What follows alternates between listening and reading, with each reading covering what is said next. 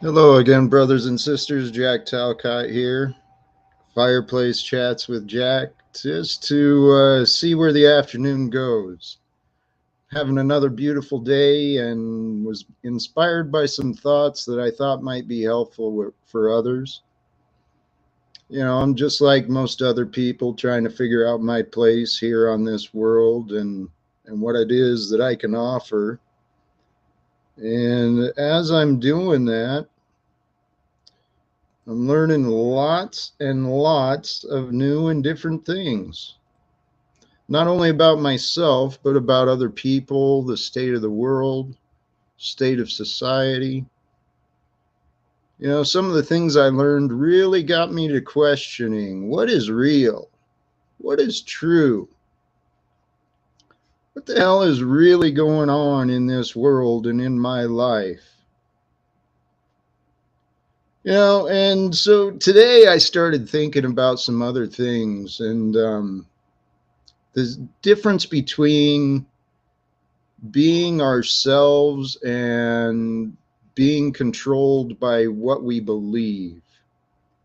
The egotistical behavior that's so rampant and profitable in today's society. It's quite confusing when you sit back and detach yourself from the world, when you actually have time to sit and think and observe. That's where my perspective is coming from. And I know my words sometimes cause confusion. I experienced it earlier today in a conversation. A wonderful man. Scott, if you tune in and you happen to hear, you're a beautiful man, an example for others to learn from. It's been an honor to meet you. And the point was he pointed out that some of the things I say, it contradicts. I kind of push the limits of some paradigms, some limits of thinking. Hey, Chuck in Tennessee, good to see you, brother. Today is going to be a little different, so if you stick around, maybe you'll come up and join me again. Maybe we can talk. This is going to be an open panel, and this is one of the things, not to segue from where I was at, but in observing other people, I'm seeing what works, and what seems to work pretty well is this idea of a panel discussion. That's something I never thought I would be interested in, participating in, nor hosting. But you know what? Here, I'm going to share the link, but I may not bring anyone forward with me for a little bit. But those who are interested in coming up, please stick around and join in. So I've been observing a lot of things and learning different things about myself and what might be true. And this is where I'm trying to get across to people is don't limit what could be true for you. This was the mistake I made in my past, was I used to limit myself on what I thought I could do. Man, I held myself back. In hindsight, now I see it. And please, I encourage you to do the same.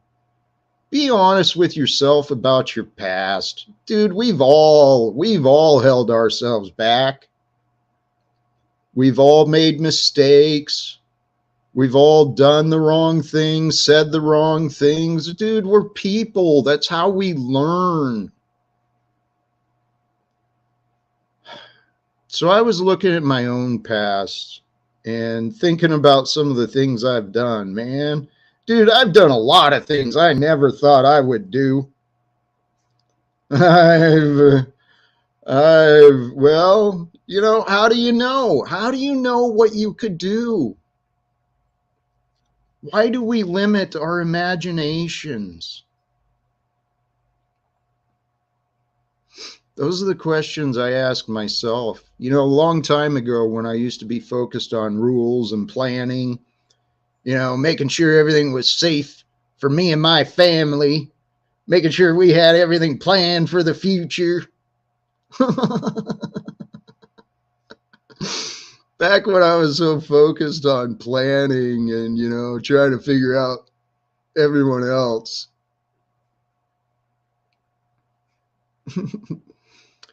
I boy, I just lost track of my mind in memories. Back in those days, I used to tell myself that I didn't have a very good imagination.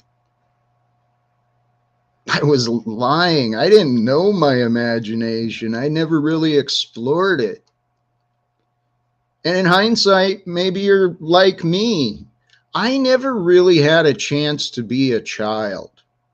Dude, I was always confused and afraid. I didn't know what was going on, but I knew I was alone a lot. Holy shit, man. How life circles.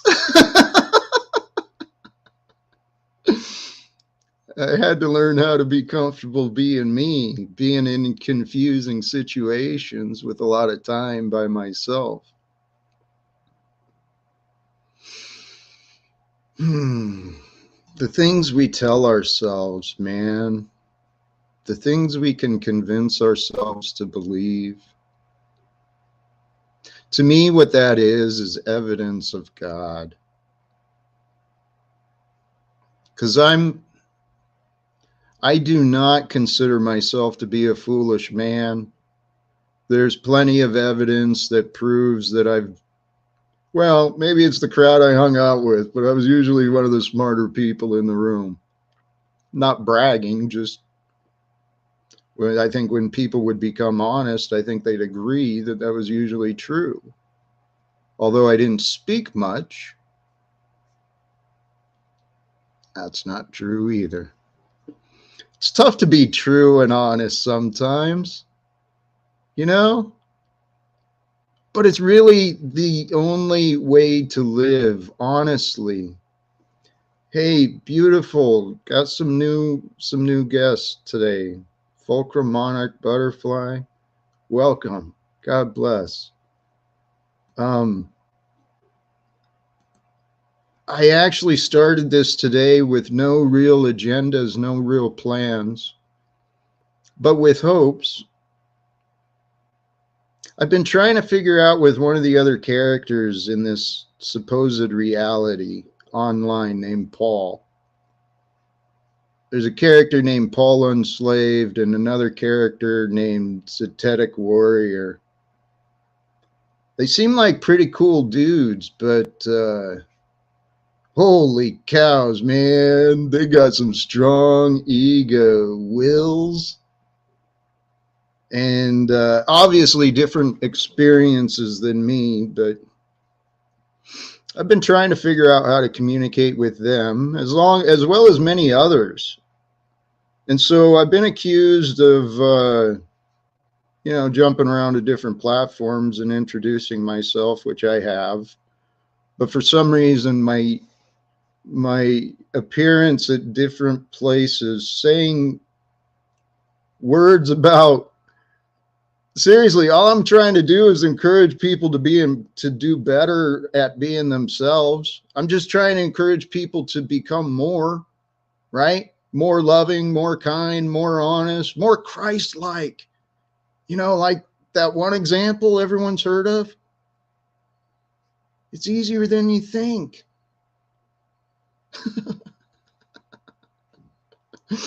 Which brings us back again to where I was taking our conversation, is finding the difference between what you think and what you know. Serious, there's a line there. And it's not always easy to know. I mean, because we live in a like a psychological echo chamber with the algorithms of technology and human psychology. I mean, it's just normal for us to be attracted to people who think like us or who resonate with the same similar energies as us. So it's easy to build like an echo chamber of enablers where no one tells you honestly, hey, dude, you're wrong, because we live in a world where excuses and blame, well, they're profitable. That's how fear is spread, is through excuses and blame, right? And so as long as you got someone to blame, something to blame, then you can avoid accepting responsibility. That's how governments work. I'm saying this like it's commonly known, but I used to believe in governance as well. I used to believe in punishments.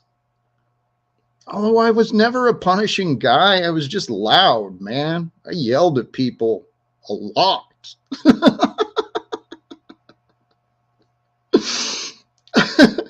But that was how people showed they loved each other in my home. God, it's a confusing world we live in, right? Sit back and think about the world that you know of. Violence and immorality is profitable.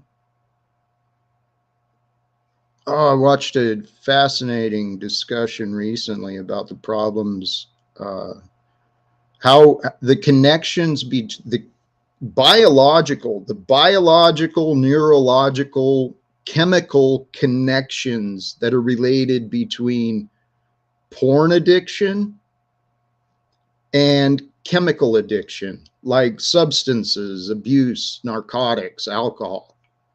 There's like scientific study coming out showing the connections between porn addiction and chemical addiction. So it actually causes us brain damage.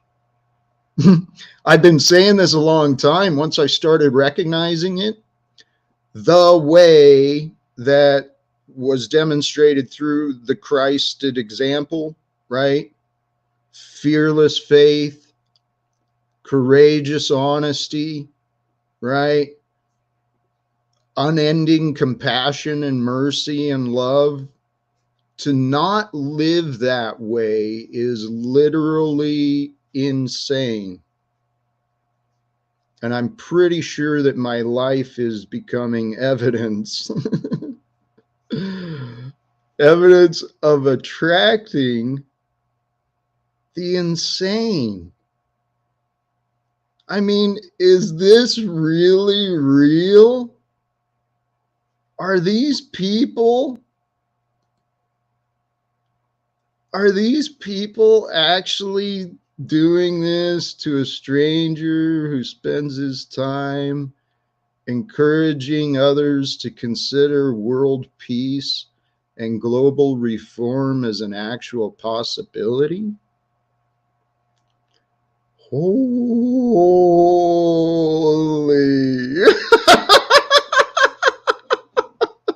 I friggin' love you guys, whoever you are, man. Whatever your characters are, man, you are trips. Seriously, I want to see where this goes. Come on up and join me, man. Holy shit, this is fun. I saw my real fan, El Perro. He's like chosen me to be his nemesis for some reason. It's like, holy shit, Timmy's here. Is that the you know, there's so many imposters in this realm. Can this stuff be real? I think that's the real Timmy, man. I don't think Timmy gets messed with as much because he's a man who don't put up with getting messed with. He'll call you out on your crap quick. It's one of the things I admire about him. And it's one of the things I used to admire about Paul and Wizard, but until they chose to see me as different. I'm having computer things going on here, so I don't know what's going on. My numbers jumped. Hey, yeah, serious. Anyone who wants to come up is welcome. Welcome to come up. The only thing I ask is that you do show your face, at least to me, because I'm not doing anybody any harm. I'm not asking even for donations. I'm not asking for anything other than some civil conversations with open-minded people who claim to think about truth, claim to care about the truth, yet they refuse to accept truth honestly and respectfully offered from another. Okay, claim to accept the truth, claim to care about the truth, but only care about the truth they think. Dude, this stuff is nuts, man. This is something I realized the other day. Consider this. And I'm using the character of Wizard or El Perro or whatever pseudonym he wants to imagine for himself. What a character, man. I love you, dude. This is a man who, if anyone has seen, he's been accusing me of lying and called me all sorts of disrespectful and arrogant names, disparaged my character. He uses his opinions to justify his behavior. Think about it. Just stop and think. Do opinions justify someone else receiving anger or disrespect because of what you chose to think? I want to expand that thought, though, because think about this in greater ways. We actually have wars being funded today. There are wars where men and women, by choice, by force, are obediently putting themselves into danger and causing the harm to others because someone's opinion told them that war was a good idea.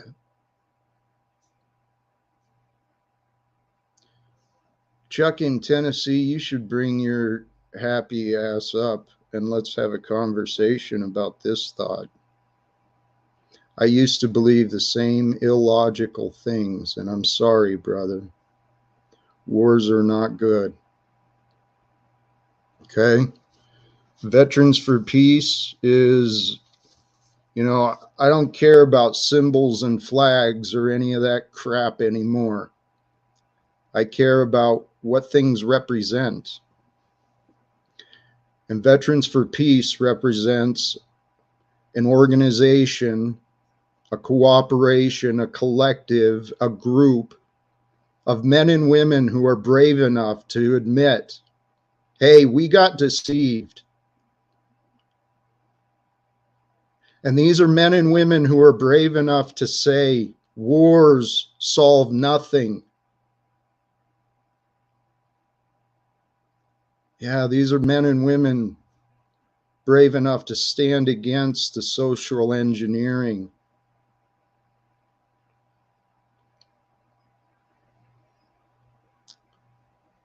This is truly to get into the mythological explanations that we as a collective, as a humanity, we need to start accepting what could be true and what is probably true.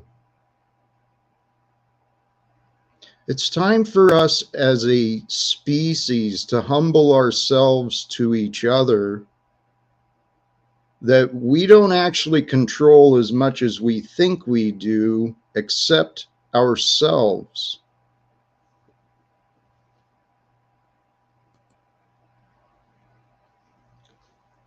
I'm going to take these questions as they come in the best way I can. My plan on ending wars, my plans have failed. Okay, Jack, I'm just a messenger for that which comes through me. I'm a trigger for many people's reactions, so I don't predict on anything anymore. What I've offered to the public, to those people who encounter me as what is a solution for ending wars, is what some people refuse to accept because they label as collectivism. Well, the way to end wars is when people get out of their heads. And Dick, thank you. I see you here. I hope to talk to you, because this is a question you've said I failed to answer. So please listen. The way wars end is when people choose to resolve conflicts. And the best way for conflicts to be resolved is for those not participating in the conflicts, right? Those who are witnessing or encouraging the conflicts to say, hey, whoa, shh.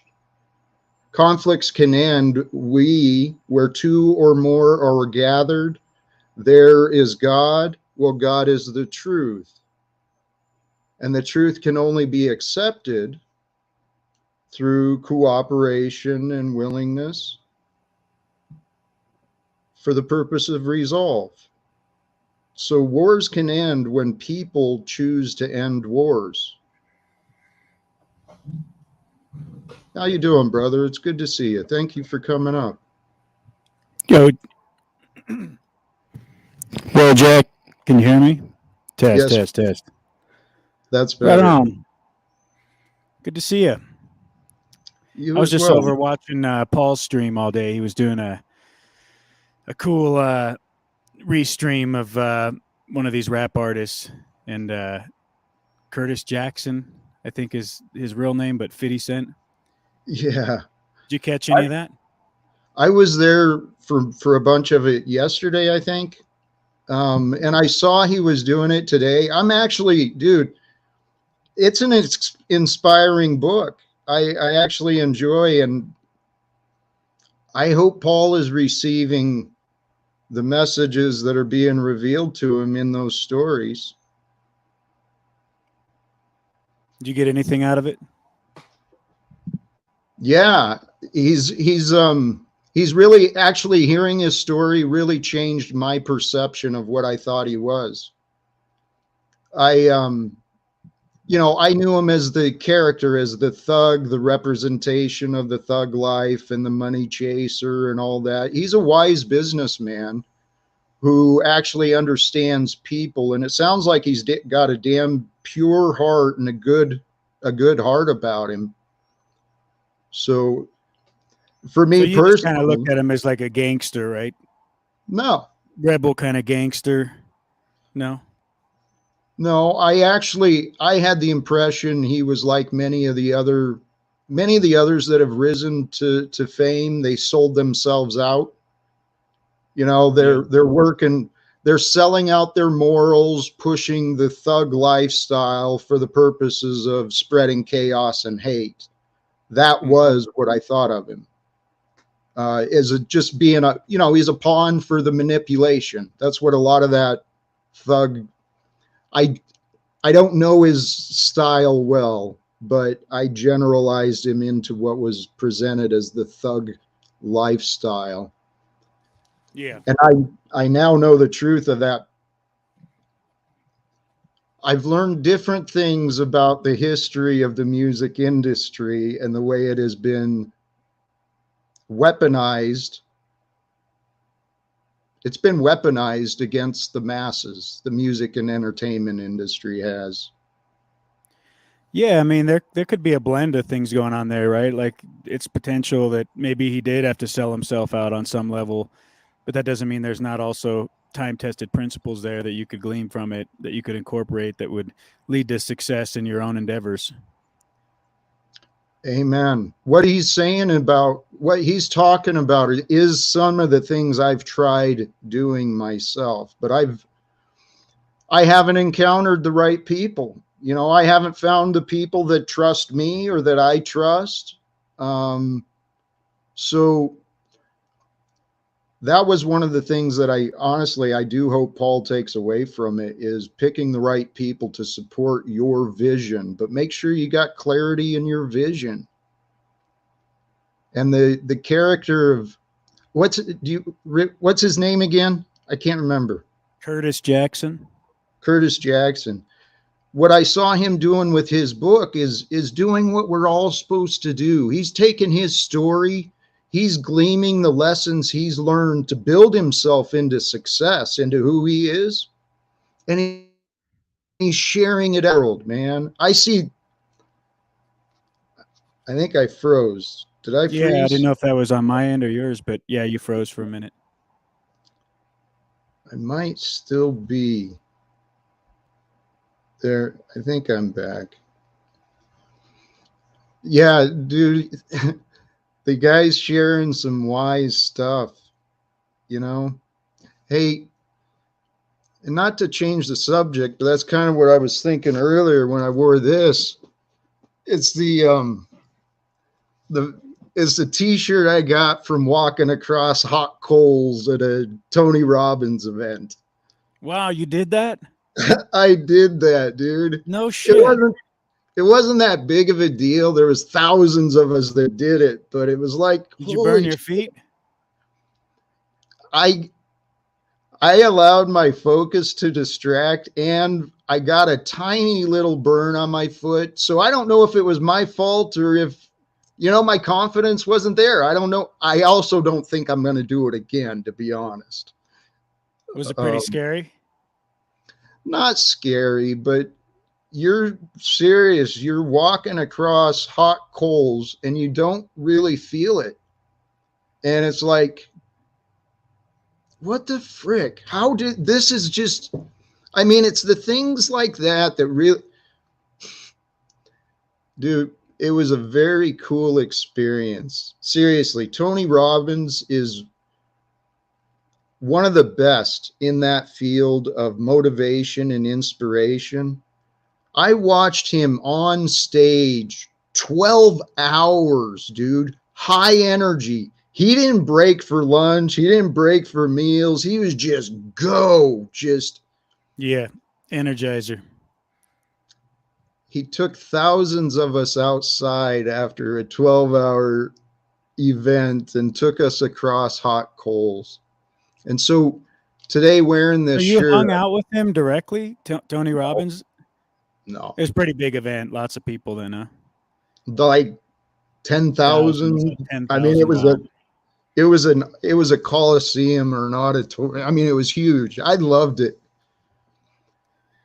When Yeah, but I he's a badass, right? Like a lot of people interpret him as cheesy or some kind of car salesman guy, but when you listen to his words, he's quite inspiring and really on point. Dude, he's a gifted man he's learned on his own through a lot of struggles and he's overcome a lot. And dude, he's built an empire. I've heard Yeah. billions a year. Um, but what I thought was funny is I've invested financially quite substantially. I've invested a lot of money into my education and my experience. Me too. Here's Tony Robbins. He makes a huge living, charges people to learn what he's offering. Yep. I'm saying the same stuff in different ways, but since I get judged by my background, right, rather than his, the stuff I'm trying to give away Well, you for get judged free. based on results. So he gets way better results than you have or I have, right? So for either of us to try to compare ourselves just in a practical sense, it's kind of silly, right? It's like, here's a dude that anything he touches turns to gold, at least perceivably. Now, we don't see all the failures that he has to endure to get the successes he has, but he's got street cred because he has earned it, right? Oh, dude, when he's part of the advancement, I believe, in the spread of the popularity and the notoriety of NLP, the neurolinguistic. Mm-hmm. That's the fundamentals he's using. And so, yeah, he put in the work and he put himself out there, and he's got stories, man, where he's hiring out locations and people aren't showing. He put in the work. What do you know about that, though? That keeps coming up, and I don't know a lot about neurolinguistic programming. Zetetic Warrior mentioned it the other day. I've heard, it just keeps coming up. Synchronicity. I must need to know more about it. It's, you know what, I took a couple of online courses, and what it does is it really helps you understand the patterns of how our minds work. It's just it's a recognition of the patterns, right? And that's all that science really is a recognition of patterns, and then we put different names on what that focus is. The NLP is, they call it neuro-linguistic processing, natural language processing. What it comes down to, honestly, is helping individuals put words around their feelings, to break the patterns of thought that create our traumas that we carry. There's a lot of value in it. I spent a lot of time in the NLP trying to understand that, but I explored positive psychology. And most of mine was the Jungian shadow, right? The shadow integration and trying to understand the archetypes that are within us, the different personalities.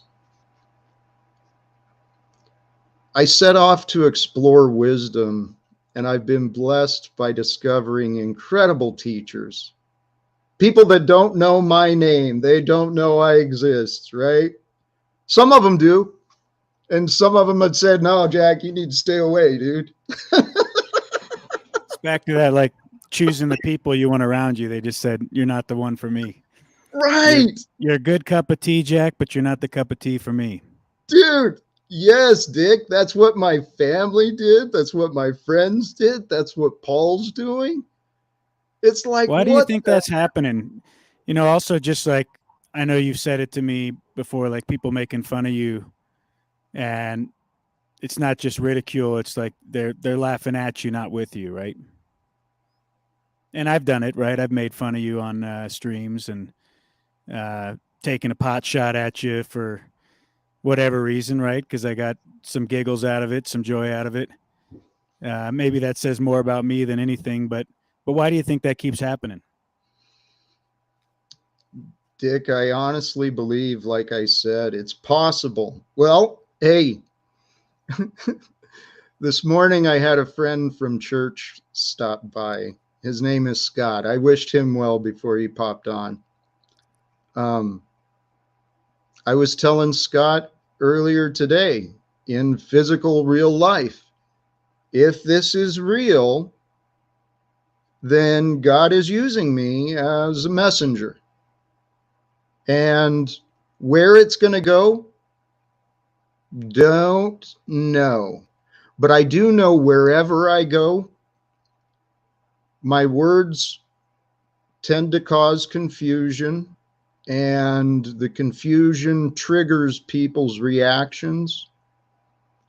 And like I told Scott, there's this lady in town, dude. She's like Wizard has, she's chosen me to be her friggin' nemesis. She's gone out of her way to destroy my reputation with the local city government, with, dude, it's crazy. Anyway,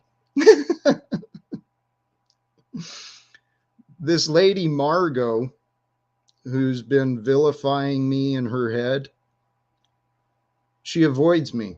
So I know she's dealing with shit from her past. And this is what I think is happening.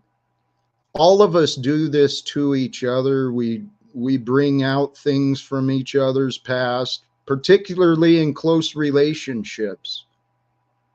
Hey, maybe that's what it is. Holy cows. Do you think it's healthy? Yes. But talking this out actually makes me realize something else. This might be why it's happening, because I allow myself to feel close to everybody. And maybe my closeness is viewed as clinginess or too pushing or too forceful, but I'm just me, man. I got no enemies anywhere, dude. None. That's why I focus on peace. This is what cracks me up, dude. If God did allow me to detach, to study, to learn, so I could testify, to be a testimony. What do you think God wants you to learn? Because Who the we way you are. answered my question is that the reason it's happening is that God has this purpose for you and this message to speak. And so what I kind of got out of that is that it's kind of like your thorn in the side of your plight, right? Like for you to do your purpose, you have to speak these things that you know to be true in your heart, and it comes with criticism and backlash. But that it's kind of like your life purpose is to in a sense be a pinata for people, because the delivery, as you say, it always seems to trigger people in some regard, even if it's anger or if it's to make fun of what you're saying. But so, what do you learn from that? What is God trying to teach you with that? Dick, that's beautiful, because this is what I think it was. God wanted me to learn about me, because there's plenty of evidence that proves I am nothing special. I'm just like everybody else. So if I learn about me but can discover my potential, then I can help others discover their potential. Help them push past their limits, their past fears. Help them overcome. Dude, I faced fears I didn't know I had. Okay? Yeah. I've I've come to accept things that I was like, no, no fucking way. No, no way. I've come to forgive things. I've come to be grateful for things. Actually, that's something else, Dick. Part of what causes confusion is I'm grateful for things that people kind of look down on. Let me give an example. Yeah, like what? One of my best friends, my dear friend Sean Coleman, if he ever sees this or hears this, we've been friends from high school, but he's a CPA, right? He is a proud capitalist. So the fact that I've gone several years without becoming a slave employee to someone, he looks down on.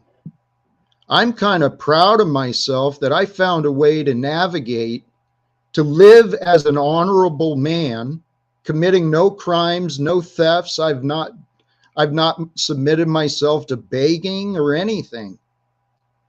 I'm proud of how I've lived, and yet I've claimed my freedom, and I'm holding out for where my values can be appreciated. And so I've tried connecting with local pastors, believing that if they allow me an opportunity, maybe I can share some of my testimony of faith, some of my own personal relationship with presence. Dude, that's all it is.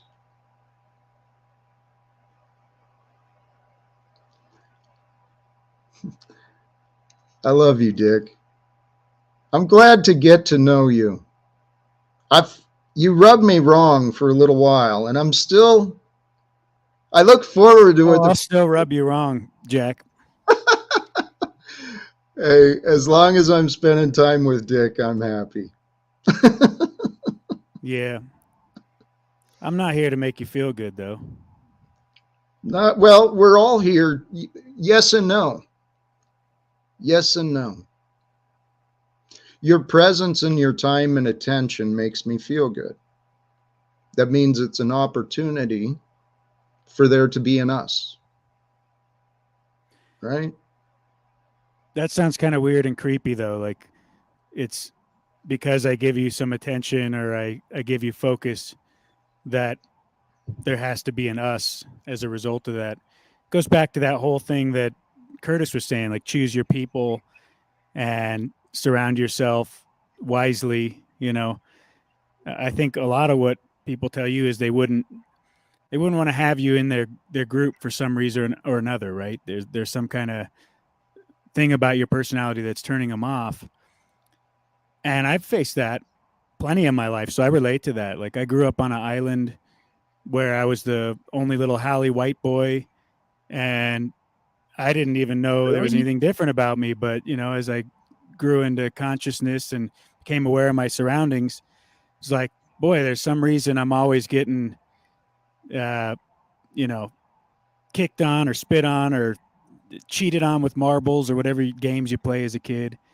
And as I got a little older, before you know it, like I was on the playground fighting a bunch of kids at once just because of who I was.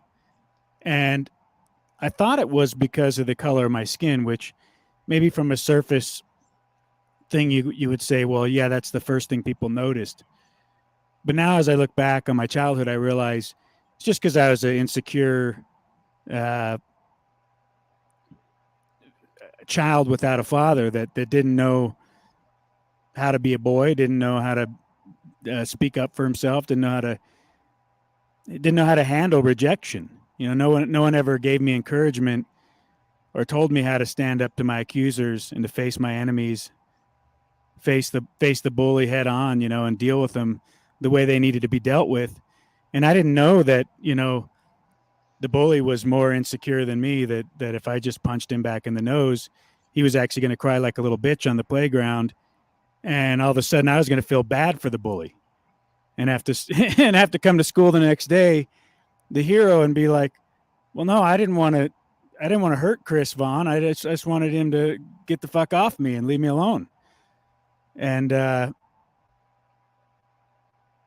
so I think you hit the nail on the head that like God is trying to teach you about self, and that's what God's trying to teach us all is self-awareness, right? How to know to stand in truth, how to deal with the conscience we've been given that sears us of what's good, right, and true.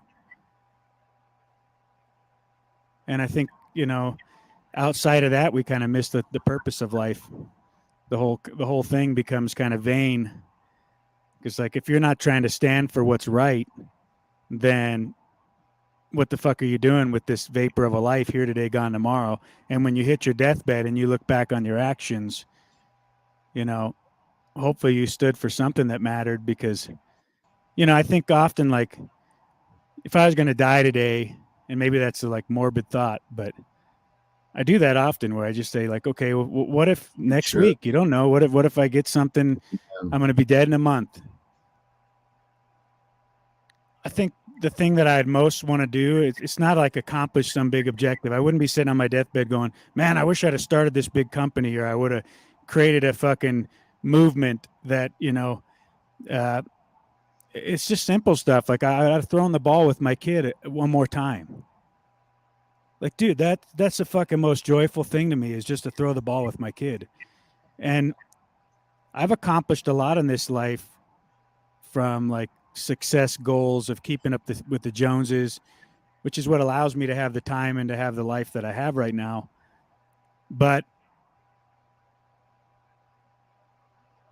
I resigned from a lot of it. It's not like retire, but I quit it all.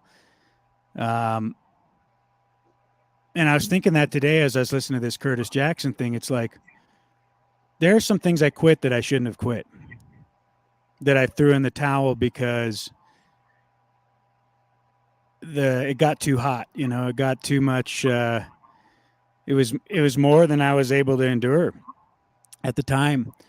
And so I look back and it's this weird balance between like what matters to you the most is the simple stuff as a father, being with your children, teaching them things, going for a hike, but yet the hardest things in life too, you got to face them, right? Like you don't want to give up on things just because the environment's shitty. You want to change the environment, right? Like if you're in a corporation and you're around a bunch of fucking snakes and vultures and they're doing the wrong thing and you're successful because you're doing the right thing, but they don't understand why you're successful. And you explain to them, look, I'm not a great salesman. I'm not doing anything spectacular. I'm just being honest with my word. I'm being transparent. I'm doing what I say I'm going to do. I'm following it through. I'm working the long hours. I'm executing on what I say I'm going to do. And people know they can trust me. But that's not what the corporation operates on. That's not what it wants. It's a profits before people scenario. It chews up that kind of mentality and spits you out because it's all kind of geared towards self-compromise to get the next title, the next level of power. And when you see it, it's just a pyramid scheme, and that's really the way our whole society's set up. And I think about, well, how do you change the pyramid scheme? Well, you got to create your own business, right? Like what Paul's saying, mind your own business. You got to create your own, or you got to change the one that you're in. And in my life, I look back, well, I quit it. I just left it. I couldn't take it anymore. It's like, I cannot fucking be around these people for one more second. I can't listen to their fucking bullshit. I don't want to hang out with them. And then we look at the preciousness of time and how we invest it, right? Well, here I am sitting on a stream with Jack Talcott. And I could say, well, I don't want you in my group, Jack, or I don't want to create the world that you're trying to create. But I'm investing my time to come on here. So either I don't value my time at all, or I think this is the best investment of my time right now that I could possibly doing out of anything else. I could be throwing the ball with my kids right now. I could be telling my wife how much I love her. I could be, working on the little mini structure we're building out here. Dick. But instead I said, I'm going to click on the StreamYard link and I'm going to talk with Jack Talcott. Dick, I am so glad you did. Hey, Lou, let me get to you in a minute. Looks like Lou's coming up to join. You said a few things there, Dick. I want to learn more about you, but you just at the end you just shared the message that I learned for myself that seriously I want others to start thinking about. And what I heard you saying is, yes, you made a choice. You made a choice to share your time and attention and energy, the most valuable gift you possess. You chose to share it with me today. And out of that, in the back of your head, it should always be that question: what else could I be doing? Right? Exactly. So that was something I just started thinking about consciously for myself. What else can I be doing? You know where you're at, Jack. You know what you want. What else can you do? So I love what you said, but so two things. Did I understand you grew up like in Hawaii, the islands or something? Yep. No shit. Till how old? Till how long? From birth to 5th grade. Okay. And then your successes in the corporate, what realm was that in? Yeah, so I went into music business, studied at the Art Institute, went into being a sales representative, and then ended up working for a little magazine called Bay Area Music that did a bunch of different rags. One of them was called Rocket Magazine in the Pacific Northwest, and eventually started a little company that represented companies that were not big enough to have a hired gun, but I'd be like their contract hire, right? Where I'd go in and I'd bring a whole catalog of different products. I slept in my car for years and we called people like me a trunk slammer, because I'd have all kinds of different shit. I'd have DJ gear in the back. I'd have lighting. I'd have fucking PA speakers in the back seats. And I'd go to all these different music stores and whatever shit that I had that met their needs or fit in with what they were selling, I would sell the gear. And you mentioned it was pretty humble beginning, but it worked out well, Thank you for that reminder. You had shared some of your story with me before about the entertainment.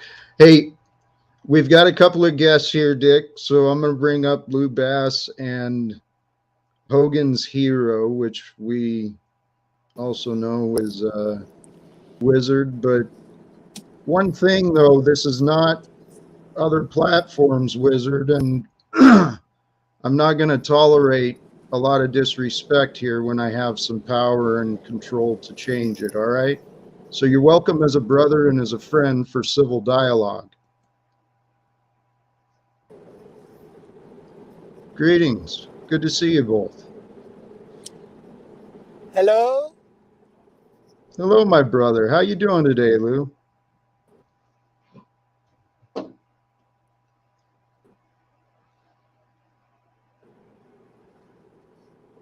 Fuck, I'm driving. Soon I will be at a stable internet connection, if you can still hear me. All right. It's a little rough. No, maybe. Yeah. I will tell you I'll what, be at a why don't stable you connection stay in about muted? 900 meters, I'll be in a stable connection. I'll mute. God bless. Greetings, Hogan's Hero, or whatever name you prefer to go by. What do you want to be called? What do you want to be acknowledged as while you're here, brother? Hogan's Hero? Do you have anything to add, to offer? Is there a reason for your time and your attention? Would you like any clarity for a purpose? Because I have a purpose of doing this, and it's to communicate. All right. Well, if you choose to have something to add, feel free to come back. So that's actually perfect timing of an example of a man who's very confused, lacking time, lacking purpose for his time and attention. That's what I see, Dick. I mean, and not to be critical or judgmental, but honestly, that's what I've been observing about what is being created, possibly restreamed on another platform. So I don't know why people have thought to believe that a man who believes that world peace is a noble purpose, or a man who believes that self-improvement, self-development is a goal we should all work towards. I don't know why people think I deserve to be ridiculed and mocked and disrespected with anger and false narratives about me. But Dick, is this real? It goes both ways, though. You ridicule Paul, you ridicule Wizard. All so right, you play that game, Let's and face I've seen those you get accusations.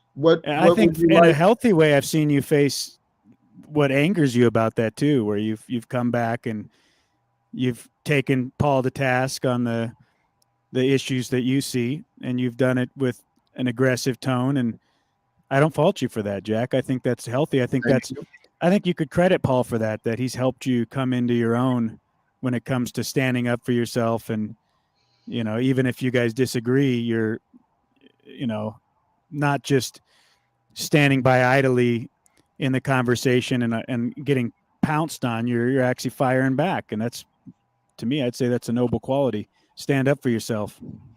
Thank you. Hello? Dick. Can you hear me any better? We can, but hold on just a moment, Lou. please. Thank you for saying what you did, Dick. What I've been trying to get people to recognize is like Moose and Austin and even Lauren.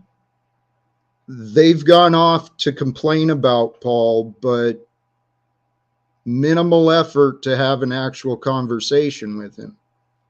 Now, I've presented myself multiple times in multiple different ways. You're right. The aggressive didn't work. He's a strong-willed ego, and he's surrounded by an echo chamber of yes men. So I've been trying to confront what other people are complaining about in this YouTube community, as well as in real life. Okay, because let's not forget, I'm mocked and ridiculed because I want to confront the people who are supposedly responsible for our government. So do you view my behavior around Paul as an echo chamber? That's how I conduct myself? Over my recent experiences with you, yes, Dick, I have. Normally, I mean, in most things, you tend to present a reasoned, a different perspective, not very confrontational. Seldom do I see it confronting, but you do present a different perspective, well-reasoned. You were just doing the 666 symbol. I had to mock you on it. Hey, it looks like we might have a special guest that I do hope to speak to. I don't have a lot of time. Jack, I just wanted to talk a little bit about Dick. That's Well, why then I'm go. here. It's always good to talk about Dick. You can talk about dicks anywhere else. No, Dick. Right. You can talk about someone else anywhere else. This is not the platform to entertain you. I'm not talking about Dick. I'm talking about my Dick. Hey, Jack. Welcome, my brother. Good to see you. How are you, friendly sir? Face. I'm good. How are you, brother? I'm doing well, Jack. Are you? Absolutely. Can we get out of everyone's imagination and back to the now? I wish we would. All right, go ahead, Jack. You take over. I'm going to follow your lead.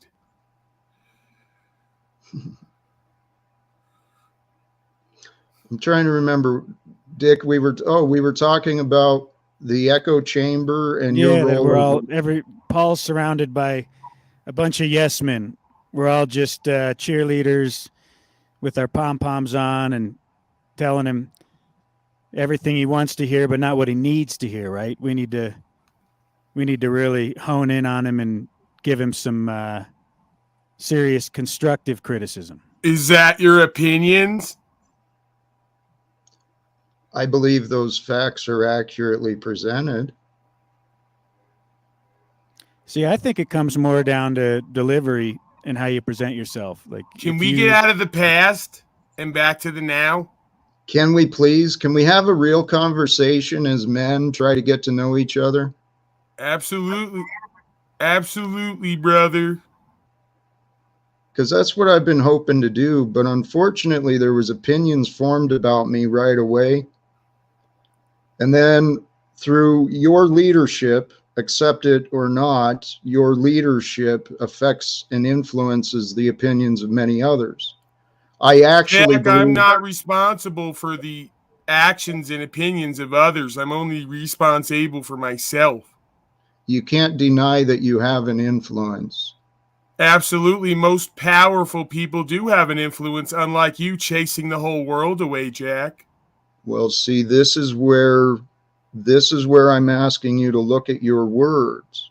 You accuse me of chasing the world away. Do you believe that's my objective? No, Jack, but that's the results. And so what should you do with that information? Help you to become better. Hey, can I offer an opinion? If you think it's helpful. Yeah, I think we need to get back to the now and what we're doing and creating out of love, man. I think we could be having so much more fun. Well, doing hey, so you're many right. more things. You're right. My title for this video today, the topics I hoped to discuss are the topics of self, of gratitude, and love. Because those seem to be, well, gratitude seems to be missing from most people. It used to be missing in my life. Attitude of gratitude. Brother, Hey, Jack, how come you're not thankful for this Paul Unslaved guy with all of the knowledge and wisdom and applicable information he keeps bestowing upon you with the likes of the wizard and others? And you just keep calling names and spreading your opinions and staying in the past and in your imagination. How come you're not as thankful and grateful for these beings and what they've created? the honest answer is that my gratitude is overlooked by the selfish.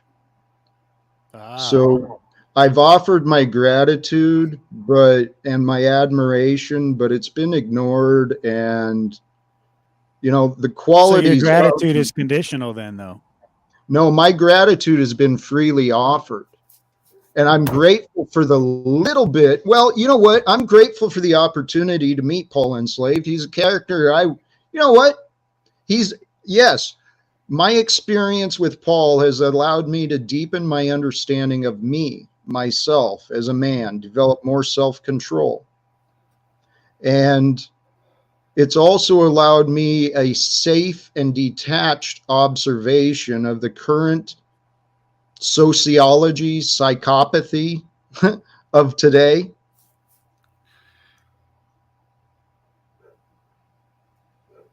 What I am not grateful for Paul with is enabling and encouraging the hate and angry behavior of people such as Wizard. He's a better man. He's a far better man than he has presented himself to be. I believe that.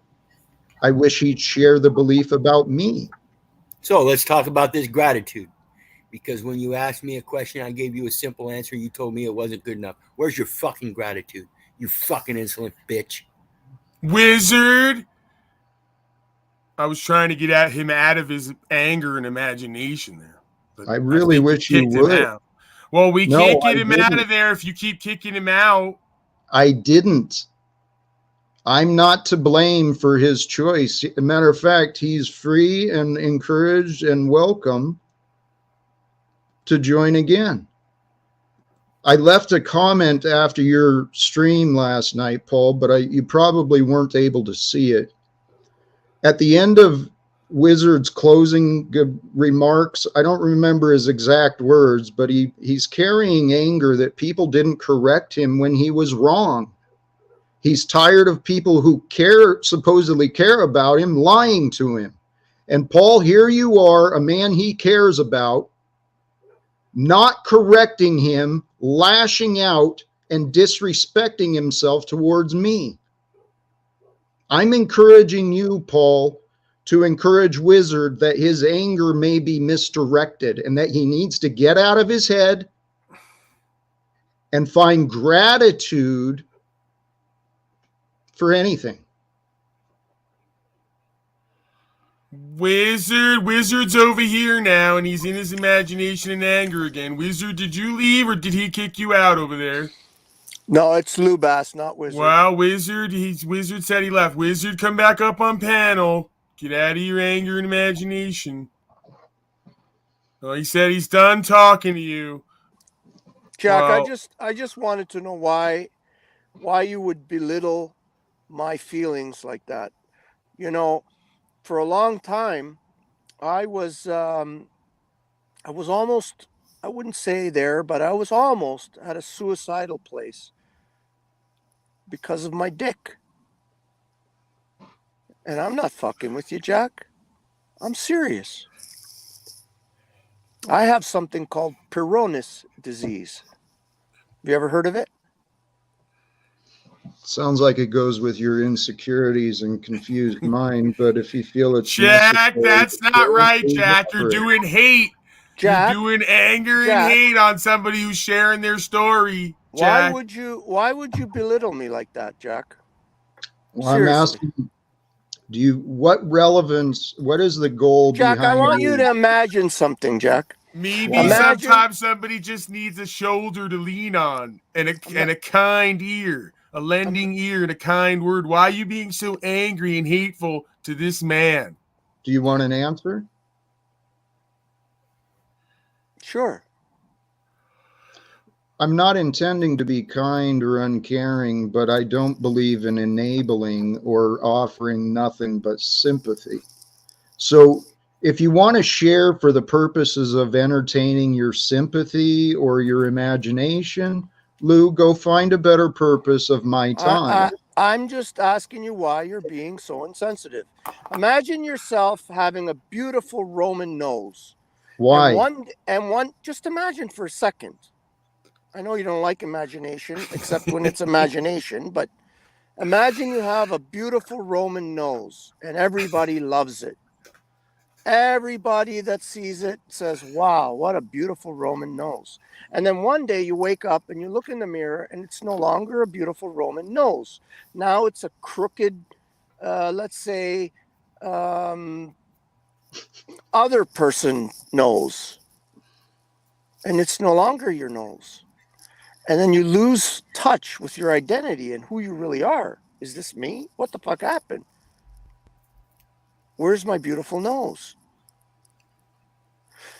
Do you think that would cause you some strife? Possibly. I'm serious. I'm asking serious. Why do you think that's an appropriate use of the time of the other three people here? I have somewhere to tie it to. Well, please explain. Please, Well, I'm looking for relevance or purpose. Please, keep going. Well, if you're going to engage me, then you have to kind of have a back and forth with me, I would imagine. No? You ignore what I say and you interrupt me and then blame me because you don't understand me. So no, Lou, I've got very little patience for entertaining your thought patterns that have no purpose. Okay, I can accept that. It seems like Jack's got a lot of anger and hate toward a lot of people. I can give you that. I have had moments where I've lost patience and wanted to just lash out at you, and maybe sometimes I have lashed out at you because I felt like I've tried to put an honest effort into reaching you, and you just shut the door in my face or everybody's face, most people's face. Well, I would say everybody, because I haven't seen you really open the door to anybody yet. And what would that look like? And it feels horrible because it smashes right into my crooked nose when you slam that door. Now, I'm not talking about a nose. How about you stop imagining a door, stop imagining a nose, and start paying attention to what is actually going on? You're wasting the time of me, Dick, and Paul, John Talcott, whatever characters he's living in today. Just having fun, man.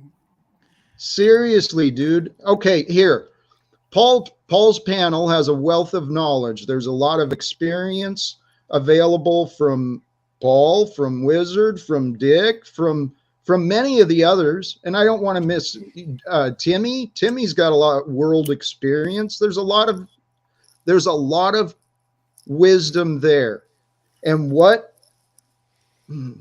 didn't you mention me? Look Jack? at what you look at what you do and what you're irredeemable, Lou. Dude, Paul points it out. Paul points it out and he's laughing. But dude, seriously. What? Friggin' seriously, Lou. If you want to help Paul succeed, stop being like you are. Be better. Bring something new.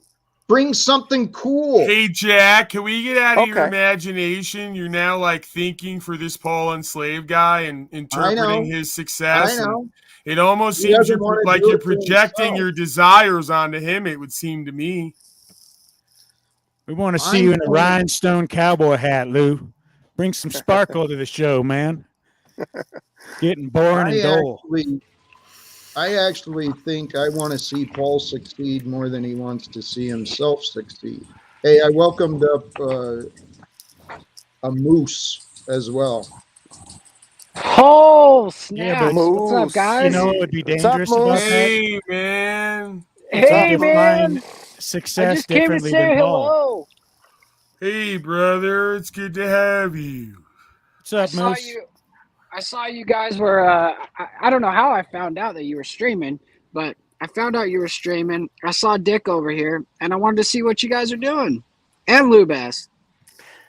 I'm just really sad at why Jack is not willing to, discuss with me my inhibitions regarding my dick. I really am Probably because serious. you haven't gone to AA like myself. I just got out of a meeting, the brotherhood, the fellowship. It felt good. Jack, do you want to go to another meeting with me? No. But so Lou, like some large voluptuous woman broke your dick, and that's how you ended up in that situation, or Are, like how are does you that? laughing at me, Dick? No, I mean Trying you to just told us the understand. story, and I'm trying to understand. Yeah, I'm trying Well, to. I'm trying to help Jack Talcott understand himself through me, Well, because then he is do me, it. I am him, we are us, Stop. we are all together. How does that song go? All right. So Lou, stop complaining and then offer I'm what not you think is going complaining. to help. I'm just trying to tell you. Am I At one preventing time, you from doing something or not? yes, you are, because you're belittling what my experience. Please share what you feel needs to be shared. Well, Hold I on, started Lou. by Hold asking on, you how. Lou. Yeah, go Lou, ahead. come Go ahead. on, Lou. Go ahead, Moose. Let me Go ahead, interrupt. Moose. Let me do my thing. So Yeah, you I were know saying that's how what you do. Jack, you were saying how you are you want him to succeed more than he wants himself to succeed.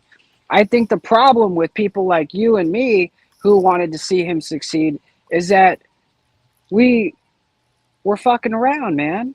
You're messing around. You're not taking accountability. We weren't taking Hey, accountability for where we were falling short. whoa. No, stop falsely including me in your lack of purpose. You are included in the echo chamber that Paul has created that makes excuses and claims you're doing so fucking much.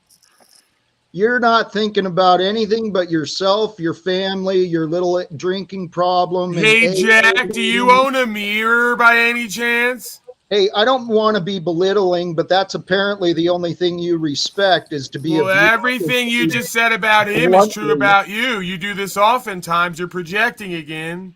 Well, actually, no, I am reflecting back honestly based upon my education and my personal experience from what I have witnessed. Well, what I've witnessed, Jack, is you sit here on the streams 8 to 12 hours a day. Not true. Like I was That's doing. Paul. All right. So it's 4 hours, 5 hours. 7.5. You're making Let's videos go. every day. Not true. Go in the middle. 7.5 hours. Thank you for 8.2. correcting me, Lou. I'm sorry. So, anyways, the 7.5 point is, Jack, I'm out here helping the community, right? I'm doing things for the community. I've got another community event I'm hosting tonight.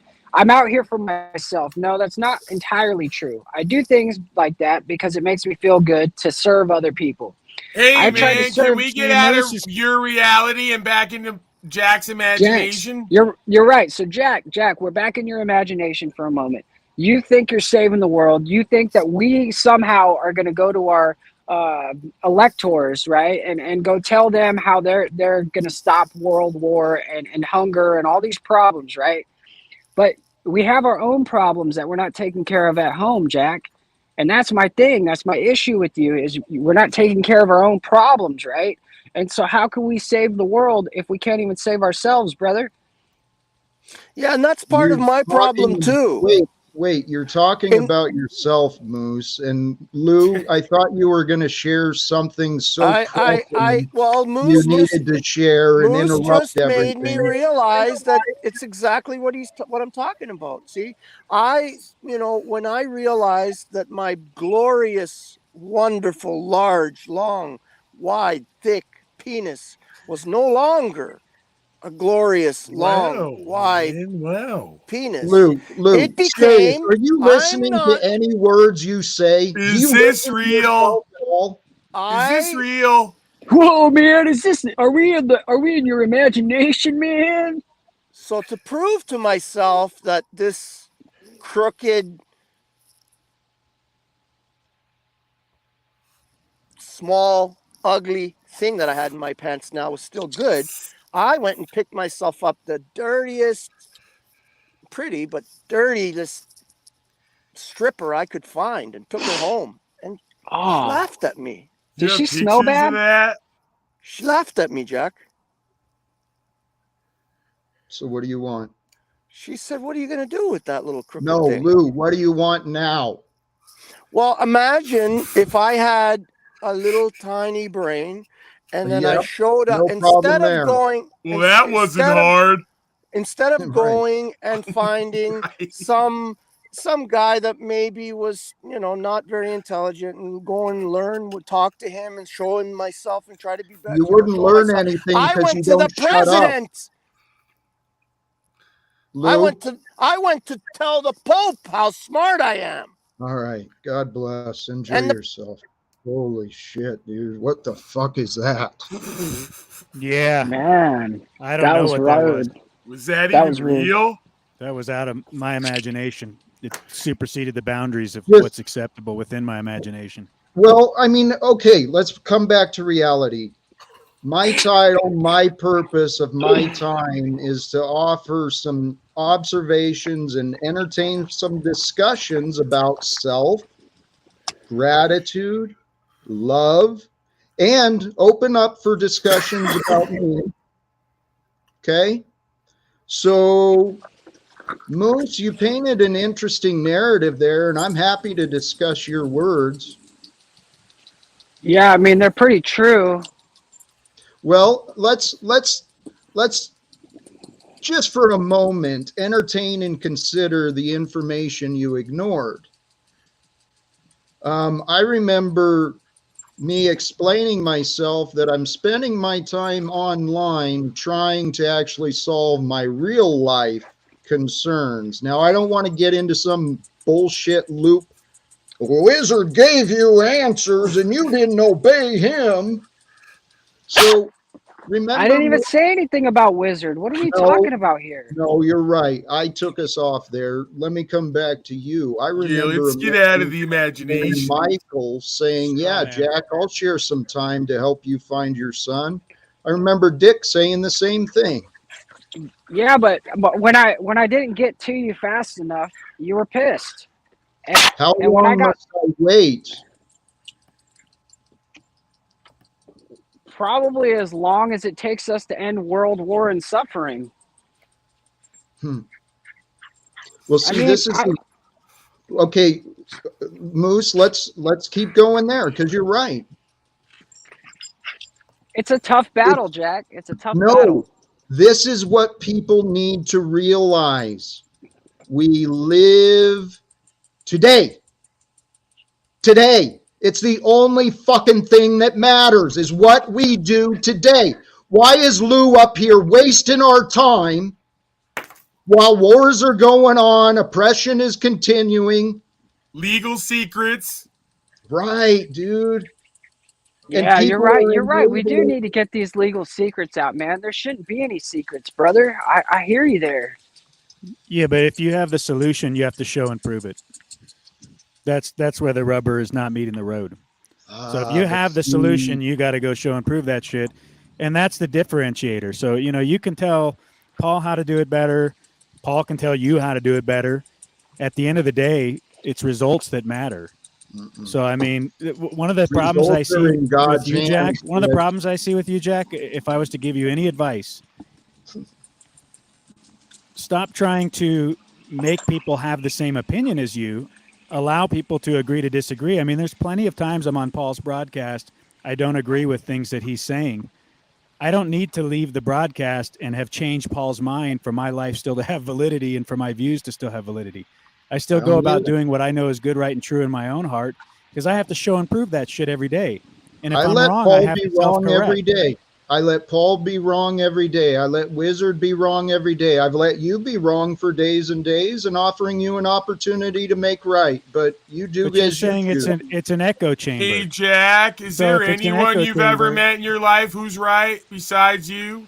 Of course. And if you're saying it's an echo chamber, that what that's saying is that you're hearing everybody say the same thing. So I wonder what conversation you're in. We're having open dialogue there all the time with different views being shared. What would help you understand? Maybe if he was a little closer to God, Jack. Oh, hey, actually, you know what? That is part of it, honestly. Part of what confuses people is a lack of belief, a lack of faith. But what you said, Dick, I don't have to do a damn thing. Okay? The truth is always present. What I'm pointing out, it is clear for anyone to see. I'm not making shit up. I'm pointing out what everyone else is ignoring. So whether you guys approve of me or join me or oppose me, my life continues. And my faith is strong. I believe that we, as a collective, I believe we will experience a new world.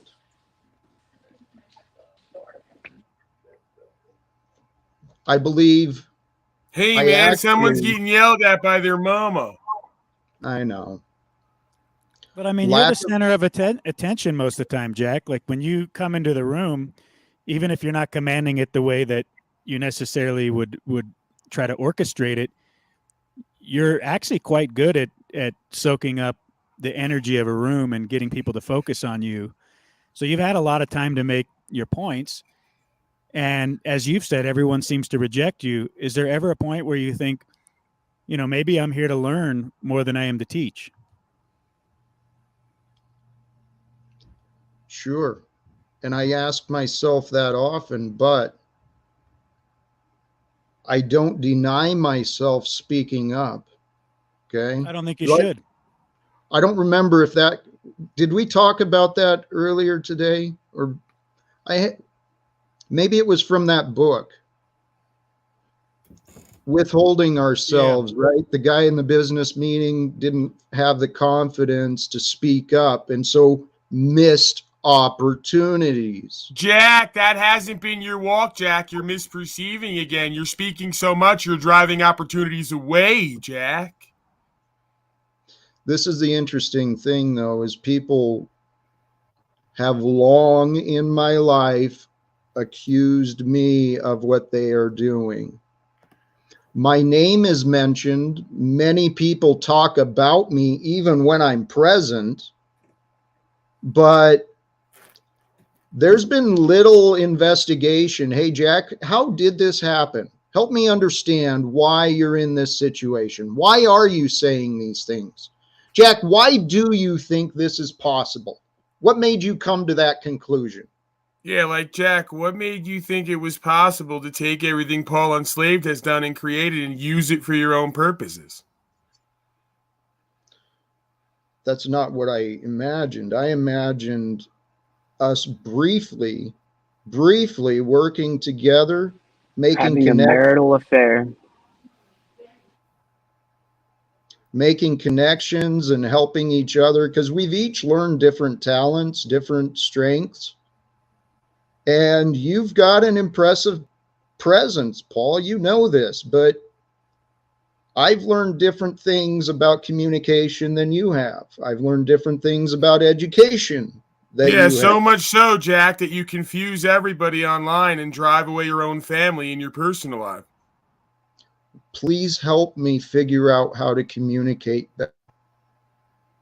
I've been begging. I have begged people to help me. Please help find ways to improve. Don't just bitch at me. Well, Jack, you've never humbled yourself enough to ask how to become a better I communicator. am. You just keep saying you're going to help us communicate better, but there's no results to support that. Dude, I've tried everything I can imagine. Hey, Paul, I'm going to this was hold my you to that, last, Jack. You asked us to help you with better communication. but my beliefs, I mean, my words are my words. I'm not going to bend what I know to appease the ears of others. And the truth, man, the truth is what it is. I'm just a messenger, man. We all are. And this is the point. What I've learned, I believe all this happened, you take a guy like me who is smart, got a decent vocabulary. I've developed a very strong. You can't say you're smart.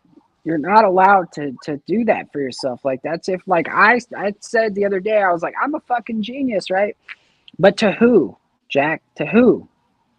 To myself? To your kids, you are.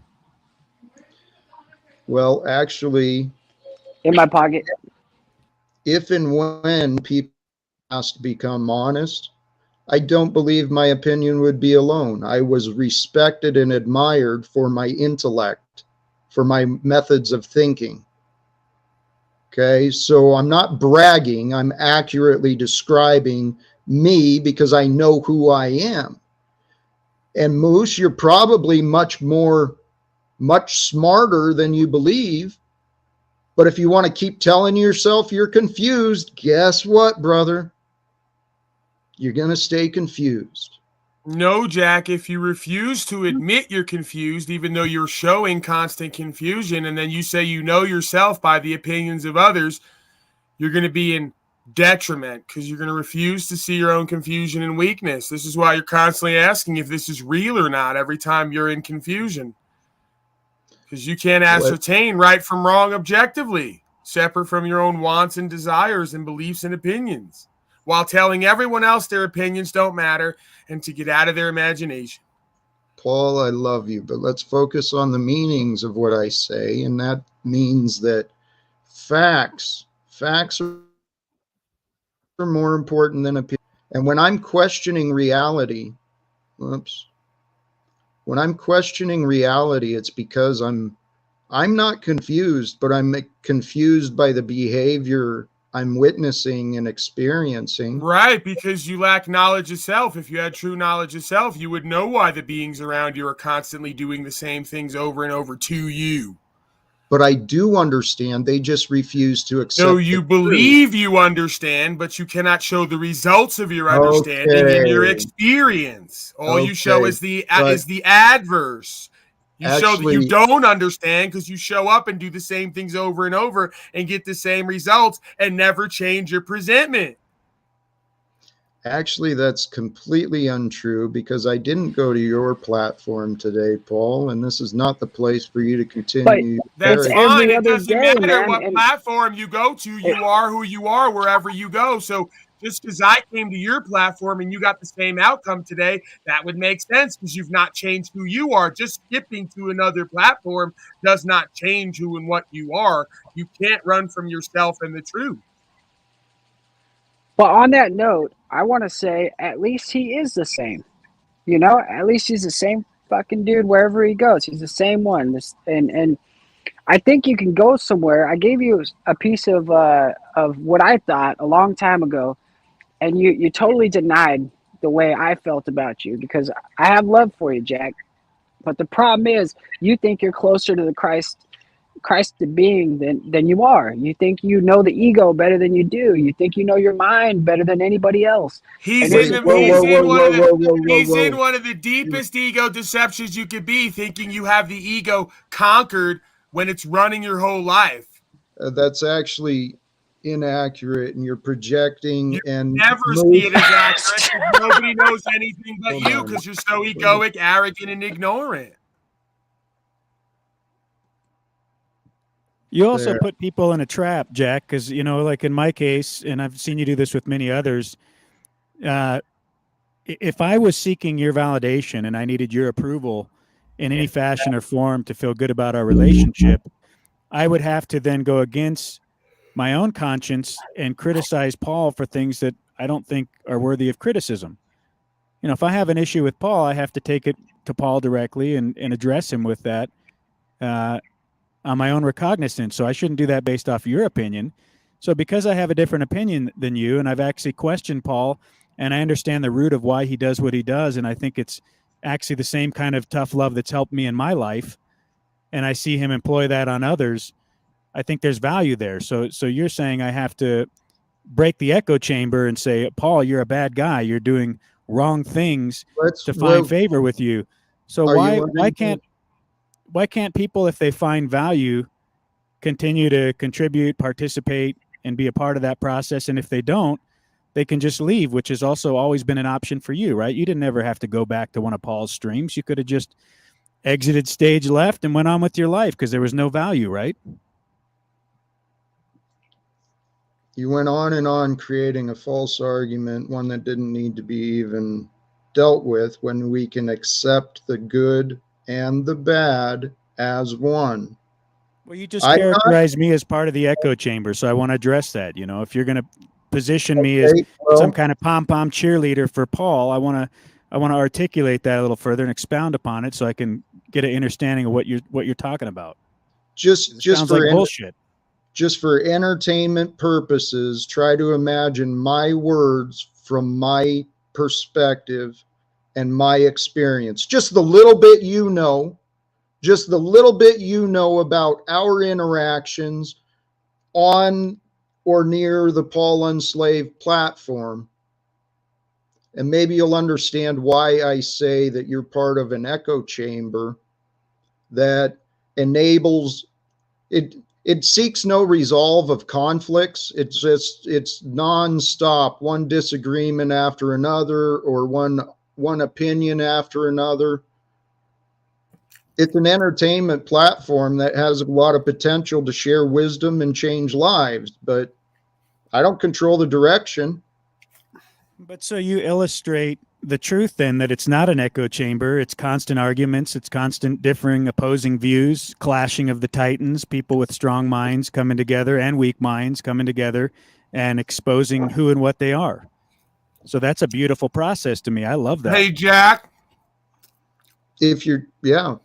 Please. What are you going to do without my panel, my community, and all the people you've chased away? What are you going to do today and tomorrow for yourself, your country, your community, your rights, your freedom, your destiny to secure all that?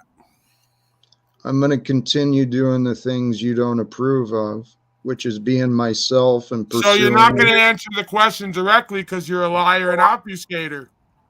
Well, that's a false. The answer is little to nothing. Tell us all what you're going to do on the ground day to day for everything I just outlined. I'm continuing to be me as a free man. And there you go. That's worked out so well. You can leave, you punk ass. Are you ready to leave or be respectful? How is this not being respectful? Are you ready to leave or be respectful? So you mean be controlled by you? I mean be open to answers that you don't want to fucking accept. You want to bullshit me and yeah, but see, this is where the rubber meets the road, Jack, because, I mean, he is hitting the nail on the head. Results. How so? Okay, let's talk about the facts. He's asking you directly what you do on a day-to-day basis. Okay. Stand for rights and freedoms. So let's understand me. Right and true. Do you want to understand me or Paul's fucking imagined standards for me?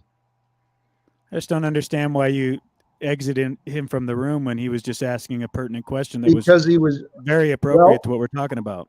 Beautiful. So now, Dick, please consider your behavior here as part of his gaslighting and echo chamber. You're a yes man saying, no, that Paul didn't do anything wrong in his behavior. He didn't do anything wrong. Jack, you shouldn't have done that. Am I wrong about your presentation? Yeah, he asked you a question about results. He wants to know what your actions are that line up with your words, because it's like someone could say, hey, I'm a great communicator, right? Mm-hmm. And maybe they're on a high level organizing contracts and negotiations all day, and creating fluidity in very difficult situations where people maybe wouldn't work together otherwise. So he could show with the fruits of his labor, look, all day long, I'm bringing people together in win-to-win contracts that would not happen otherwise without me as the conduit. I can prove that. I go in every day and make this shit happen. I'm paid very well for it.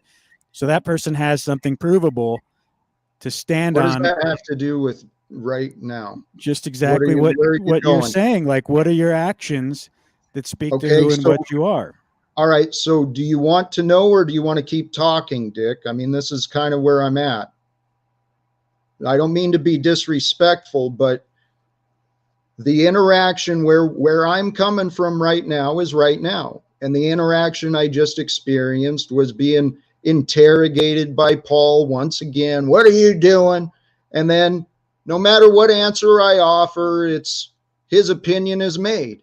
Okay, so that's why he was excluded from the conversation. Now, if you want to discuss, we can discuss my description of you as a yes man of his echo chamber, or we can come back to the topic of how do you judge a man and what is Jack actually doing? Do you want to understand Jack or Paul's imagined standards? Whichever way you want to go. I mean, we can talk about the echo chamber if you want to expound upon the facts that corroborate me as a yes man, pom-pom cheerleader guy. I'm glad to hear that. And if you also want to talk about what you're doing to make sure you're not going to be homeless in the next couple months and how you're going to secure your basic necessities so you don't have to become a slave to the state even more than you already are, I'd love to hear, what you're doing to live in truth. Thank you, Dick. And I'm going to take a chance and bring John Talcott back in. And John Thomas, you look like you're sleeping. Did you have you're muted. Yeah. So, Jack, I got some stuff I got to do. I'm going to walk away for a second, but, I've seen a lot of good that man's done, in tearing others down. I've seen a lot of good in it because people like myself, I've been coddled my whole life, instead of getting arrested. Well, that's fine, Jack. We're not talking about you. So maybe that's why he's so angry and hateful, still looking for all the love and coddling he never got, but he's grown now.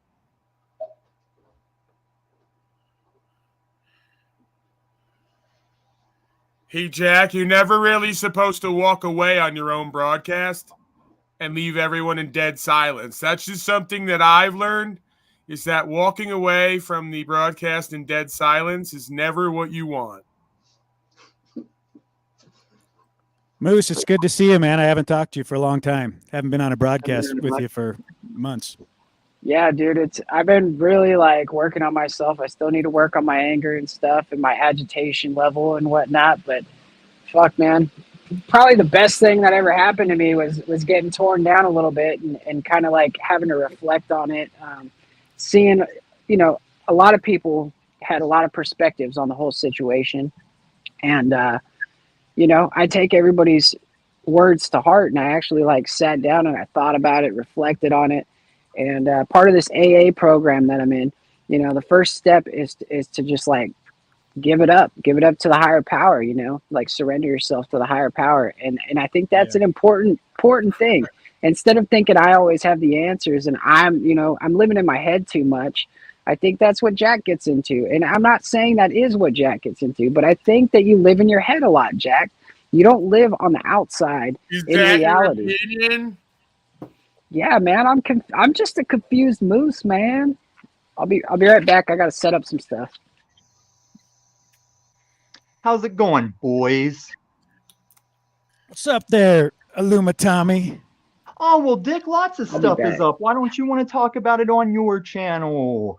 I wanted to, man. I wanted to come have a civil sit-down with you. And I see you going every place you're not scared to. And why would you want to not improve yourself by taking on things you're scared of? Jack, is this the inane inept hour by any chance? Because if it is, is there two Jack Talcotts in here? What mask is this man wearing before me? No, this is John Talcott. Is that a mask? Sure, get out of your imagination. It sounds like his voice is a mask, too. That's a cowardly way to be. Tommy. I hold mean, on. I'll give it to the Tommy. man that he ventured goes out of his again. home field advantage, but he's not any bigger because of it, because he still uses the same tired lies and Tommy. fronts. Okay.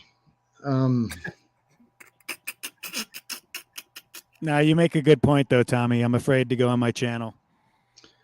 There's nobody. I have insecurities. afraid I'm You're working afraid with to you. have me on your channel, Dick. Exactly. Well, tell you what. That is a frightful thought. There's feel been like past it could be terrible. experiences, there's been past disagreements, but here we are today. And Paul, I love you, man. John Talcott, you're right. If I He gave a doesn't deserve it. if I gave a shit about the broadcasting thing, I would be trying to learn a lot of stuff from you and many others. But I really don't care anymore. All I do, I hope people receive what I share, but honestly, I do not give a fuck anymore. Now you're People- improving, Jack. Now you're people- improving. You can lead a horse. You can lead a horse, but it'll still mute you and kick you and use your picture and drive you into the ground and say it's out of love. Hey, Because it that's a sounds weak like man. there's a lot That of is a weak victiming man going I've on trolled over for here. 6 months. Wow. I came to that man with love and I have trolled Sounds him like when there's a he lot did of me wrong. victiming going on over here because folks need a daddy, mommy, and a family and want to get it online. Hey, what This if there's a folks different has a reason? family, including a sky daddy that cannot be replaced by an institutional child. And this man is going to talk about it on Sunday on the X Factor. And we'll see if the X Factor kicks me or Hey, mutes is me. it still a broadcast if nobody shows up to watch it? It's still the truth if it's one man talking to a Right, wall. so maybe you could That's just right. talk to Weak, yourself in your petty hovel then nobody. and save YouTube the bandwidth. Hey, Paul, we don't need I to was your argue. friend when you were going to be pushing You were 300 never views, my friend. and now you you're wanted to be barely my holding. friend. Oh, you Hey, can whoa, say whoa, you don't never my find friend. me your What the friend. hell? I can say who I am a It's friend to, another whether you want it or unrequited love not. story, Jack Talcott. He thinks he's been my friend in the past. He's delusional. It's just part of your traumatized childhood you're living out, Paul. That you Hey, don't here's trust the deal. anyone. You know what? Here is a real deal. I'm sick and tired of this bullshit bickering and arguing. This is not because- bullshit Hold on, bickering, Tommy. Jack. I'm sick and tired of this BS arguing and nonsense that just seems to never end. Now, whether anyone recognizes the facts or not, my past, I'm a very good mediator. I'm actually very good at negotiating and helping bring resolve to things. Is there any interest whatsoever in Tommy and Paul finding ways to live together on this experience? Oh, this is where you're not dumb, Jack, but you are mistaken. The resolve is not between me and Paul. I'm walking away from Paul because he said, don't come back to my channel. I'm going to have my last words with the X Factor, and I'm walking away. So then if Because you're I'm here, not Tommy then Lee let's- Jones. I don't have to save the world. I just have to do what I can do where I Hey, can do why it. are That's we what- obsessing on this Paul Enslaved guy everywhere everyone goes? It's Well, like a little because I bizarre. walked away from him and he promised wanna me he'd answer chase that. me to every place I go, and I'm not fleeing. He said Hey. he'd pursue, but I am not. Hey, I'm you're like sorry. really strong and tough, it seems. No, Stop. I just am a survivor. And you Hey. don't seem strong or tough to me. Right, after I'm I've not a survived. survivor. I'm a thriver. That's the difference. You're an animal, man. I've got a trail of dead cops and dead enemies I'm going to talk about that you can't even compare to, Mr. Unslaved. You wait for Sunday, you little bitch. And Dick, I live in Tommy, your state. Tommy, If you got a problem, stop. Dick, you know where I'm at. We can talk it out. Tom. Yeah, laugh it up. Laugh it up, guitar boy. Everyone's coming to watch you play guitar and watch your plants grow.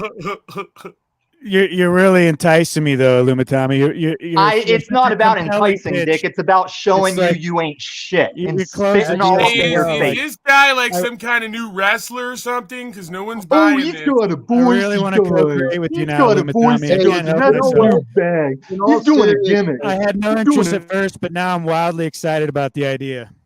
Actually, a Get fucked, copy. Dick. Your Hey, name is Tom. bigger than you got. Tommy, Hey, Paul. calm Paul, down, I don't- or you're going in the back.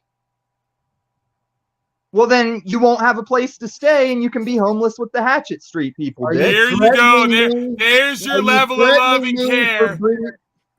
Dude, that Well, fucking it's hurt just Lumitami. words, Paul. You I don't had your know. back too, man. I was fucking excited about all your contributions. Another with the alien scumbag content. using Snake. He really let me down there. That hurt. That cut deep. That's a wound right there. I'm gonna have to work on that one, Jack Talcott. Actually, Tommy is an interesting character. I honestly, Let's talk about Tommy now that he's not here. Well, he's in the back, and he's available to come back when he starts to learn some civil order. I'm tired of back. If we're going to talk about him, he should be in the room. Bring him back. And show us your great mediator skills, Jack, because you said you were really good at creating productive communication. I don't even think Jack Talcott could help Tommy because Tommy's so inept and in his own imagination and in the future and past, and he can't control himself. Hey, well, he's actually you're right in part, but he's actually a pretty sharp dude. He's got a great sense of humor. And damn it, there was a thought I was trying to get to, Dick. Everybody has something to offer. I think. Moose, you're roboted out bad, man. You got to fix your mic, dude.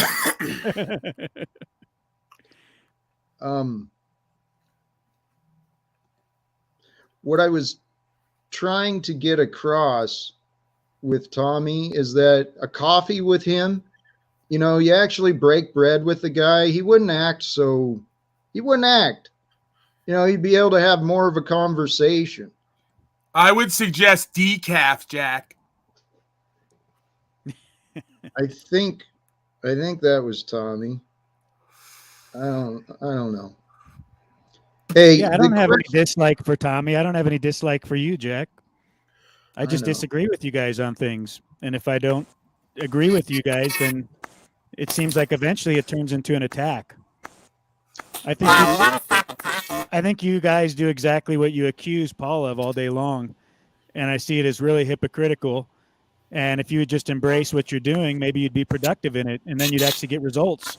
I think Paul actually embraces what he does and has strong intentions behind it, and that's why he gets results. Here's something I'd like you to consider, though. In regards to what you said, that describes Moose. God damn it. That describes Moose and Tommy going around doing what they're blaming Paul of doing. I'm not. In some aspect, I am. This is what I'm doing today.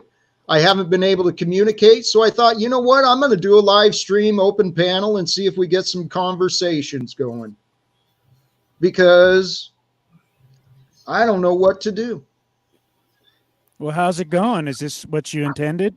Is it working out for you? Not as well, but not as badly as considered. But I set myself, I'm not going to accept a lot of nonsense and disrespect. And I'm trying to pay attention to what's going on, but mostly I care about the conversation and communication. Because serious. I just want to address what ATBA FE, because he keeps saying things about me in the chat, and he's saying, what if you're wrong, Dick?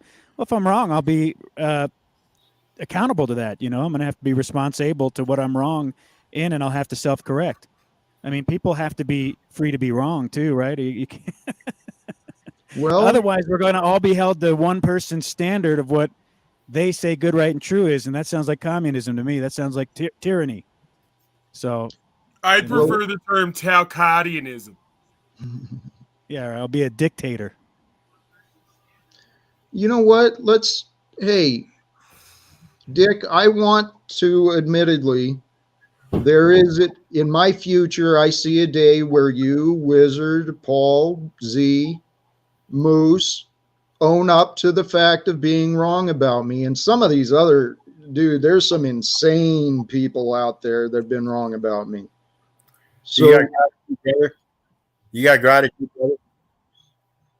do I have gratitude? Brother, I have gratitude and humility to share with everybody. Right. So that gratitude includes when I gave you a simple answer of bankruptcy to your eviction, you interrupted me and said, no, that's not good enough. So that was your gratitude. So tell us again how you have gratitude. I have gratitude for the fact that God allows me sight and smell and taste. Dude, taste is so fucking amazing. It's one of my favorites these days. Can you taste that couch you're sitting on or that chair you're sitting on? Is it going to do you any good if you taste that couch or that chair? It allows me to know that I live. Your taste and smell. We're talking about the reality of your full life. It encompasses a lot more than your taste, your smell, your sight, all that. Yeah, like getting government money every month and not having a job so that taste and smell and sense doesn't have to go out in the woods. I forgot the most important. It includes how I feel. Right. Dude. My legs are just flowing. You're gonna feel really good in it.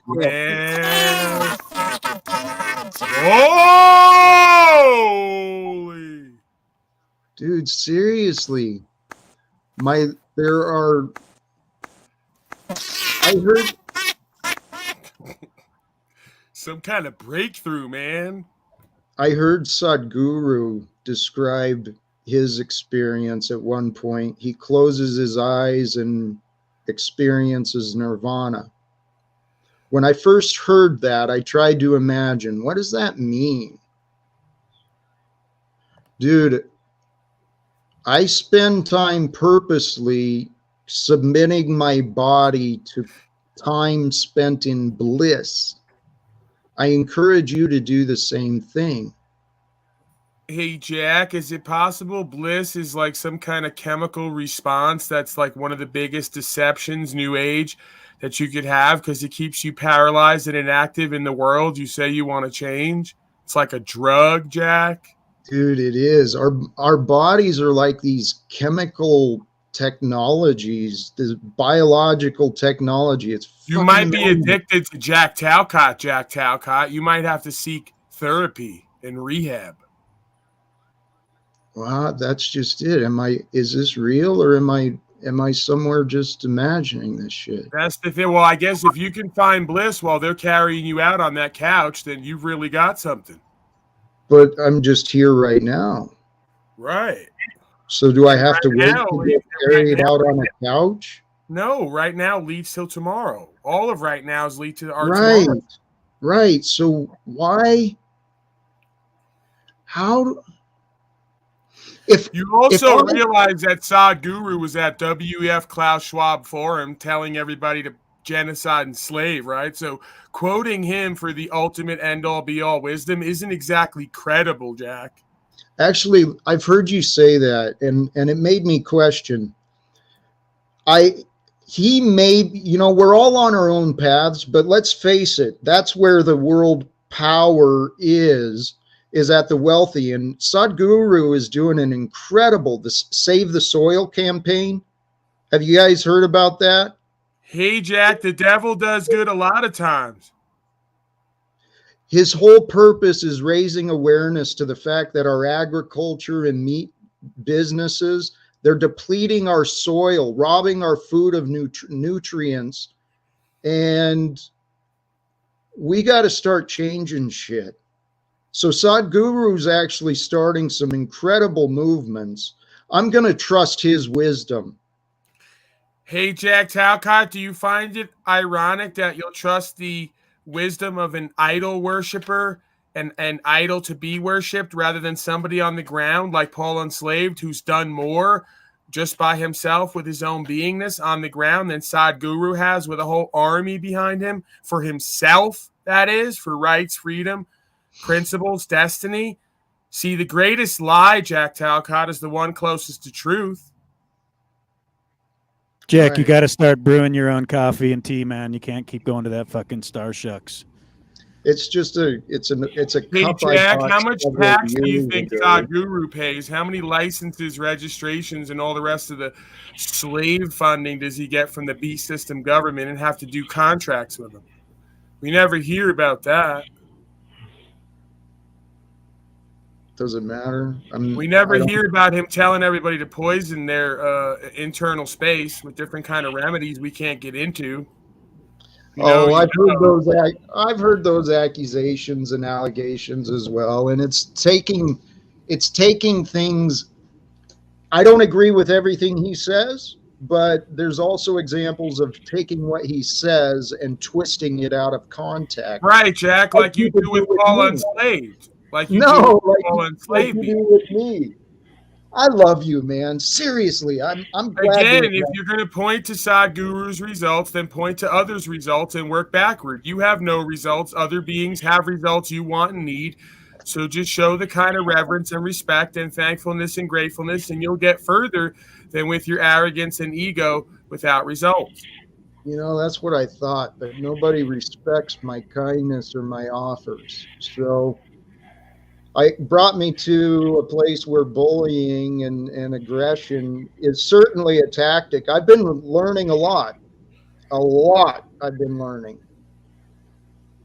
And yeah, there's people I admire, dude. That's how I inspire myself, is believing, hey, if Tony Robbins can put in the work and somehow create that, I can also create an opportunity to have thousands of people coming and listening to me. There's no reason I can't. If I dedicate myself to learning the craft, studying the knowledge, learning from what is available, which I have, we don't control the results. Yeah, but this is the irony, Jack, is that Paul Unslaved has thousands of people who show up regularly to listen to him, and you have little to nobody, yet you won't listen to him and follow his way. I know. I don't know why we haven't been able to capture the talents of both of us. Yeah, I don't have the followers yet. I mean, Jack, you've been doing this for over 5 years. How long has it been? Dude. Well, for 5 years, I've been trying to get people to help me talk to my son, to help me defend my job, my. Excuse me, sir. Hello. I'm sorry, sir. I wonder if I could ask you, would it be smart, possibly, instead of to try and talk to your son, you might have someone help you listen to your son? Hey, Lou, can you get out of your imaginary character? Fuck you, bitch. Lou, I love you too, man, but you really test my patience as well. Paul, you are a saint, Jack, in aspects. Hey, Jack, did you hear my question? You are a saint, Paul. Did you hear my question, Jack? Yep, I did. What was it? Lou, I've prayed for the opportunities to hear my son's voice, to understand what is. But you keep asking to talk to him. I've never heard you ask somebody, can you help me hear my son? Well, I'm sorry. I guess I asked the wrong question for 5 years. I'm sorry. I don't know what to say. The thought didn't occur to me. Is it possible that that thought doesn't occur to you often? I know that sounds like a Lou, why don't you spend time figuring out yourself and your own familial relationships before you start imagining bullshit and projecting your nonsense onto me, okay? Maybe that's why I got triggered by you. I do, Jack. Every day. You're not working on yourself. I see. You know what? Let me not assume. I see very little change nor inspiration in your eyes I haven't heard you talking about any goals you're working towards or. You sure? Maybe I wasn't listening close enough. Maybe. I'm willing to be wrong. Is anyone else? This is part of the problem, Jack, is you continue to think that you're in a position to make discernments about others when you've got your own life all completely confused. My life is all figured out, though. This is where I mean. I've learned faith. Here's what my faith is. I have to accept that somehow, some way, the future is being perfectly aligned to create a life of abundance and love and support that I haven't experienced. I have to have faith that that might be possible. That's fine, Jack. True faith in doing your work and the next right thing isn't the same as blind faith. You know, the wizard just brought up the word addiction. And is it possible, Jack, that we addict to not only people, places, and things, but ideas and belief systems? So much so that they cause our own undoing through self-sabotage and ineptness? Is it possible you've addicted to a set of thoughts and emotional state that keeps you ignorant of your reality and just in enough bliss to not have to do and become better? Is it also possible, Jack, that when you get up to leave your chair, that your fireplace is made of glass and it's very shiny, and that there's a reflection that you can see all the way to your kitchen? Do you think that's a possibility, Jack? If this is real, then yeah. Well, I can tell you it's real, Jack. I'm a very observant person, right? I'm taking on the moniker of pragmatically. I was going to say practically, but I don't like it. And then I heard people talking about pragmatic, and then Moose put out the definition, and maybe I wasn't clear on what pragmatic is, but I am now. And so I'm taking on the moniker of pragmatically enslaved. But I am a very observant person aside from all that. And I observe that you can see all the way to your kitchen when you get up from your chair to go pour a drink of, let's say, water. Congratulations for discovering and pointing out the obvious. I'm well aware of. Just letting you know, that's all. Thank you. Please don't do it again because it's already been done several times now. Okay. Okay. And you think I'm trying to hurt you, Jack? No, I just think you have no purpose except for whatever reason, you're seeking attention, not just from me, but from Paul and others. So what that indicates to me is that your inner being wants your attention. If you're seeking attention from outside of you, like, hey, for relationships and shit like that, it means you need to look inside because you don't need anyone or anything to be you. So why do you need your son? I don't, but if I want to pursue justice and I want to pursue potentially becoming something great in this world, well, I need people with me. And I thought my son would have more fun working with his dad, at least for a little while, trying to build influence and, capture attention of other people. I thought my son might enjoy learning what I've learned. And so he seemed like a logical place to start, but I don't care if it's him or anyone else, to be honest. Jack, when you seek to capture other people's attentions for an intention that is not pure, you will drive everyone's attention away from you, or you will only receive negative attention. Well, Paul, that's what I used to think too. I didn't think pure intentions would cause so many different reactions. I know my intentions are pure, they're selfless, they are generous. You just said that they're not. Your selfish intentions, you said you want to get the attention of others to enact your will and do your agenda. For what greater purpose? It doesn't matter. You're not God. You don't get to decide what the greater purpose is. That's your ego. Well, you're misunderstanding what I'm saying then. So what are we... I think you're misspeaking your lack of misunderstanding, or your lack of understanding, rather. I think your disbelief is preventing you from accepting what I'm No, I saying. think your belief is preventing me from giving you my knowledge. So what should I change about my belief then? Stop believing. No. If you don't know, shut up and say you don't know. Okay. Hey, good advice for you as well, brother. Well, there you go. But my results are better than yours. It's always better nowadays being me than you, right, Talcott? What are we judging? I don't know. Pick something, and then we'll pick something. Pick a category. We're right back to square one. Results. The thing you deflected away from and always do. Pick a category that defines a man and his results and his validation, whether it comes from within or without. And we will decide together what that looks and feels like for each of us, and whether folks would rather be me or rather be you.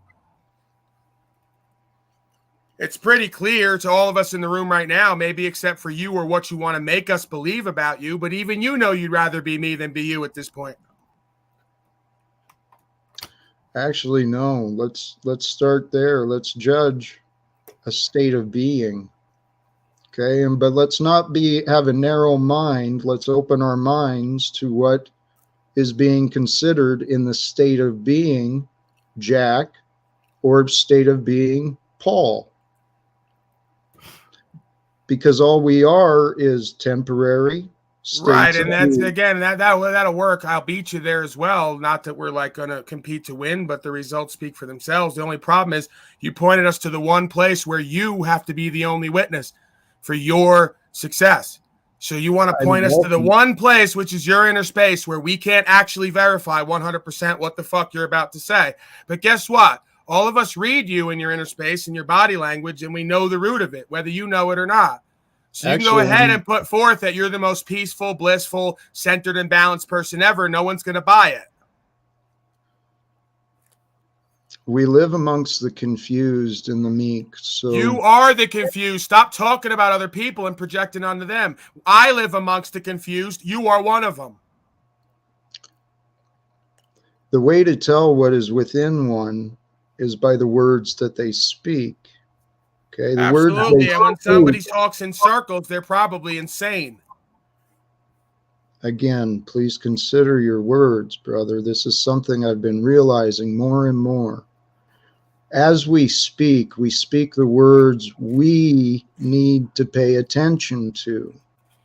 We being the self, the ego, the mind. Right, when we're lacking self-awareness, when one achieves self-awareness, self-actualization, and self-realization, as I have, I'm speaking to things you need to look at, not what I need to look at. You are constantly speaking things in lack of awareness you need to look at, while saying it's the rest of us that needs to look at it. The way to tell the difference is that the secure don't need to speak as much. Paul, how many hours a day are you talking? Would we go to the Tao Te Ching for somebody who also said, Lao Tzu, that the wise speak very little, and then he went on to put thousands of characters on paper to teach the rest of the slaves how to be centered and balanced? Why are you making a false equivalency? You come on here and ramble for hours and go on other panels and ramble for hours and never get anywhere. I'm changing other people's lives because I've changed my own. I'm self-actualized and self-realized. You're spreading your opinion. You're doing your Wayne Dyer positioning political bullshit, and it's not washing, right? Because you want to be perceived as some high and mighty guru, but you've not even achieved inner peace.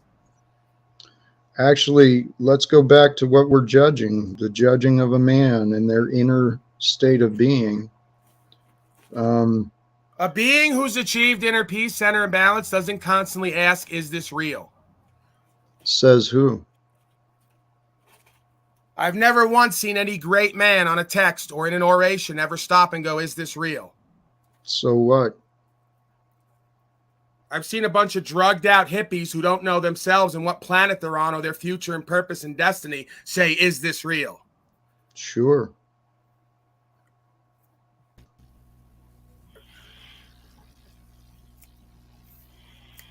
It doesn't change who I am or the experience of being me. I am a man. I've explained this many times, not bragging, but to try and help people understand. I set out purposely to try and understand God. Okay, the history of the Bible, the history of civilization. What makes you think that's unique or special or interesting or that anybody cares?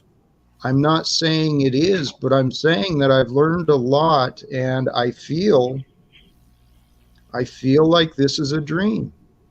And if this is a dream, if this is the way that we can all feel, if we can all feel this good, holy shit, there'd be no fighting. Again, but you presume that everybody's supposed to feel like you and that would be a positive thing. It would be a detriment. You have no ambition. You have no discipline. You have no will. You have no purpose. You have no goals. You don't produce anything. You don't serve anything. You live off government money. You're about to lose your home. If everyone lived like you, we'd have a colossal failure for a society. No, we'd have a group of people who believe wars are immoral and should Great, be a bunch of fucking hippie commune Talcadians who don't do nothing, be nothing, can't show you nothing, can't lead you nowhere, produce nothing, or serve nothing. Paul, I'm about to mute you unless you can. Of course you are, because I'm too true and real for you. We all get it. Actually, you're painting false narratives about me. No, you can't rebut it, and you won't. You'll deflect. It's like when I was sleeping in my car, Jack, I learned to brew my own tea, because when you're sleeping in your car, you decide, well, I'm going to have to pull my resources, and every single penny counts for me to get out of this situation. So I'm going to be responsible and disciplined with everything that the Most High gives me, because if I'm faithful with little, I'll be given much. But if I squander what I have, then who's responsible? Who's accountable for that? So, it's your actions are what back up what you say. If you're about to be homeless and you're drinking Starbucks.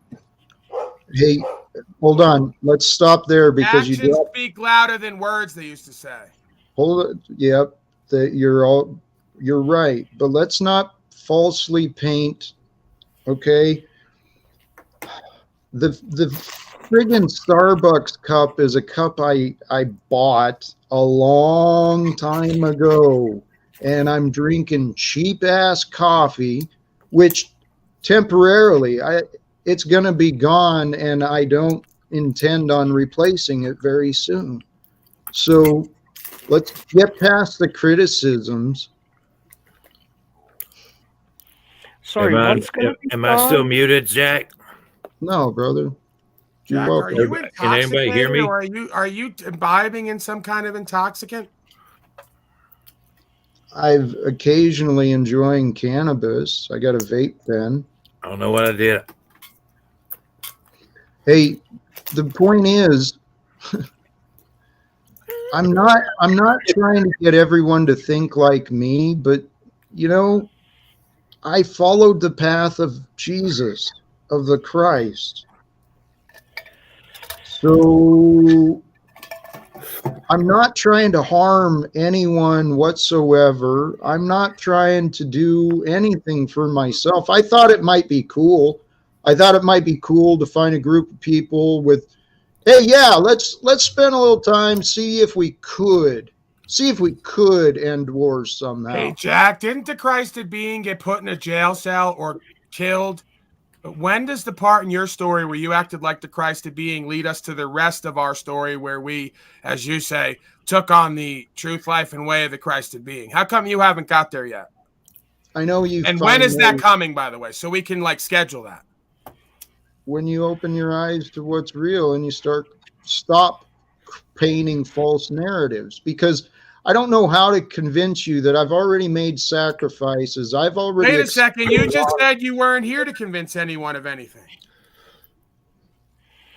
What are you? So if you're not here to convince us to live like the way you think Jesus lived, even though you can't prove it, then what are you here doing? I can explain and present everything about me if given an opportunity. That's the thing. What nobody wants to know about you. That's the whole point. So what else are you doing here other than telling the whole world about you when no one asked? Should I be punished and mocked for that because I actually think I have value? Being egoic and self-interested and self-centered? Yeah, kind of. While claiming to be the Christed being? Right, that's you. You're such a that's me, right? I got it. Right, I got it. That's me. look at your behavior So honestly. folks don't constantly come to me and say, we need help. We want to know certain things. We I appreciate didn't your say perspective. that. Your excuses don't change the facts, Paul. That's excuses, or is that results that you don't want to give again? Let's look at the other facts you're ignoring. I accept what you present. Okay, what Yes, have you done, and where are the tell you. results of why anybody would listen to you or want to know about you and what you've done? Hey, can anybody hear me? Great timing. You cut right in, so he can now deflect. Freedom. Great job. Can you hear me, man? Yeah, like your panel, I Paul. got You can hear me? Okay, man. I'm thinking I'm like listening to like some kind of track. Do you play or notice how something. Jack is not going to cut you off to explain Don't what you he think does? you're going a little far, brother, John Talcott? Isn't it interesting how Jack's now going to let you take over? Hey, I tuned in to hear Jack Isn't Talcott. it He showed up interesting? on my deal. You said nobody wants to hear Jack. I don't understand what kind of panel this is, man. Listen, brother. I'm a real truther. It's Jack's A real panel. I mean, truther? What does that actually mean, together? sir? Because see, that's what upsets me. Right. I So don't what know. is the I real know truth? Jack from a stream. I mean, are you two working So together or now we're what? going to mute me? We're going to mute me Yes, because if you I'm can't asking behave him important yourself, Does questions. everybody on you're this panel work? interrupting. Who the hell are we working for here? I don't know. I'm about to ask you. What do you do every day that characterizes you as a quote-unquote real truth? Why do you think you're the judge, punisher, I'm jury? not the and judge. all that? I'm Get not. off Makes the me fucking high upset. horse, or I'm you're gonna not the be. judge. Are you ready to It makes leave? me upset because all Are the you ready time to I was control trying to me get 'cause heard you can't about get stuff your will too. done? And I can't Instead of get me heard will? about nothing. what are you upset about? Did That's anybody not hear being heard, that? John. No, what are you I'm trying sorry, to say, John. John? Why'd Please, you kick him out, Jack? please What the say fuck? again. I want him to Don't show be his a- face, man. I'm trying to get to know this dude too.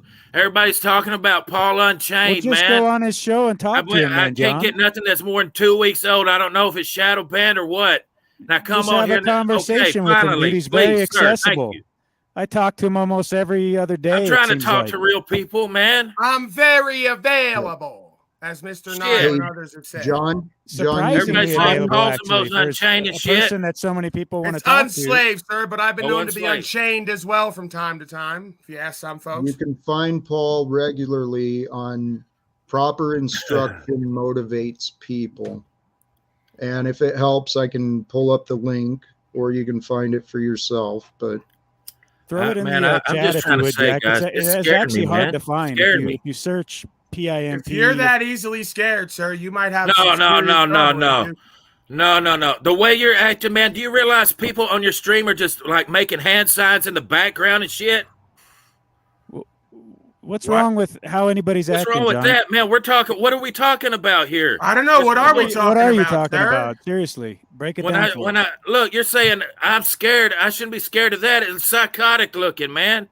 You got some guy you're calling the gimp all the time, and we're supposed to read your mind. It's like the superior. Okay, Everybody so stole all what their else knowledge is, from you. so my panel's psychotic, but like your slavery and genocide you live in probably every day isn't? I'm confused. Man, I don't condone it. Shit, I want it to shut down, but I don't know how. I don't know if There you believe go. in these So you're social credit powerless. scores. So you're powerless in your realm in all ways, and you want to come here to cast aspersions on me and my panel. It's bizarre. Look, I just show up on YouTube and it says Jack's live. I talked to Jack a few weeks ago. And how did that work out? And what'd you get from I that? tuned in to see it. It looks like y'all really. I thought y'all guys are like working together or something. No. Jack wants to work with me, but I can't work with him because he lacks awareness of self and truth, and he's inept and egoic and arrogant and ignorant. dude, that is you. Look, I don't even care no more, man. I'm not trying to take over the world. There ain't no stopping them. I'm not trying to do genocide. I'm trying to wake up and talk to real people. Talk. No, there's no Right defeatist talk. Please. We can't Shit. have that mindset, brother. John, there's hope, and you're in the right place. Nah, there's no hope, sir. The Tao says hope is as hollow as fear. Let me get you on some good game. This guy's just babbling whatever he feels. Hope is as hollow as fear. You're in the right place. There are many movements, many awakenings. This is the shift right now. This is the big divide in humanity. So, John Thomas, what is it?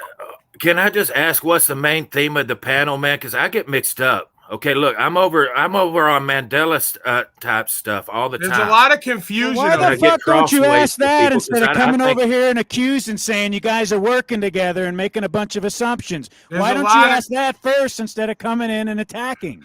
There's a lot It of just doesn't confusion seem here real, on this man. panel, man. Is this real? Exactly.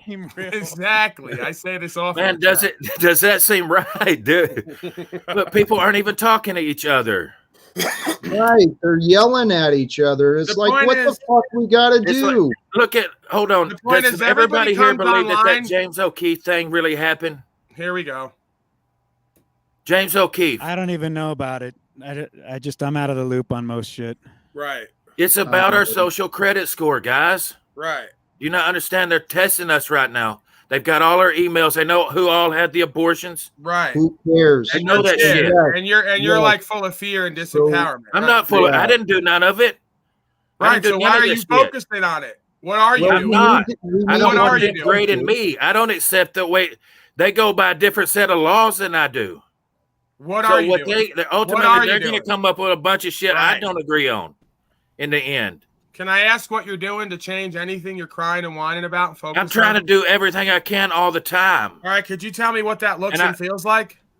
Like what? Could you I'd tell me love what to. that looks and feels like? Do you doing I'd everything love all the to. time? I talk Yeah, to my family specifically. first and foremost. I try to do everything to make sure they're not poisoned and dead by now All already. right, talking to a bunch of people, places, and things isn't actually doing anything. Paul, It's that's trying what to you convince do. other Hey. people to not be a slave. That's not what I do, Jack. You're confused again. According to whose laws? According to the law of common sense, motherfuckers have free Do will. no harm and all that stuff. Right, According and to then who, when you though? give people According the to truth who? and you love, okay, this is common sense. Again, I can't make everyone have common sense. It's not common anymore. You could say one thing's harm that I say isn't harm. I could say something that is. No, you can't. Like no, what? you can't. In the end, You people don't make can. up reality. See, this is why you're a failure in your life. You're a moral relativist. You think that there's no order to creation. You just make it up with your feelings, just like Jack. Can I It's tell not you who's reality. going to take over you, man? No. Show me how something is harm to someone and not Can to I someone tell you? else. Do Show you me read how something's harm Proverbs? to someone else and not someone else. Show me how Proverbs is morality. your favorite part of the Bible, isn't it? Sir, I don't get into these competitions. Show me, just prove your claim, or else you just What made are you- an inaccurate I don't statement. get into these competitions, but compete with me. My No, way. no, I just said give me the facts of your claim. You just said harm could be one thing to one person and not to someone else. Now prove it, or it's a baseless feeling appeal claim, like you folks always do. You just spit shit out. You don't care what the fuck it means. You won't explain it, and you put us Paul, all more fear and Well, confusion. shut up and we'll try and explain it. Do you You'll believe in try to circumcision, explain it, but sir? you won't because you're inept. Do you believe in No, you won't circumcision, accept sir? anything offered. Jack Talcott, what do you and this guy do every day for rights, freedom, security, Do you personal believe in property, and our destiny? circumcision, sir? Here we go. It's you circumcision. believe He's in on to dick cutting circumcision, now because sir? he's You inept. asked me an He example, can't man. figure out this panel, but I can't figure You out asked the for way an his mind example. works because he's insane. John, whoa, yeah. Paul, we have to know. Do you You believe asked in for an circumcision? example. I know what. You're on the spot, man. You're on Right, Paul, but that's explain. not a morally relative. You have no right to take somebody's dick skin without their consent. Simple. Put it Okay. away. Period. It End of Okay. story. It wasn't Period, end of a story. deep and philosophical question. It was very easy with common sense to come to that conclusion. Very easy. Okay. Good Okay, answer, huh? please. So now we learned one thing. Most of you motherfuckers lack common sense. So much so you think some deep mystical shit or some simple shit is deep and mystical, and it's not. Right. Only a certain people were Not asked to that do it, though, Paul. confusing. Only a certain people were asked to do it. Is Do it what? wrong for me to teach my Well- son to believe what my God said? Now, Your God never told you Second to question, cut dick brother. skin It's a off. two-parter, man. Your God never told you to cut dick skin off. You made that up. You think that the laws of Moses have nothing to do with circumcision? There you go. You just presumed a whole bunch of things that you can't prove because this is how belief works. You don't know anything. You just believe shit, whatever they tell you. Of course you do, man. No, you do. I don't. I explain everything that I know. Everybody you does. can't explain anything John. you believe. It's that simple. John and Paul, please. Good heavens. Is These it are hard if arguments. my son decides not to Stop. do something I told him to do? John, stop If my creating son arguments. does something I tell him not to do, Paul, is that Jesus, can we just I thought have this a panel moment was of- a free panel, Jack. Can we have a moment of peace? Free to do as you're told, much like the slave system. Free to show respect towards one another and towards the truth. Right. So you motherfuckers should all be genuflecting to me and how I live. How about if it's not? How about if someone? I really wanted to hear that conversation. One person's harm is not another's harm. Didn't you want to hear that play out though, Jack? Based on whose law? He didn't answer it. John, he did not answer that, brother. John, hey, you and Paul are different. Is the law. You're about to go too. Seriously. I'll sit here and talk to myself in peace. Brother, am I still here? I love you, Dick. Honestly, bring Paul back in so they can finish the conversation and let him go, dude. I'm not here to tell you how to run your stream, but I'm just intrigued now. I want to hear it play out. Now? Can I explain? We were out in the middle of the best part. No, you were fucking arguing against yourselves. Neither one of you was paying attention to what was being said, just fucking repeating what's coming into your head. Oh, no. We can have dialogue and discussion, but John, I don't understand why you went that line of interrogation anyway. What is this about circumcising? What are you trying to prove? He's going by the natural law, man. He's trying to say that. Law? Wow. Yeah. Wow. Natural law's on your head, brother. We should go through natural law according to Paul. Right. Natural law's all in my head. It's not part of nature, right? We should go to a book of a bunch of religious hypocrites to get God's law. That makes sense. You have to believe something in the end anyways. No, I don't. I don't have to believe your nonsense in the end. I have to know myself. Everybody that's does, what you man. think. I came out of belief into the knowing. That's the difference between you and I. So 15 years from now, you changed your mind. I didn't say change my mind. Hit you in the mouth or something? I didn't say change my mind on certain things that are subjective. Morality is not subjective like you'd like it to be. You swear to me, if you change your mind in 10 years, I can pick it right You're in the not mouth. Listening, sir. I'm not going to continue to engage someone who's inept. Yeah, because if you're not willing to swear that to me, that means I'm just listening to somebody going through a phase. Sir. You're waiting to speak. You're not listening. Going through a phase, brother. You're waiting to speak. You're not listening. You're too caught up in your own nonsense and belief system. Let's change directions, please. Let's bring us back to now. The past and the beliefs and all the traditions and all the nonsense we've learned has brought us to this breath. Wow. Here we are. The reason I went that line, Jack, was don't justify yourself. My YouTube channel shut down in 2019. People don't believe me. Okay, so things. I had miraculous shit happen to me. Okay. Is it possible that you're borderline schizophrenic? Okay, here's you. I knew it. I knew you're working for him now, brother. You're some kind of psychiatrist. See how easy it was? See how easy it was to verify? See, I make a claim and I do it in that way. Jack, I'm teaching you something. That's what the whole point of this shit is. If you want to know who someone is, you just shoot right at it. Then he goes, oh, you're working for him. Verifying he's a borderline schizophrenic. Giving us report cards ain't correct in their assessment that they're legitimate. Exactly what I say he is. Because now I'm working for him when we all know my background and we see me every day and who and what I am. But now in his mind, I'm trying to get to know you, man. I just verified that I'm working for him because he's got miraculous shit going on in his life. You are the leader. If you're not a professional, shill, I don't know what you are then. Right. Well, you don't know what I am. You're not going to shut up long enough or do the research. Why would you say people are psychotic? Because you're not going to shut up long enough and do the research to find out. Because you already know it all and all your theories and beliefs. Sit back and look, and you'll see people describing themselves. Right. It's fascinating. Right. It is. How long have you been in the truth movement? Now show us no proof of anything. It's easy to make claims and show no proof, which you never do. You do it all the time. No, I show you everything I am and what I've done and continue to do. You show us nothing except your thoughts and emotions. You reveal what you think and what you remember, but your behavior contradicts your words. So what does that mean? No. That's my presentment. Presentment is not behavior. And a bully. Presentment is not and a behavior. Narcissist who surrounded himself with. No. And you know what? You're not a narcissist. You're a good man, but God damn it. You need to learn some humility and respect. No, for other you're people. the narcissist. I'm a powerful personality you want to use. No. Yes. Truth, Jack. I Until am you face it, you can't fix it. God. I am a reflection of others who continue to project their insecurities and their immoral thoughts against me. So by your own words now, you are a reflection of insecure projectionists. I agree with that. Say that part again. You just said you're a reflection of a bunch of people who insecurely project. That's the truest thing you've said. That's what you are, an insecure projectionist. No, saying a whole bunch of shit you can't up. prove and ascribing qualities to others that are not true.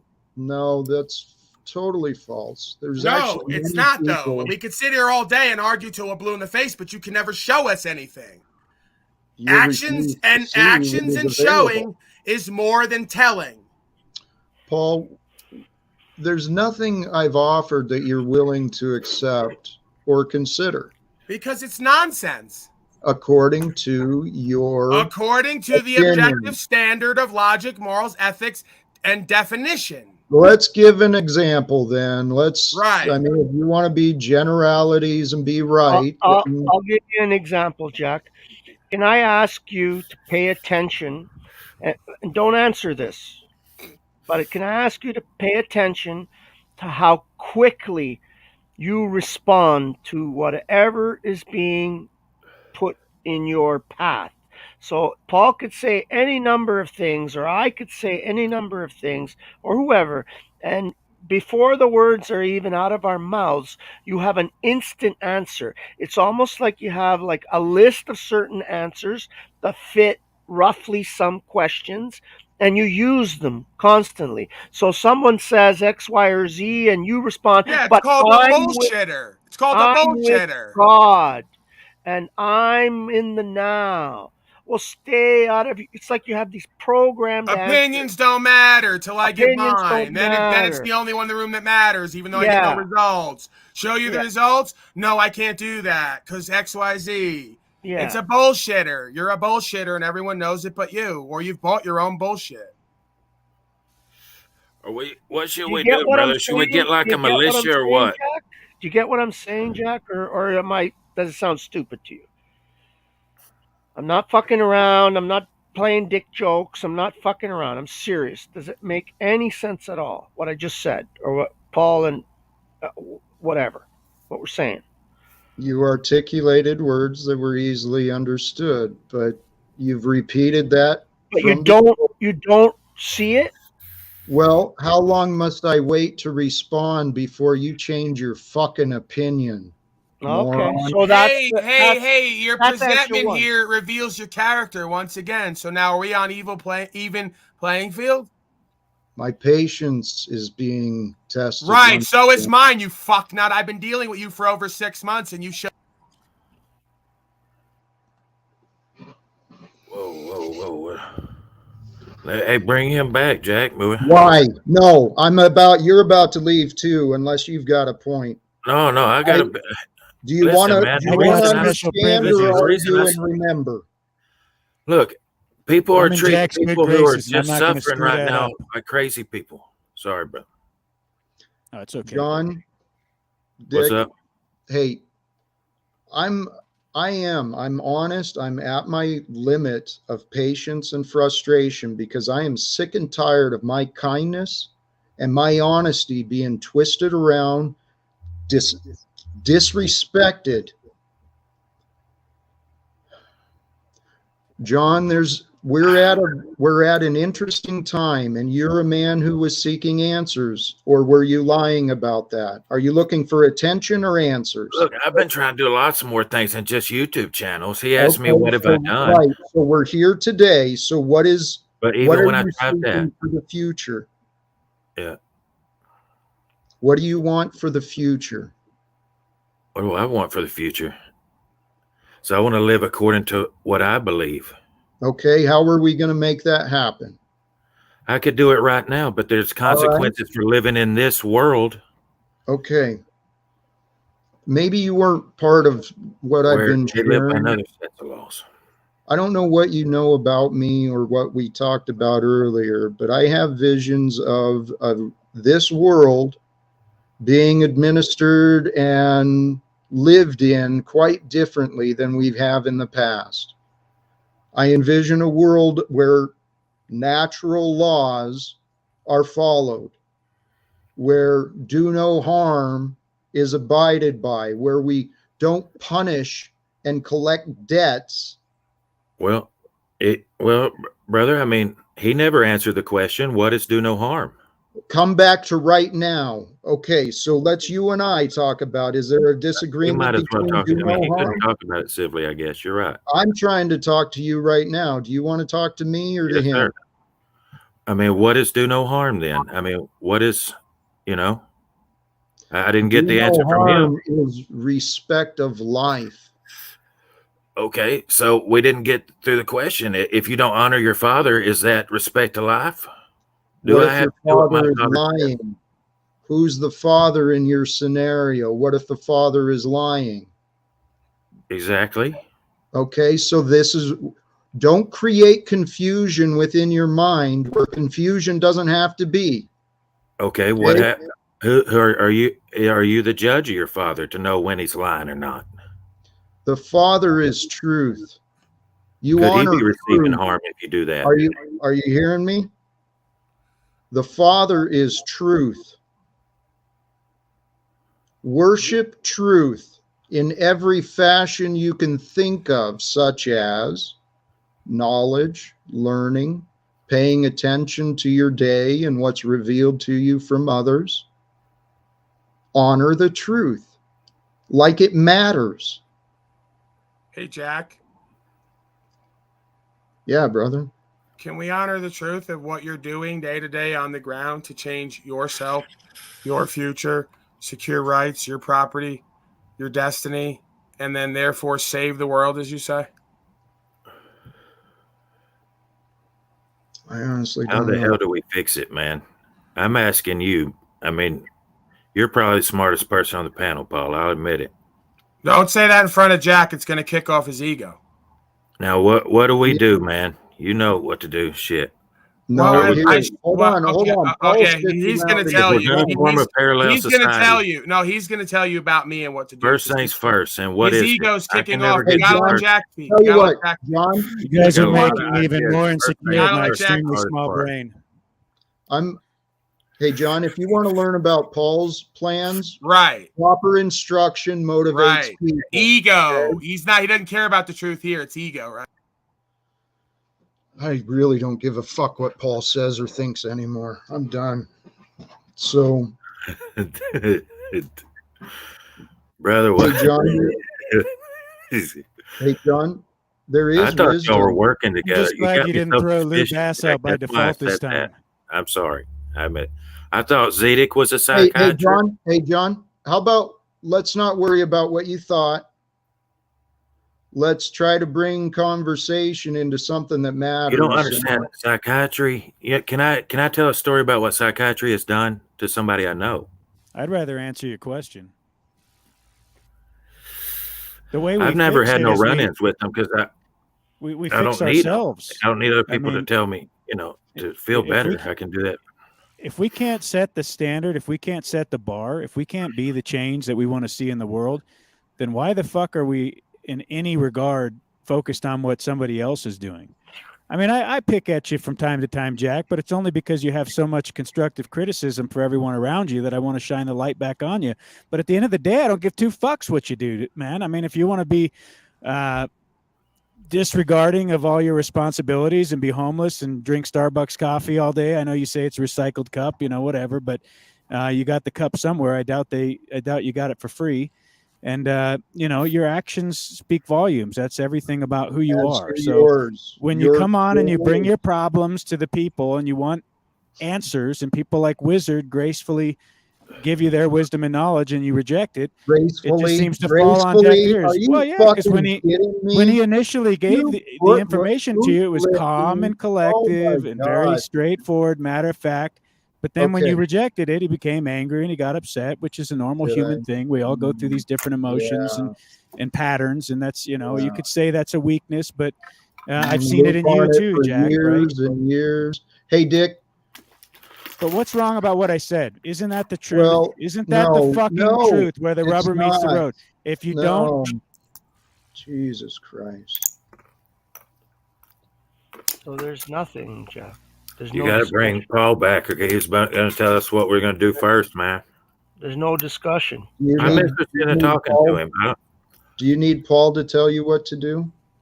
There's no discussion, is there, Jack? I've been trying to. I've been trying to have actual discussions, and John's coming up to learn about Paul, and Paul's talking about shit he thinks, and Dick's now involved in what he thinks, and Lou keeps taking us on trips in his damn imagination, and I'm like, what the hell? I very clearly, I'd like to discuss self, gratitude. I'll try to stay out of my imagination and do my best to try and relate to you rather than tell you what's wrong with you. I'll try to find something in my life. Try to understand me instead of making sure I understand you. I'd really appreciate that. Okay. All right. Okay. So help me understand this. And I'm not trying to be mean, Jack. Help me understand.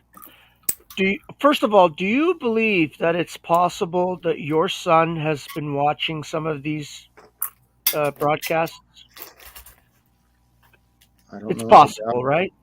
Now, imagine you put yourself. Okay, forget it. I don't want you to imagine, but I don't know what other word to use. But what are you trying to get me to understand? If by chance your son has been told about these shows, these broadcasts, whatever the fuck you want to call them, and he's been quietly watching from the side, what do you think he will take away from it? What do you imagine, or what do you believe he might take away from this? Do you believe he's going to take away that Paul's an asshole, or that Louis an idiot, or that whatever John Thomas here is lost, and Dick, whatever else? What's he going to believe? Is a dick. Is a dick? What do you think he's going to see here? What do you think he's going to see? I'm asking you. Oh, Lou. Hey, tell you what. I mean, right. You want to hear my imagination? Let's hear your imagination. Picture yourself. I want you. Hold on. Can we go into my imagination? I had to fucking listen to you, Lou, so hear me out. Imagine you didn't answer the question. Imagine you're a 20-year-old kid who hasn't seen his father in 5 years and has been raised by a mother who's got a lot of hate and dollar signs in her fucking head. So you're that 20-year-old kid. I've been there, Jack. Now you somehow come across your dad's face online being called a liar and a worthless piece of shit and a name and all sorts of vile, disgusting names. All the things that his mother and him calls him, yeah. Right? Yeah. So and pretty much everyone else. What do you think what would he take from it? I don't know. What do you think? My guess is as good as yours. Well, this is where it's fascinating. Maybe you have something to learn by all of us pretty much uniting in the same idea of who and what you are. Actually, if you want to understand me, what I'd rather be focused on and what I am curious of is if my son ever does, I'd love to have him sit here and see this. Matter of fact, I had a guy from church today, Scott. I mentioned him early in my broadcast. I was praying that Scott might be a witness of what I'm seeing. He's seen a little bit of the videos and he doesn't know what to think. He's like, whoa. The reactions of people around me confuse other people. And I get blamed because my son chose to leave my life. And I get blamed because my union reps decided to misrepresent me.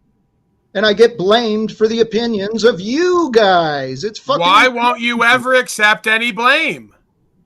I accept the truth, Paul. Why won't you ever accept any truthful blame? It's called culpability. Why won't you ever accept any from anyone in your life? I've accepted the blame for everyone, and I've even accepted with me and God. I said, I'm sorry, God. If somehow I'm part of this world, I am sorry. I've let you What down. makes you I think God accept the wants to sins hear of you all. fucking whine and cry to him or it or her all Because day? I didn't know. I didn't know what to say. I'm sharing Why with wouldn't you you go to the stuff I did. people who are why wouldn't you go to the people who are having this response and reaction to you and say, I'm sorry for being an arrogant, egoic, inept, selfish, self-centered, passive-aggressive, narcissistic, bliss ninny prick? They won't let me have that long of a conversation. They catch on fast. No, they avoid me like fucking cowards. Right, because they know you're a bullshitter. Nobody's afraid of you. They're tired of your bullshitting. No, actually, this is what's been kind of cool about you, Paul, is you're not a coward. You are a brave man. Right, but you are, because you've thrown me out here multiple times during this conversation for a truth you don't want to accept. No, I'm trying to bring you back into the moment and recognize that you're not in the moment. You're in your own thoughts and imagination and beliefs. I'm not. I'm very grounded in this reality, if this is real. Hey, Jack, I gotta get going. I was gotta go do a couple things, but before I go, I just wanted to say, right. I would pray in my heart, honestly, as a man to another man, that when the day comes that you actually stop drinking and you watch these broadcasts again, you're gonna feel embarrassed, Jack. So, like the wizard said, you just said you're so grounded in reality, you don't know what's real and what's not. How grounded in reality is that if you're so detached from reality, you don't know what's real and what's not? I know that I've been falsely accused of many people, and just right there in front of you, I was falsely accused of drinking. I mean, this is I fucking... didn't do any of that. I didn't do any of that. You sat by and saw it, and no care, no regard for what is true. You're going to allow me to go Jack, I don't know you to be drinking and not drinking. What's the difference what others say if it's not true? Right. Why don't you care what is true? You just let I do. I care so much I'm living it while you can't show us anything. Hey, there's someone in the back, Clint Eastwood. If I see a face, then you might come up, but without a face, I don't know. I think you should just let everybody holler on your channel if I was you, brother. Well, this I'm not a good place for it. That Paul lets people. I wouldn't discourage. Hey, yeah. So if that's what you're looking to other for, places, Jack Talcott should be able to take a, But this is the thing. Jack Talcott doesn't know what's insightful, informative, true, faithful, entertaining. He's not a good reader of any of these states of beingness and consciousness and energies. He's not with it. Paul, if you actually got to know me and if I was allowed to be myself, I'm actually a pretty fun guy. Who's stopping you from being yourself? There you go again. So you're not being the truest form of yourself, and you're blaming everyone else for you being inauthentic. There goes the victim narcissist again. Or if you allow me to be myself, I'll come out of my snake shifting skin, and I'll show you who and what I really am beyond this fucking fake ass personality no one's buying. I was just being myself, triggers Paul's interruption and false accusation, false narrative. So while I'm constantly facing projections and false accusations, it makes it makes it a little more challenging for me to relax and be myself and to have fun. Right. Yeah, I hope you can understand that. No, I can't understand that because I'm not a weak-ass punk coward who's overly sensitive and can't get out of my own ego. Well, motherfuckers come at me 6-on-1, and I'm as still and serene as a lake. Doesn't give you any right to treat me the way you're doing, man. Doesn't make it a wrong to treat me any way that I'm treating you because I haven't caused any loss, injury, and harm unless your feelers count. According to who? According to God. Well, let's consider whether you've helped my experience or maybe challenged my experience in ways that you have not yet. Why do you view challenging your experience as the adverse of helping? Challenge is how you get to help. That's your problem. You're a victim ass bitch. No, actually, here's where you and I do differ. I see the value in challenge, and don't fucking this. I was thinking about that this morning. I started working when I was 13 years old, man. I know labor. I fucking know work. I know dedication. I know sacrifice. I know how to be a man. You don't know how to challenge your belief system. But I do. So where you and I differ, okay, you've got your method of breaking down insecurities and getting to the core of people, but I have a different Ego. approach. Right. How do you challenge your belief systems? I think that's a good point to expound on. How do you challenge your belief systems? I look for reasons to prove me wrong. Am I wrong? Because most often here, this is where I started before anyone joined me. I started pressing myself, overcoming my fears, stopped allowing myself to convince myself I couldn't do shit. Would you say you've done that here tonight? You've looked for all the reasons you were wrong and everyone else was right, or did you look for all the reasons you were right and everyone else was wrong as per usual? I'm seeking the truth, and I stand confidently in the truth that I know, regardless of the opinions of others. So much so you kicked me out and censored me because you couldn't deal with the truth I was speaking about you. Based upon your behavior. Based upon your reactions, your behaviors reveal your character. Don't you always say that? That they do, and I'm encouraging you once again, Paul, to look at yourself with honesty. I'm encouraging you to stop bullshitting yourself and everyone in the room because it's embarrassing you, let alone me having to witness you do it. I'd hate to have to be you. No, I love you, and I'm glad that we met. One day you'll be glad that we've met as well. But back to the question at hand, I asked you, do you believe your participation in my experience, say, have you helped or challenged my experience based upon my perception that we are here to build each other and to help each other succeed, not waste time focusing on failures and problems? You can't build to succeed with somebody who has a grandiose view of themselves and what they've not done. I will only inflame your already out of control narcissistic ego, and you'll go to thinking you really are somebody when you've not done, been, or said shit worth looking at. See, and I see that actually more accurately as yourself, because right, and you just keep doing the I'm rubber, you're glue, whatever you say bounces off me and sticks to you. Let's get out of middle school, Talcott. It doesn't work in an actual debate where you have to show proof. Well, but basic psychology demonstrates that when we speak, we are either honestly reflecting. Exactly, and you're going into expert psychology with a basic understanding because you're a fool. I have an expert understanding of psychology and sociology and the subconscious. You have a basic understanding, yet you want to tell me about me and it with your basic understanding because you're an egoic fool. Are you saying that you studied psychology? Are you saying that I not only study it, but I live it and apply it and I change other people's life? Do you believe in antipsychotic medicines? No, I don't, sir. So much so that I was given a list of ailments that they gave me medications for. And not only do I not take them, I now rebuke the terms because it's ungodly to call people a bunch of labels when you can't describe the cause and effect or how to solve it. Well, that's my problem with psychiatry. That's the thing, sir. You don't throw the baby out with the bathwater. That's going to be your lesson. Once it gets in a lot of people's head, they can't handle being psychiatrists. Sir, I'm not a lot of people. Maybe you can. I ain't saying you can't. Maybe you are. I don't know. That's what I'm trying to figure out. So you're saying you do. It should already be clear, sir. Is our brother Zetetic Warrior, is he psychiatrist too? No, sir. He's an audiologist and no longer practicing because he has rebuked that system and its ways, and he was let go. That's all I want to know, is that people are real. If you're saying they're a psychiatrist that don't believe in the antipsychotic medicines, the antidepressants. I didn't say I'm a psychiatrist. I said I've studied the greats in every field pretty much, and I've amalgamated the information, and I've applied it to a certain degree, and I've seen the results with myself and others, and I know there's something to it. I didn't say that I buy into any one person's complete ideology of what it all is because I have a spiritual background with all of it. I'm just talking worldly information to worldly people who can't understand concepts beyond this world. It's challenging.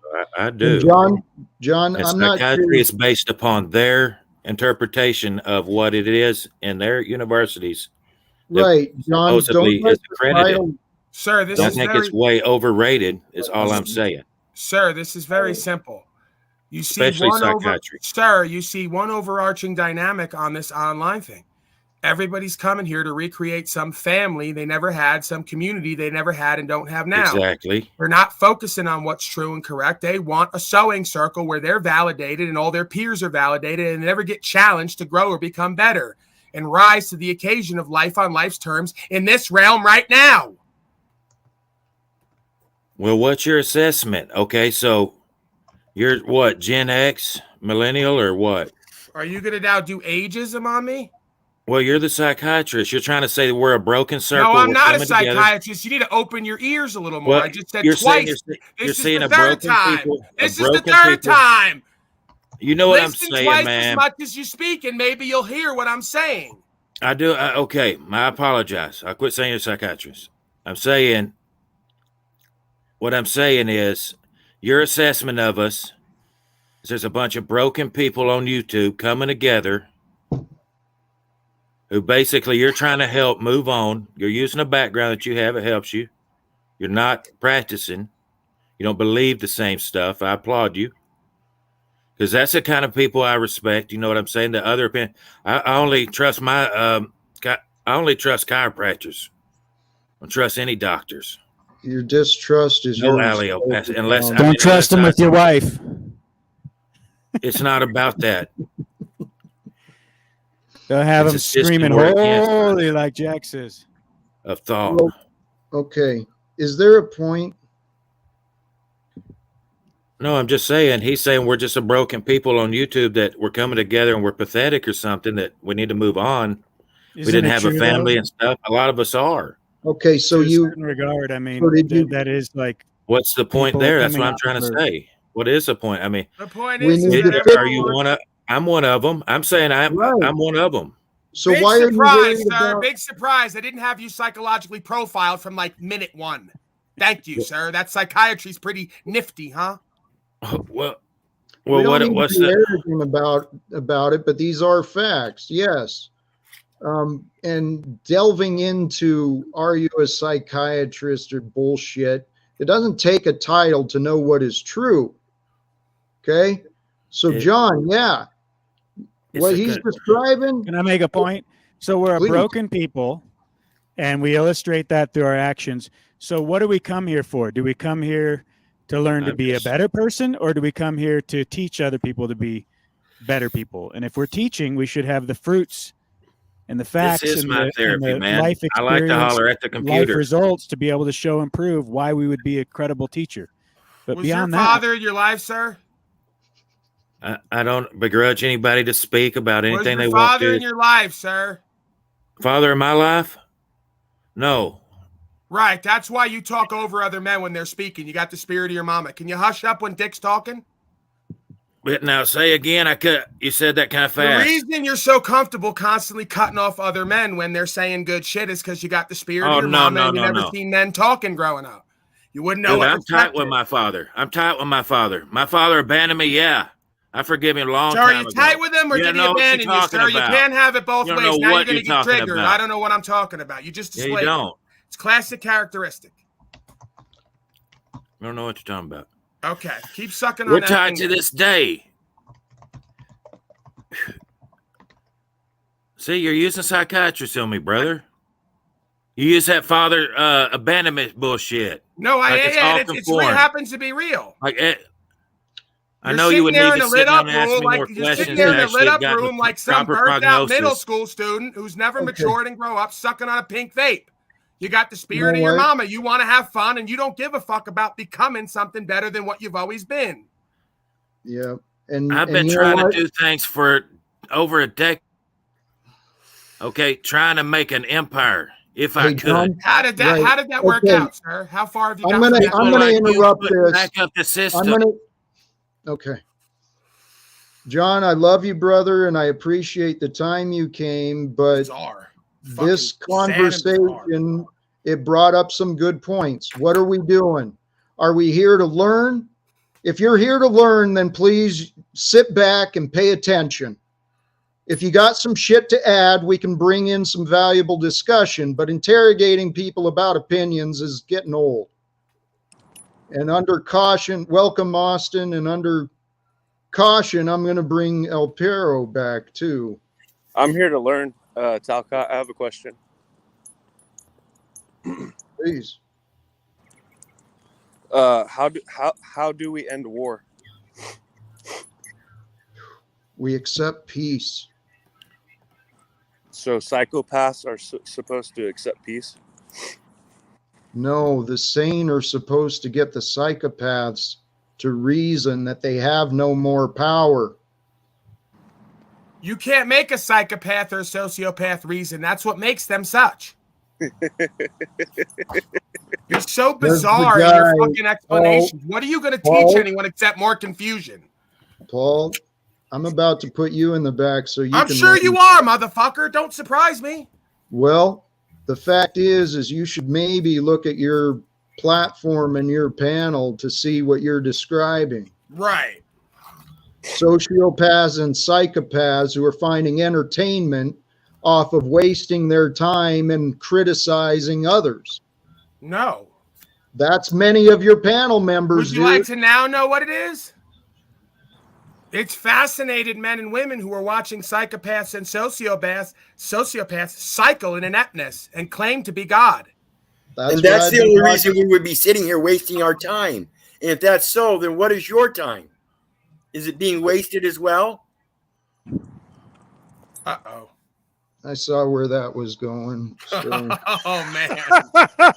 You're hot on the trigger there with that mute button, huh, Jack? You like that thing. This fucking Talcottianism thing, it's just like Che Guevara, man. If you go just the wrong way, he'll take you out back, put you up against a tree with that smile on his face, tell you it's all love, and say, what caliber do you want? What's the first? Make it quick, Jack, please. Hey, Talcott, what's the first step? What's the first step? Humility for each of us. Humanity. If humanity finds humility towards wisdom, towards knowledge, towards life, if we start caring about life more than our fucking opinions, we're going to start helping each other. We're going to get past our opinions, find ways to work with people that we may not want to work with. Paul, I've had that experience many times in my life. Had to work with people I didn't care to work with, but the goal was more important. So that's Austin. I don't agree that the goal is ever more important than retaining self-respect and integrity. I don't have to work with a bunch of slaves that I don't want to be with. That's the difference between a slave mind and somebody who's Christed. The Christed consciousness stands tall and walks alone. I could choose to work with slaves, but I don't have to. You have to because you can't get your goals done on your own. You need other slaves to get you where you're going. I don't. I got this shit out the mud on my own, working with the spirit, and I continue to. And I choose to work with motherfuckers, but I don't need to get a goal done.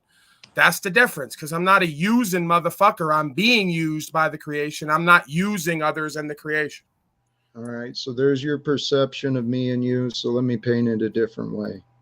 I'm the man you described, standing confidently all alone against those who criticize and want to lash out at me. I'm standing calmly and confidently with the faith that I know who I am. And what I would have different than you is gratitude. If I saw people paying attention to me, and I am, when people are kind to me, I try to make sure and recognize, golly geez, you're amongst the rare. Thank you. What fucking factual evidence do you have that I'm not gracious when I reach out sometime to every single motherfucker who gives me contributions and that I see potential in, and take my time and energy attention after 20-hour fucking broadcast and message people in my bed like Dick and others up here to try to show them what they mean, not only to me, but to this universe, more importantly, because this ain't about gratitude for me and them as a body and a vessel. This is about gratitude for a purpose and meaning, motherfucker. So why don't you now qualify exactly how you came to the determination that I'm not gracious and thankful and have gratitude for all the people around me and what they do either for me or, more importantly, for the community and the cause?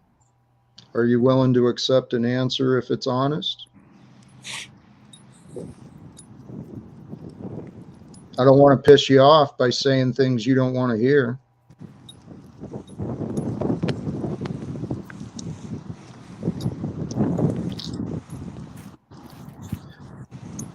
Doesn't matter. It doesn't matter because you just did political positioning. You just said two things to get me triggered, and when I didn't get triggered, you deflected. So you were hoping I'd get triggered so you could say that you were going to explain it but never did, and then when I didn't, you won't explain it because you can't, and now you're going to say it doesn't matter. You're a fucking fraud and a phony. Actually, my doesn't matter is I initially gave respect to your feelings, and I was hoping for a willingness. But absent that, I don't give a shit about your feelings. I care about facts. And so where I allege... No, you don't. You said you only care about your feelings. Stop lying again. The record shows that. The only thing that matters is your feelings. So you don't care as much about the facts as your own feeling. Oh, in this moment. So every moment your fucking belief system changes, huh? That's fascinating. Tell us more about how you're going to teach us when your belief system changes moment to fucking moment.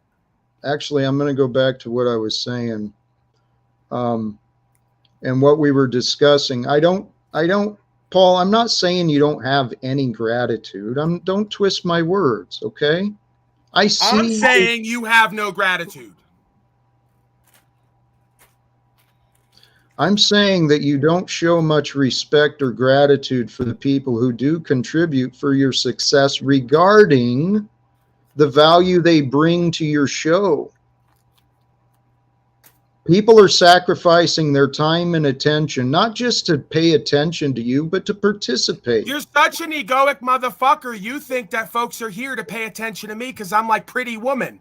The only reason most motherfuckers are here are power dynamics. They want something or need something they think I have. Right. On one level or another, just like you snake. Actually, this is where I come in. I'm different than that. I came in with a purpose for my time. My efforts and my presence were misunderstood and then mischaracterized, continuing. But I don't blame anybody. I just accept my part and I continue to seek resolution. So Austin Murphy is right below you. He exemplified the whole personality type just like many. He came to get what he wanted. He didn't get that. He rebuked me. He realized he was wrong. He went full circle and realized we have something he needs here or wants. I can't speak for him, but I had a similar experience. I saw value. I started bringing myself and my time around. I saw that it was negatively impacting my real life experience. And so then I started trying to figure out, how do I deal with this? How do I deal with the fact that strangers decided to publicly mock me and ridicule me and my name? What do I do? Stop being someone who's so easily mocked and ridiculed with your nonsense. See, and this is just it. I don't control your actions or the actions of others, but like Austin said, those who lack emotional control can be played like puppets. He gave a demonstration on you, Paul. So did you say Austin Murphy? Or did you mean the Austin Yurt fellow? The guy who joined us today. He did a demonstration on me when? It was a few weeks ago when he was I think he was drunk. He might have been drinking that night. I don't know, but so you're citing a drunk person who was inept and rebuking me because they lack self-awareness just like you. No, I'm describing what I saw, and all it was, Paul, it reinforced my personal experience. Right. You get triggered, dude. So all you're really ever looking for is to just reinforce your own personal experience. As long as that happens, you're onto something. No, what I'm trying to say is that I'm not a man who deserves to be ridiculed and mocked because of the life I live. You don't get to decide that. You don't get to decide that in this world. Sorry, God. Right. I'm at the mercy of the world, and the world brought me to experience Paul Enslaved. Right. Like if you'd have been back if you'd have been back 300 years ago, they'd have took you out in the middle of town and put you in a dunk tank. You don't get to decide who's going to rebuke you, mock you, and play games with your nonsense and embarrassment rather than just put you in a cage for your own good because you're completely psychotic, sociopathic, inept, and lacking in self-awareness. And you're probably going to become dangerous if you don't change your ways. No, this is what I'm trying to get. Hey, let's take us back if you can entertain my memories for just a minute, allow us to detach from this. When I used to have family and friends and the job, I was miserable, dude. But now, seriously, gratitude.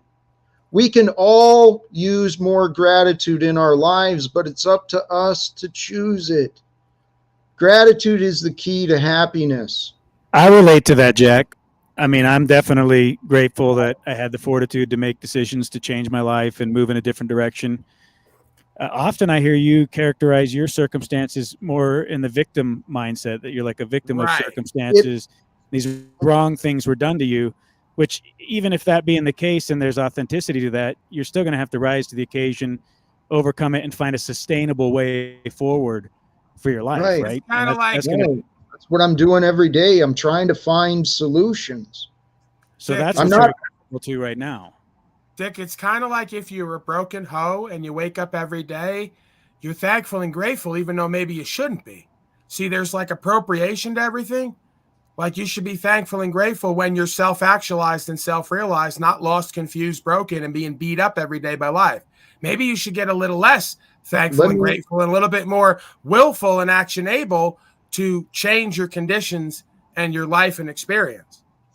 Yeah, I get what you're saying. I mean, I have days where it's not as easy to have an attitude of gratitude, even just in a daily cycle, but I always try to embrace that. However, if you're in a puddle on the ground of your own, vomit or something, it's hard to be grateful in that moment.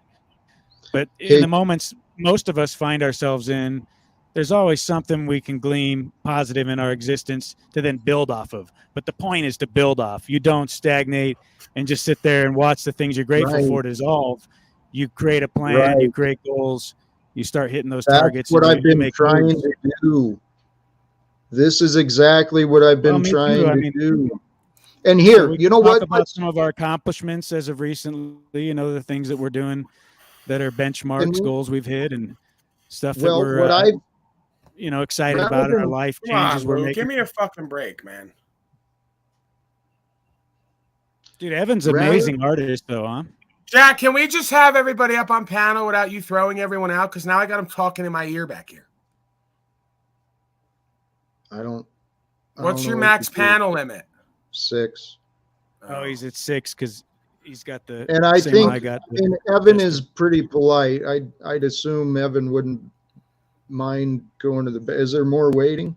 You can drop me out too, Jack. You're very impolite, Jack, and passive aggressive. Evan's not talking; he's drawing. So we want him to get the fuck down so we can bring somebody else up. Isn't that right, Evan? Thank you, sir. I'm sure you'd understand. No, Paul, that's actually nice drawing, not though, Evan. Looking good, dude. So, hey, I mean that really is capturing Jack. Did you see that? That's a picture of you? Oh, I absolutely agree. Evan's a great drawer. I'm just saying Jack likes to do this thing where he's going to assume how polite someone else is and then help him off stage.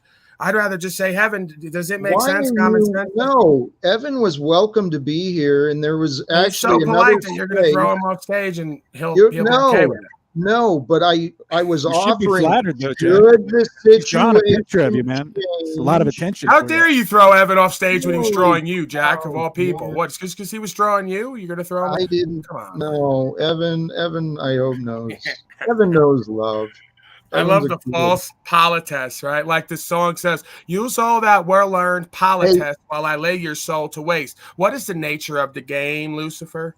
Hey, let's come back to the conversation about gratitude in the muck and all that, because I don't want a false representation of me to continue. What I recognized in here, dude, I pay attention to what happens in the news, and there's people. I heard about this dude, 40 plus years in prison, innocent man. I've been blessed, and I didn't go to prison. I didn't go to jail. I've been blessed, and it wasn't because of a lack of whatever. I've been blessed. There's people in prison who have been innocent of crimes for years, dude.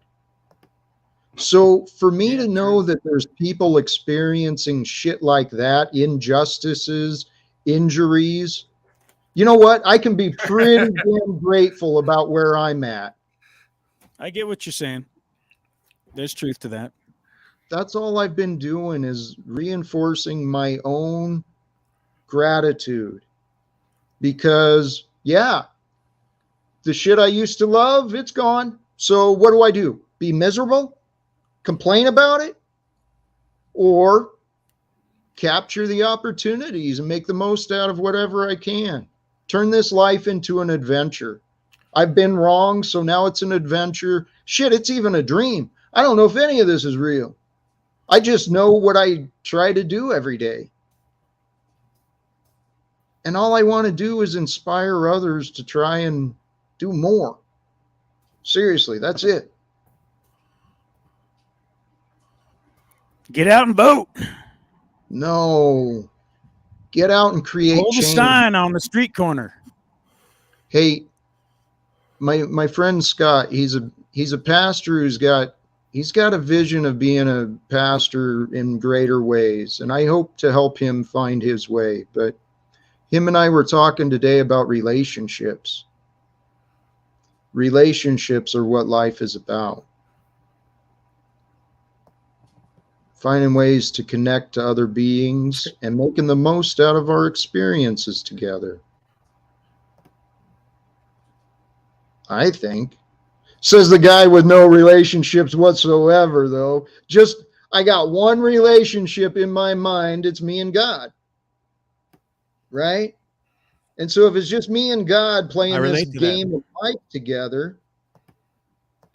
I hear Paul say that quite often as well. It's interesting how all three of us come to that same conclusion of how we characterize the experience. So then it's not really about the relationship outside of you as much as it is the relationship inside of you, because that will then reflect and shape and form the relationships outside of you. So we know where the chicken and the egg argument starts. We know what we got to fix first.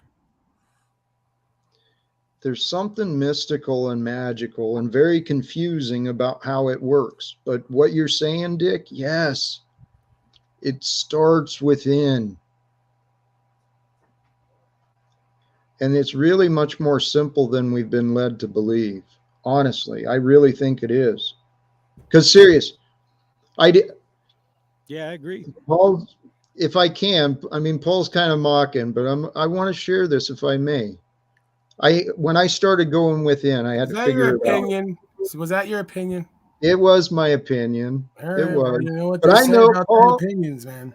I know opinions, man. I mean, the truth is simple, though, right? What do you got to do? is. But what you're going to do next? Do the right thing, as I've heard said, right? Do the next right thing. How do you know what that is? That's the question. I mean, every the moment inner conscience that steers you. So that's what makes it simple. Is you have a moral compass that the Most High gave you, that you can reflect and glean the truth from anytime you want to just listen to the small, still voice inside of you that's always pointing you back to truth. This society doesn't teach us to be still, though. It teaches us to multitask, to do all this, to work hard, to spread ourselves thin, wear ourselves out. Snagged in all the different mental madness. That's not true. Society put me in jail to be with myself a lot. They helped you. I don't know what life you were living, man. It must have been very comfortable and lukewarm. The life I was living, Spirit kept bringing me back to jail with myself to listen to that voice. I'm sorry. See, I characterize it more as like society led to a hamster wheel where you're running, chasing so many obligations and so many other people's dreams that you realize it's all vanity for someone else. And even for what you want, everything's on the back burner. So you're living a fake life, a veneer to like get to some place in the future where supposedly you'll be 65 and have a 401k and nice picket fence, and you can just rot and watch, old Maury Povich shows and reminisce about the good days. But I thought eventually you want more for your life, right? Sorry, man. I thought that was going to be my future.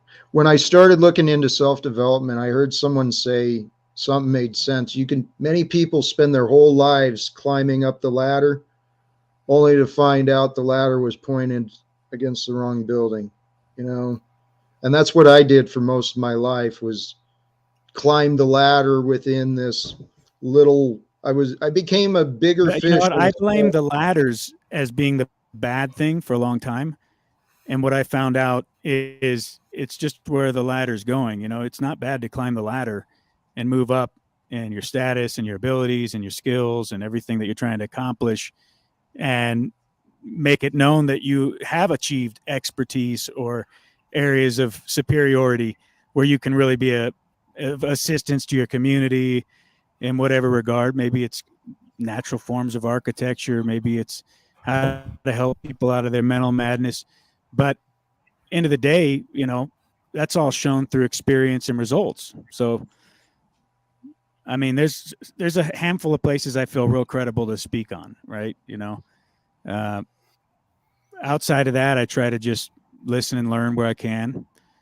And so back to what we were saying earlier, I'm here for both reasons, right? I'm here to give value where I can, but also to improve in every capacity through accountability, ownership of my actions, ownership of my thoughts, and facing that conscience that sears me. So what's interesting to me is if you have a different conscience that sears you when you go inside and you see a different reflection and you come back and you say, no, Dick, you're wrong. I really in my heart believe that the best thing to do is go negotiate with the terrorists or, you know, form some alliances with people in a corrupt system to solve the problem. And you just can't get past that. It's like a line in the sand where we're always going to have this rub. Someone has to be right. Someone has to be wrong. And so when you bring those fundamental arguments to the outset of any conversation, that this is who I am, this is what I'm here to do, you create a bit of a divide from the outset to where it's going to manifest in a bunch of different ways. But anyone being true to themselves, they're going to end up calling you on it and saying, what you're doing is not only not practical, it's not efficient, and it's really not logical. You know, it doesn't line up with how you would work to create something great. You would build a good foundation. You'd start with honesty and transparency, clear weights and measures, clear foundational concepts that are obvious, simplicity. You don't need like some complex multi-layered tax code. How are you going to fix it with the system in place? You're going to go in and say, I want another line item on the $30 trillion of deficits and 140 trillion, you know, unfunded liabilities for your children's children. You're going to create some new fucking funding of printing from the unlimited printing press to create more and more debt. I mean, it's just a system that's obviously designed to enslave certain people that don't want to be aware or conscious of what's going on. So you could say they're victim of circumstances, or you could say they just gravitated towards what they resonated with. But it is there for the purpose it serves. And those, you know what I find? Most of those people, they love it. You couldn't convince them otherwise. If you had the most incredible argument, you could tell them all day about the corruption, things that are wrong. They love their entitlement. They love their daddy government. It serves them, and they believe it keeps them safe. And I have people in my family like that. I will take the accountability. Maybe I'm not making a good enough argument. So I try to continue to refine my positions and give just what I think are sound, constructive ideas for people to consider that might take root, seeds of truth. But there are some people that are just, it's like the relationship I have with you, Jack. At the end of the day, I have to be completely satisfied and comfortable walking away knowing that I may see zero change as an investment of the time in you regarding what we're talking about. And I think you should have the same relationship with me or Paul. Like where you're saying one day you think we're going to sit down and Paul's going to come clean and say, you know what, you were right all along, Jack. I should have listened. Oh, yeah, it's never going to happen. I can tell you right now, it's not an option. Right. So now you're basing your dreams of the future and making your benchmarks for success on things that you don't have willing participants in. Paul has no desire to ever fulfill that destiny that you have in your heart. And right, because I rebut his supposed knowledge, pseudo knowledge here day in and day out. I'm already beyond where he's at. And it doesn't matter what he says, thinks, and feels. I understand that to be true. This is a journey. We're not all at the same place on the journey. That's not an egoic statement. If you can't fulfill your ideology with your words and your actions and deeds and help others and get results, then I don't want to know from you because I've already surpassed that stage. Then go away.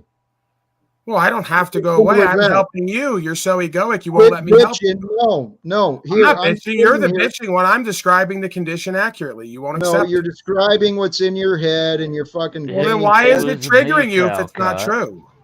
It was me, Talcott. I'm Who the are one you? that came around. Did that feel good to do that, Jack? Purpose? Yeah.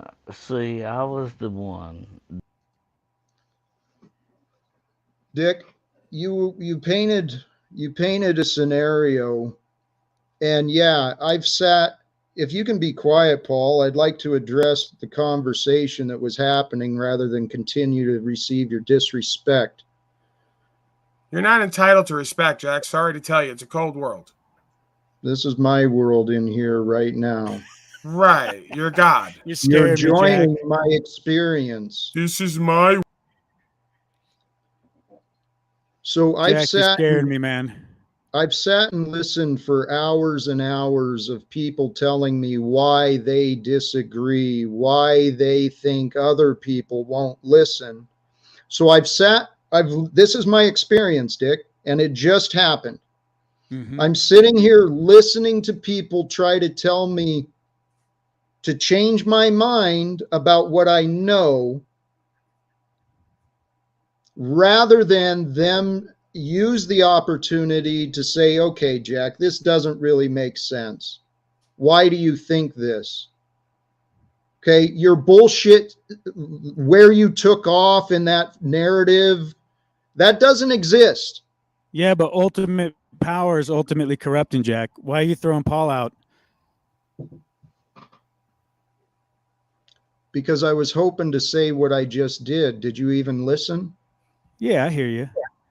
You feel you're being mischaracterized and misrepresented and told what to focus on, which you see as like a self-projection of the people saying it to you. And then ironically, we're saying we see you do the same thing all day long. And so it's like a severe case of hypocrisy at minimum if you're going to judge that. I'm not saying stop it or, do anything in particular. I'm just trying to expose what's happening, that the same criticism you make of people all day long is exactly what you embody. And then you always point out like this self-awareness, like people can't see that you say that other people can't see that they're doing what they say others are doing. And then you do the exact same thing. Right. In a reciprocating process, like over and over and over again. Okay, so what you're doing is you're looking for reasons for me to be wrong. You're not looking for the truth. You're looking I'm just for saying you're in perpetuity. You're like in a loop.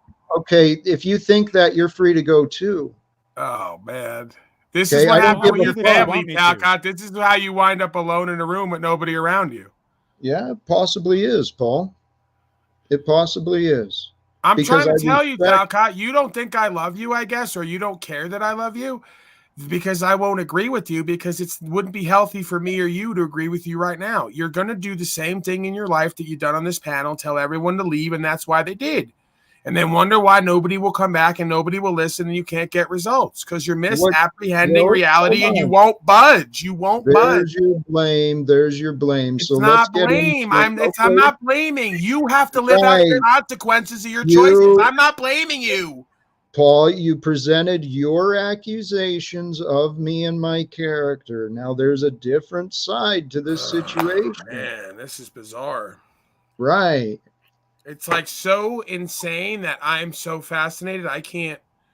It is fascinating.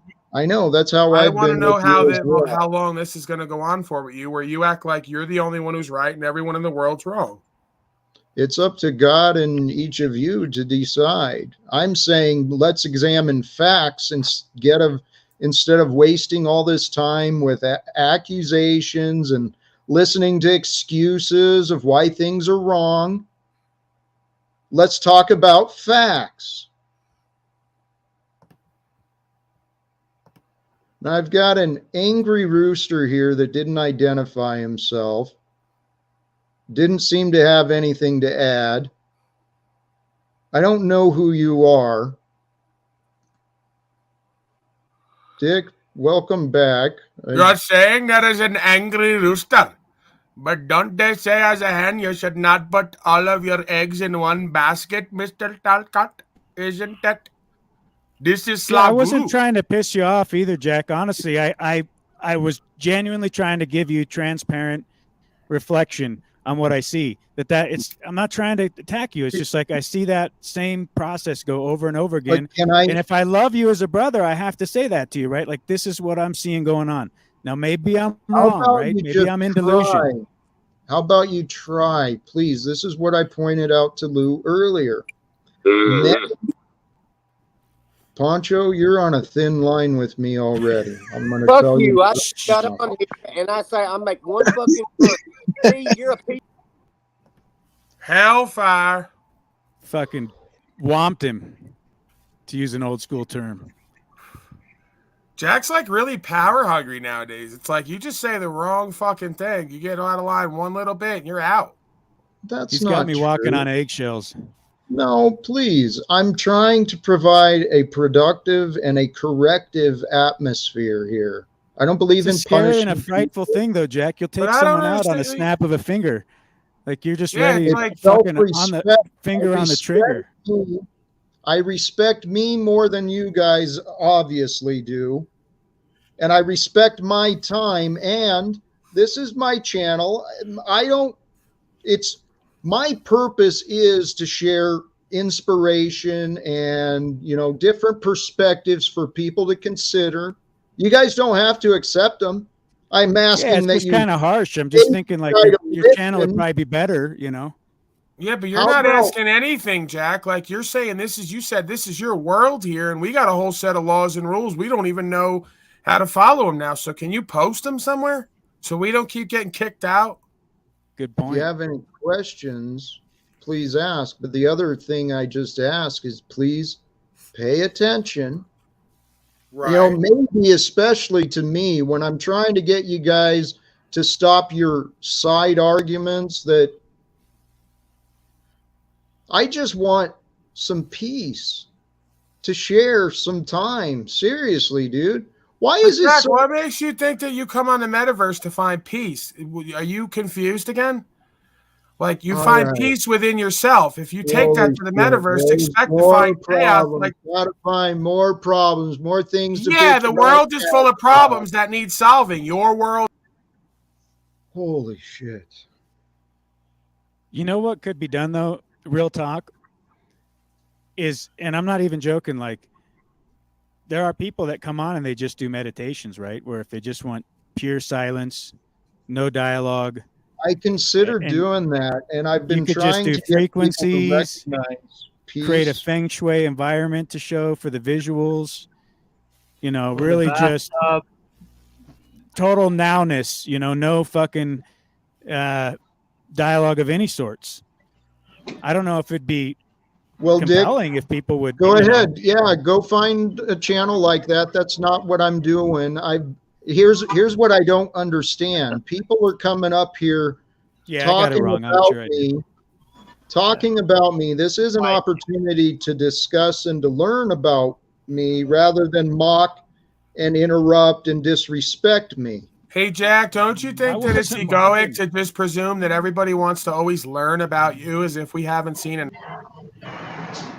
The reason I seriously was not mocking. I was just like, in the mind of peace, I think about like, right. There are some channels. Here's the point that Jack, what are you doing, man? Trying to get a word out without being interrupted, Lou. Do you need to be put in the back as well? I don't want to be, but how you doing, Mitchell? It's good to see you, brother. Hey, what's up, Jack? It's been an interesting experience. I truly don't know what to think or do. You have any thoughts? I have a ton of thoughts, man. I'm happy to share. What are your goals? Honestly, I mean, Thank you, Mitchell. I started the live stream today, and I won't lie. Part of my guess was that people would bring my live stream to Paul's attention, and that he would, since he doesn't talk to me on his panel, and he allows the monkeys to continue jumping in, I thought this might be an opportunity for dialogue. And it's been turning into the same nonsense of what he does over there. And I don't know why I thought different, but each day I hope that people wake up, you know, maybe get out of their heads and figure out what is going on.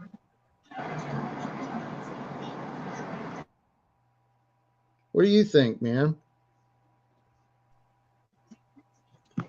yeah, I mean, so your goal is It's great to essentially be to. back here, brother. So you want to wake people up to what's going on in the world?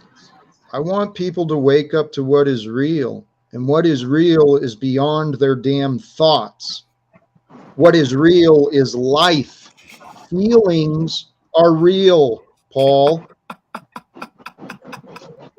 That's why you're so What confused. makes you think that all feelings are automatically real and in line with reality, as if we don't have a whole system based on treating people who have personality disorders, who have feelings and thoughts that aren't in line with the reality the rest of us are experiencing?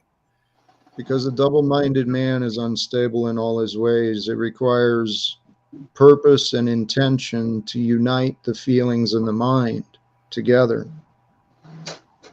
That's what self-control is. That's what maturity is self-control. Ascension is self-control through mastery of the inner intelligence.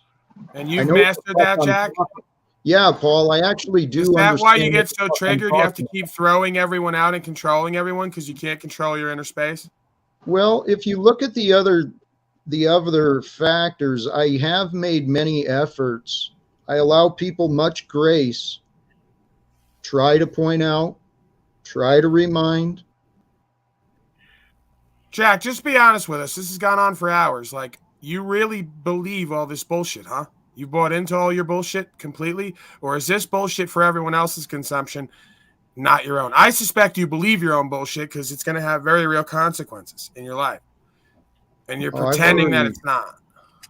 No, this is the point. I've already faced and experienced many, many real consequences. And the fact that nobody seems to give a shit makes me really question what is real. Because I thought people cared. I thought people cared about each other. Obviously, I'm fucking wrong. That's the thing. Why are you so foolish all the time with all these naive, childlike perceptions of how the world works? Like, off in your imagination and feelings again, which aren't real, as I just said. You're right. I took that part of the scripture to heart, though. The mind of a child. What does that mean? To be innocent, to be one with. Does it say the mind of a child? Can we pull that up? Something about it requires the innocence of a child to. Yeah, like a childlike heart, pure and innocent, not a child's mind. See, that's where you're mistaken. Hold on. It's a Freudian slip because you have a childlike mind, which strays your childlike heart, which is pure and innocent, caring and loving, which causes you to be as you are here, cycling in ineptitude. Actually, right now, because I do have a study of mind, especially my own. Okay. Hey, Jack, there's a Tadic warrior over here said it says to have the mind of a serpent. And I remember something along those lines, the care of a dove with the wisdom of a serpent. So I would say that I would be, as much as they'll say it's a shaitan lingo, I would be the wise like a serpent, because every time you go to move and think that you've gotten an upper hand, you wind up revealing that you're deeper in my clutches. So I have the mind of a serpent, and I wrap you up daily with the truth. And I have a care in my heart because I continue to do it and show you love and grace and mercy and allow you up on the panel, even though you seem to be hopeless at this point because you're fruitless, but still think you're going to change everybody else's life with your fruitless lack of knowledge. My people and their people perish for lack of knowledge of self. So yeah, and that verse saying. finishes out, Paul, as wise as serpents, harmless as doves. So it's kind of cool how it, dovetails together with that. Right. Hey, so like I have a criminal mind, as they say. I'm a barbarian, heathen in the mind. But in my heart, I do no harm to anybody, even going so far as to eat pizza every day and not animals, even though they taste oh so good. Well, you don't intentionally harm people, but your love is it's brutal. It's an agape love. It might cause you to be agape. It is a distorted. It is distorted and angry love that you show. No, Paul. sir. No, sir. Not healthy. It's a stern but fair, like God. That's the thing. You want to see. You want to overthrow and rebuke God and be your own God, and that's why when God is stern but fair with you, you get angry and upset and frustrated and confused, and you say, "Is this real?" Yes, God says back, "It's very real. The closest thing to real you have in the form of matter." So, again, stern but fair is not angry and hateful. It's much like your daddy would have been if he was around and knew who and what he was, which I suspect he didn't, like many men in this realm. No, my stepfather raised me, and he was an angry man and very wise, but he was angry like and you. That's why you keep projecting your daddy experience on me. I'm not him. I never beat you and mommy. I never did harm to you. I never abandoned you. I love you every day and let you back.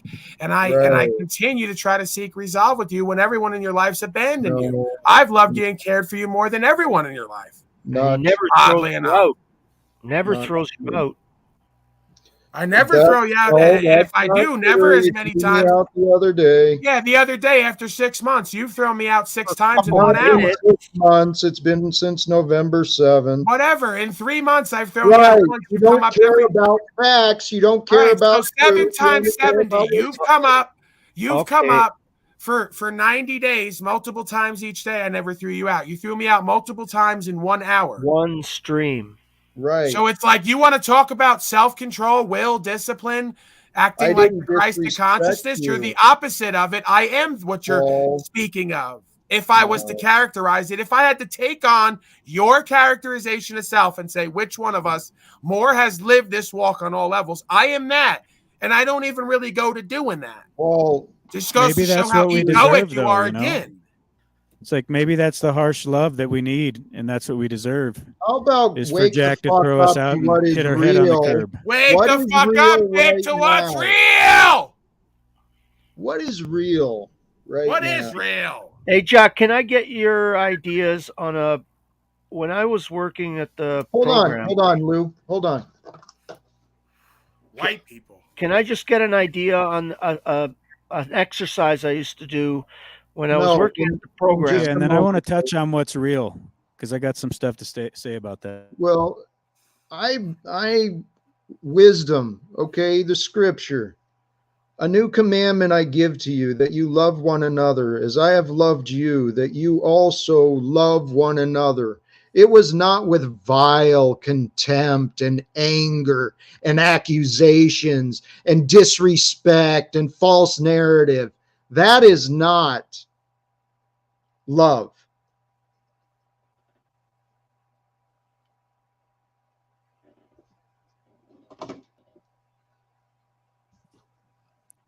You wanted the floor there, Lou? To get your ideas on an exercise I used to do. And in 10 years that I worked at the program, I probably only used it myself a couple, maybe 3 times. Did you just say you were exercising? Yeah. The story's already personalities. Shut up, bitch. Certain personalities would come in that were similar to yours. And there was an exercise we would have them do. And it was kind of a little bit barbaric and probably wouldn't be accepted today, but it really worked very well. And it often brought people right out of what their shit was. And it had to do with shit. So we would not allow them to use the bathroom. we would, and I've done it like I said, maybe 3 times, and I gave them a bucket, and I said, okay, the bathroom's off limits from now on. You go in this bucket. But the problem was he couldn't just leave the bucket somewhere private. He had to take the bucket with him everywhere he went within the community, right? And part of the deal was that wherever he went, whenever he put that bucket down, someone would have to ask him, why have you got the bucket of shit today? Why are you carrying your bucket of shit? And so he'd have to keep explaining why he's carrying a bucket of shit. And generally, depending on how deep their delusion was, sometimes it would take more than a month. I've seen one guy last almost 2 months before they stopped and realized, wait a minute, I'm really in my own shit and I can't get out. Right? And I'm not perfect, although I might think I am, and I don't have all the answers, although I might think I do. Do you think that that was a bad exercise, a good exercise, or pointless? And how do you think you would fare? Hey, Lou, were you saying something? He probably wasn't listening, eh? No, what I'm curious is what made you think that long story had any value or relevance to what is being said today? I don't know. I'm just maybe right. I'm not very smart. Maybe, Jack. Checkmate. Okay, Lou. but Paul, Just a dummy. Lou, just a dummy. Only you can explain your behavior. And if you don't think about, whoa. If you don't think about what you're doing, you're a man careless, without thought, ignorant, delusional. Yeah. You got to pay attention to you, dude. So that's an interesting story. I get your point. You're a man who's been carrying a lot of shit. And so you project that out onto others, think others are carrying a lot of shit. Right. And we don't have to carry a lot of shit or cash shit at each other. No, Jack. What they realized, yeah, you did, Jack. I love you. Generally, what the people realized, some longer than others, is that they weren't shitting out butterflies and roses. That maybe they weren't the smartest guy in the room after all. Hey, now it sounds like you're just making things up to try and show that you weren't foolish. All right. It's not really working. Hey, the verse I was thinking about. These were guys that were generally trying to fix every guy in the program. They had every guy. They had the right answer. One guy would have this problem or that problem. Come back, man. He's not listening. Let's see if we can see in the mirror. Man. Can we see in the mirror there? Man. He got really thirsty. He had to get some water. Yeah, I can't see it. He blocked it with his chair now. He got really angry and upset, flew off, and went to get some water. Yes. Stop bringing up the program, Lou. Stop bringing up the program. Ixnay on the program pay. You get me? Okay. But it was successful. It really was. It was hard to use because it's pretty crappy to carry your own shit. I think that the story applied, but that's enough. There's a steel wall of Jack's ego armor that you have to pierce through, and it's not going to happen. Yeah. I can't see. He's got the Maybe chair. Not right now. There might have to be some more suffering before the ego is cracked. We've seen it many times. The reflection in the fireplace. It's broken and then broken again and broken again and broken again. This is what folks got to go through sometimes. Get broken again and broken again and broken again until they pick up the right pieces and put things back together correctly. Yeah, I know. I had to break your ass down, you big heathen, many times. I'm okay with it. Lou, get the hell out of your imagination, man. I'm sick of all the shit you're making up. All right? Oh, Jack, you're back. Thank God, man. Fucking Lou was off in his imagination again, telling stories about he's better than everyone. I really do love you guys. Hey, the scripture I was referencing about the mind of a child, truly I say to you, whoever shall not receive the kingdom of God as a little child, he shall not enter therein.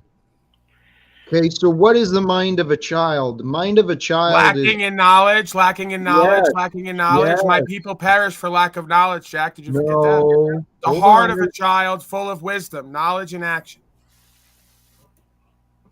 I guess you're the expert on what I've learned. You learned it from Wayne Dyer, and you're piecing it No, back to scriptures and misinterpreting it. no, brother. This is from my own reflection of my own experience. Can What you I show did, us something about your experience that's worth respecting, taking a second look at? you know, the results would be in what you experience yourself. What I say is irrelevant. I mean, my results would be mine, but what I'm asking people to do is please consider how this might work for you and try it. Prove me wrong. Say, Jack, I tried what you said and you were fucking wrong. Yeah, I already have. I've tried the New Age bullshit, deception, moral relativism, and it was wrong. Can I leave you out of it? And yet I'm trying to explain new things right now. Right. So all feelings are all that matters. Start there. All right. I can prove that. Feelings create the memories of our experience. And then the memory of the feelings brings back imprints into our mind where we can recall the details. But the major imprint is the feeling. The feeling is the experience. The thoughts are just the description and the understanding. So the innocence of a child, to me, is the curiosity, right? Eternally curious. Stay curious, because while we stay curious, we avoid judgment. How do we know? Right, like saying that I'm running a cult because you can't ascertain with a childlike mind how pragmaticism is different from cultism. My questions have been rebuked, and my questions have been answered through actions, not through answers or dialogue. Paul, we could have understood each other long ago had we had just a civil conversation off air where we didn't have an audience. No, that's not true. I know that's not your way. That's not your rule. No, it's not about you want your way, and it's not the way. I'm living in the way, and when you come with your way, I don't listen to you. Our ways are only different because of what you've chosen to believe. No, it's because of what I know versus what you've chosen to believe. So where do we meet? Or do we We meet in knowledge rather than your belief versus what I know to be true and not true, so much so I've helped others while no one will listen to you, as you say.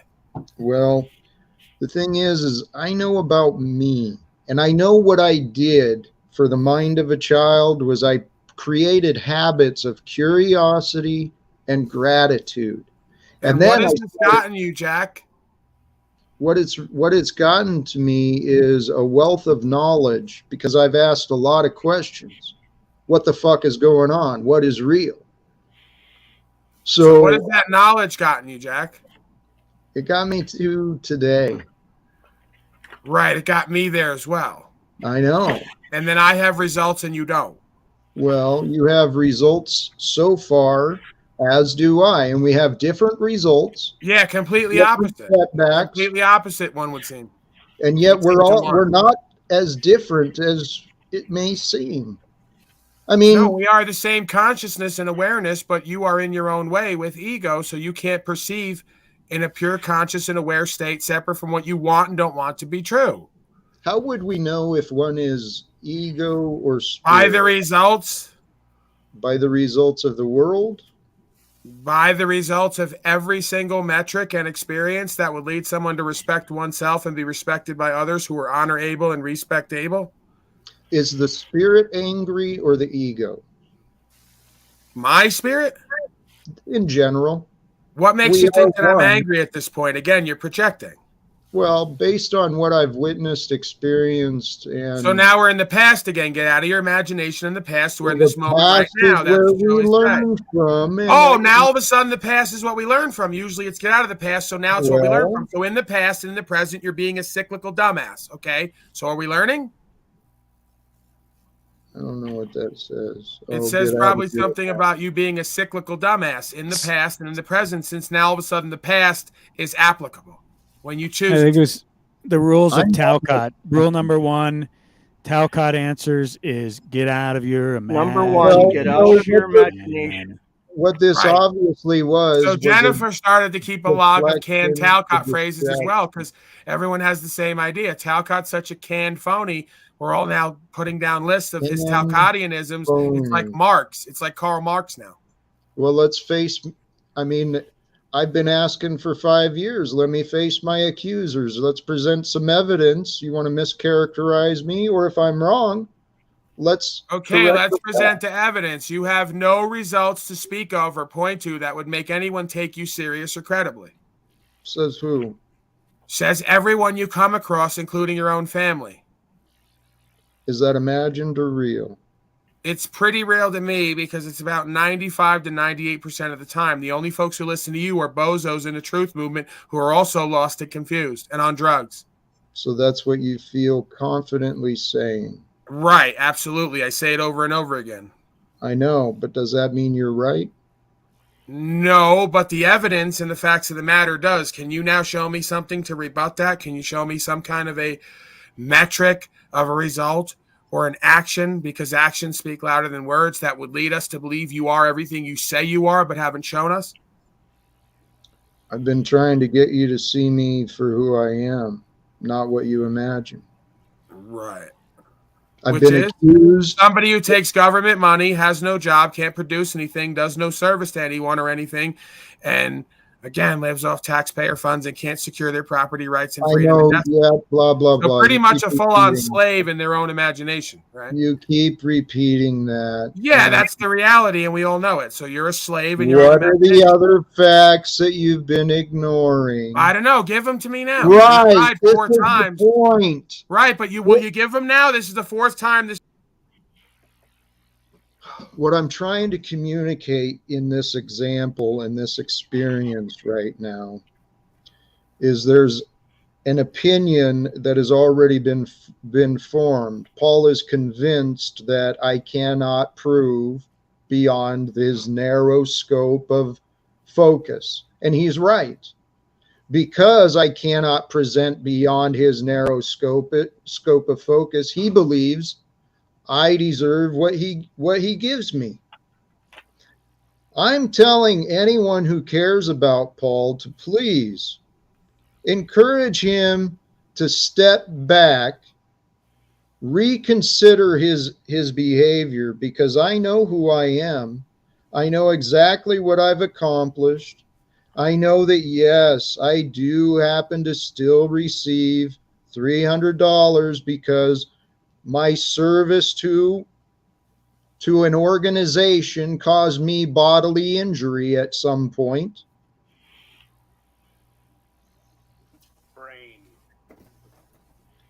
If we can get past the narrow focus of opinions, Paul. So Talcott, I don't know if you were going to let me back up. I went to go make a sandwich. Hey, I'm glad to see you, man. Chill out and relax. So, Paul, Jack wanted me to tell you to please take a step back and take a look at your actions and consider if your actions are lining up with truth. Isn't that what you said? It was, and thank you, Dick. I appreciate that. Right. I'll do that for you. Considers. And I'll also say, it's a slippery slope when we give a lot of advice and we're not willing to take any advice. And so I just go back to that. It's a reciprocating loop where, end of the day, Jack, you're never quite satisfied with anybody else's actions. And I think that's why you get a lot of feedback coming back at you, trying to help you with your obvious difficulties and, situations that you're encountering. Can I And address so- that? Because you're See, right. if you give advice and you don't have results, the word is advice, toward bondage, toward slavery. So most slaves can only give advice to where they go and where they know. So Jack can only tell you how to be in a place he's about to lose, getting $300 a month from a beast system that he still continues to feed and serve because he's not independent of a codependent relationship with his daddy and masters. So that he can only lead you where he's gone and shown him what he knows. And that's the roots of what he knows and shows. Hey, why don't you sit back and enjoy your food for a bit? Because you're absolutely wrong, Paul.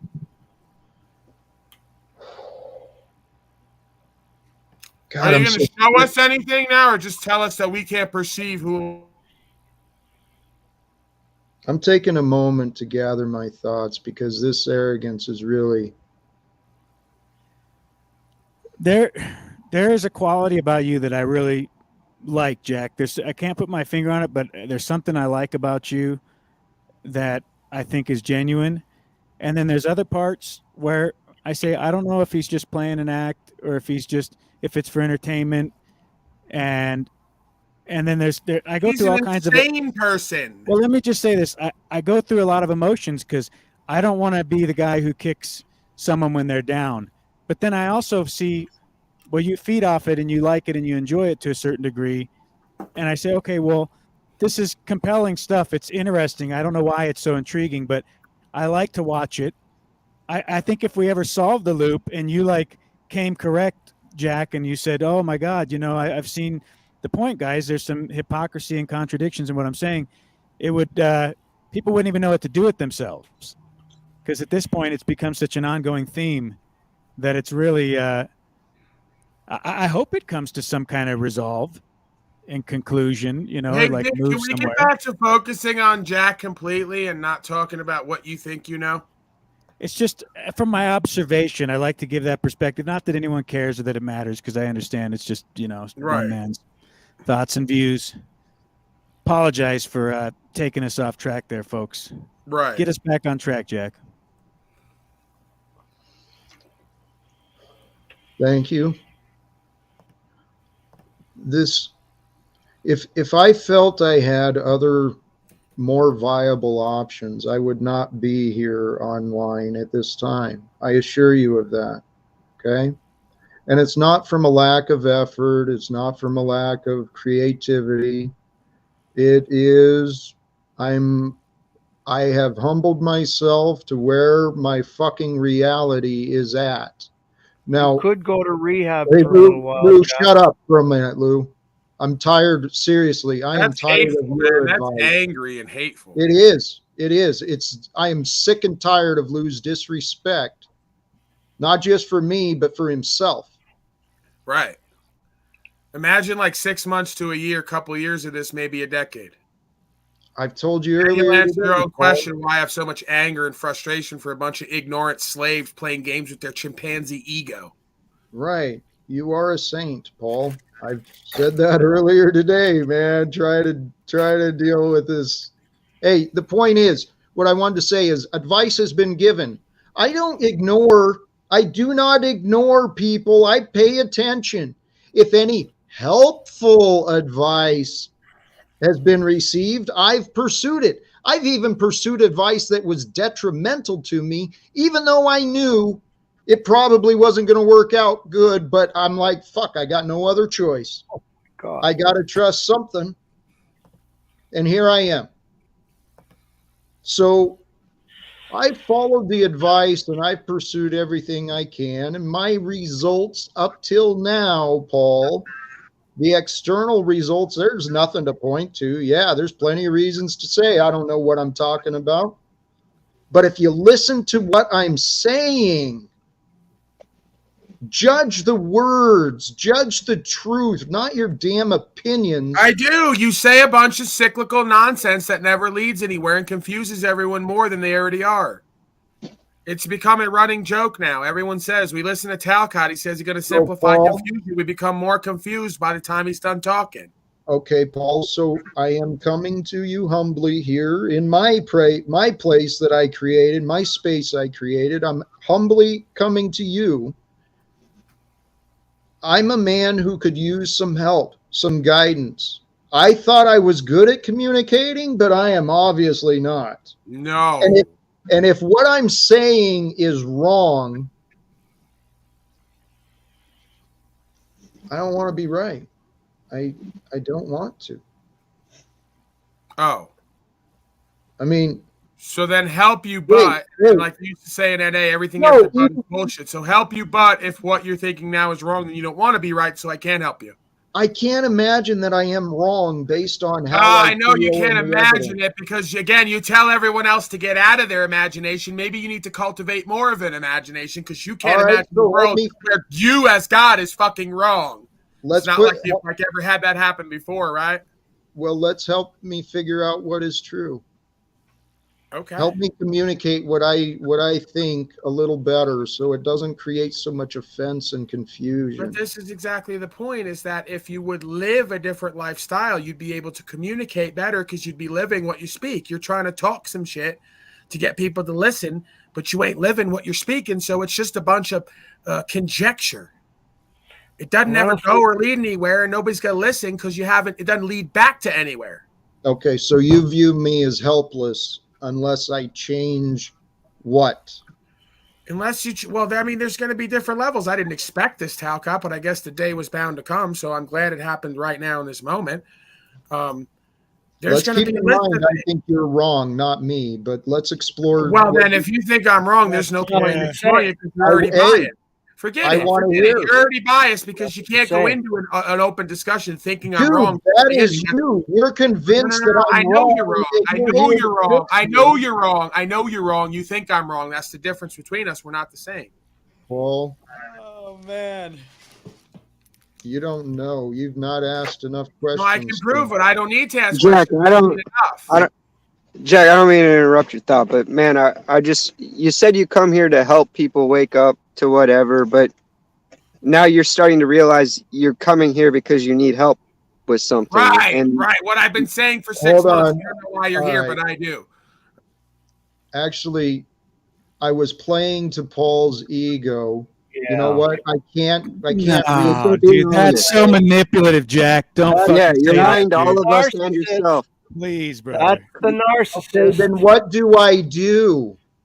You guys want to fight it, describing you're confused and don't know what the fuck you're talking about and living. It's simple. Really, your ego won't let you. I know it. You're so fucking smart. What do I change, Paul? It's so smart. There goes the superiority conflict. No, that's dude. It's not about me being smart. My results are better than. You're behaving like a child. Your results prove that you are an immature. I don't know. I don't know what the fuck is wrong. And Lou, well, because you asked a question, right? And if for a minute we thought you were being genuine, and there was like an actual breakthrough happening where you were going to be just open-minded to hear out what he said, and then you came back and said, "No, I was just playing with your ego, dude." Well, you know. Okay, so what does it matter? What matters is what is true, okay? And I've spent hours and hours. I don't know if you saw Z and his little fucking game, him and me on Paul's platform trying to diagnose me as a narcissist, just like Austin did to Paul, that stupid monkey game of, that's what it was, narcissistic, egoic control. Demonstrated by insecure, juvenile egos. That's awesome. That picture of Z. Fucking beautiful work. Evan's a talented. Oh, I'm back, Jack. Hey, how are you, brother? I don't have the longevity or patience for this that you do, Paul. Yeah, you don't have any of the things I do. That's why you should shut up and listen more. I've shut up and listened to you enough. That's why I didn't visit you today. Right. Can I see the results of all the things you've done and achieved in yourself and outside yourself that I could show you and tell you about? That are also provable and true? What would it change? It would change your credibility, your integrity, your reputation, and how you're received, which is the only thing that you say you fucking want and care about, which still isn't even the most important thing to care about, but we could start there. Self-fucking respect, self-worth, self-esteem. I do care about those things. Wouldn't know it. Certainly not by the way you demonstrate and treat my name. No, that's not how that works, Jack. Anybody could say anything about me they already have, and it goes pretty much nowhere because I'm Teflon. I'm Teflon Don. Right? It's irrelevant to what I was pointing out. No, you think that your self-esteem comes from everybody else. It's called self-esteem. That's how a broken home. No, all I was saying is that it is important. So we don't have to argue, Paul. This isn't a pissing match. We're not. Do you see it as a pissing match? That's your ego again, Jack. We're seeking truth. I'm seeing you trying to whatever. Accurately characterize you for who you are while you try to take accountability, responsibility. Yeah, I'm absolutely doing that. Trying to control the narrative in your bullying, egoic, manipulative fashion. I'm bullying by speaking, and you're kicking me out every 5 minutes because you can't handle the words, and I'm bullying control. Right? No, I'm entertaining your behavior. You've been relatively polite. I mean, I'm certainly not a dignified man, in my opinion. Right, not because someone I bring in. Determine that I'm dignified or not when you still take state-sponsored beast money from your daddy, the devil. Because you get to decide what fucking dignity is, right? Fuck not. Well, I get to know what love is, what care is. Oh, so now you're going to obfuscate and deflect, right? Obfuscate and deflect. Obfuscate and deflect. You just said dignity, and then you fucking obfuscated and deflected because you got caught again. Without dignity, without humility, without humbleness, in your ego, in your imagination, saying opinions don't matter, while only your opinion matters. You are the most insane motherfucker I might have ever met, and it comes across as you being so normal when you first meet you. That's what's so fascinating is you are all around us. You seem so normal, but until you deal with you for like a few moments, a few hours, a few days, a few weeks, you realize how insane you are doing, thinking, feeling the same shit. And hey, Paul, that's... I don't need your mischaracterization and your bullshit here, okay? Hey, I got in the chat. I see that Christos wants to come up. I've got only the 6 limits. 2, 4, 5. There's already. I don't know what the hell's going on with this thing, man. Yeah, there was 5 people there, Jack. You could have brought them up. I don't know if you stopped learning how to count or know how to count or what. Well, no, I got Lou in the back and Clint Eastwood, whoever I think that's El Perro, maybe. Well, you're not going to let Wizard back up. He's full of anger and hate, and you couldn't possibly learn something from him. Not when he's filled with anger and hate. He's a worthless, angry man. Right, because you're a fool. You should be able to learn from everyone. It doesn't matter what they're feeling when they deliver the truth. What's the difference? What they feel when they deliver the truth, if it's true. If you ignore truth for a feeling, that makes you a fool. Right.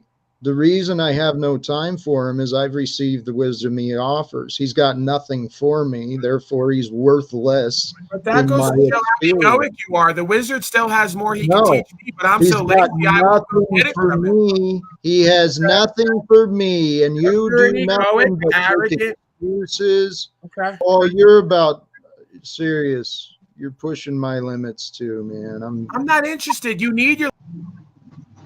I don't need shit from you anymore, man. This is kind of the thing. Mitchell. Hey, Jack. You're a man of reason. You and I have not connected. We've had our little...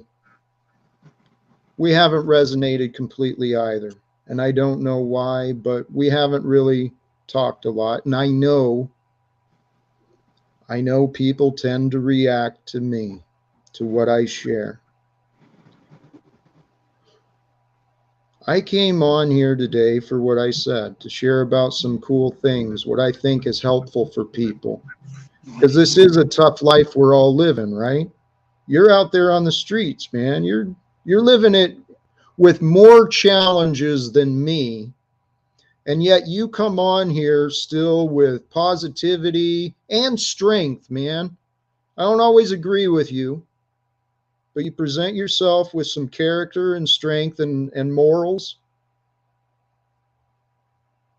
I don't know what's going on, dude, but this life is ours to live. Right? We are all part of some greater life social experiment. We all know that there's manipulation and there's evil throughout this world, but when we stop this bullshit, and I think you see this, Mitchell, that's why I'm trying to talk to you, is I think you see some of the things I see too. We've got opportunities to do more. And I think this pattern of people restreaming and gossiping and complaining, I think it's people lying to themselves. If we want to change the world, we've got to rid ourselves and each other of lies. So, what do? I've still got people here in the background. They've been kind enough and patient with me not to leave. I don't know what to do, though. Well, I wanted to bring up a couple more points just relative to some things I heard tonight. And I just keep hearing. I'm sorry to interrupt, but before you do, should I bring Paul? I mean, Paul is who I want to talk to, honestly. I understand. I can communicate with Lou after Paul's mind. When Paul's mind changes about me, a bunch of people are going to open their minds and be like, oh shit, maybe I should listen to Jack. And I'll get to Lou after I get through to Paul. But Mitch, what's your That's the wildest statement I've ever heard. I can't even, anyway, dude. Jack, yeah, you don't even have to respond, but it just the best for you. I gotta head out. Mitchell, it's always good to see you. Later, Jack, Dick. Thanks for the time. If you don't have how it's like or gratitude, feel free to leave without a word. People definitely have different interpretations of love, but I send you nothing but love and, positive energy. And honestly, dude, I just want the best outcome for all of us. So have a great evening. You too, brother. God bless. Thank you. Mitch, what are your thoughts? Bring the people back up or continue an adult conversation? Do whatever makes you comfortable, but you don't even need to respond. I'll try and articulate what I wanted, the points I wanted to make. Even if you just ponder on them later. I just think that I keep hearing these terms, like humility and arrogance being brought up, and I perceive arrogance to be basically like a unpleasantly proud of your accomplishments or whatever, and then humility to basically be the antonym to that, and so I'm just seeing a lot of contradiction there. It's hard to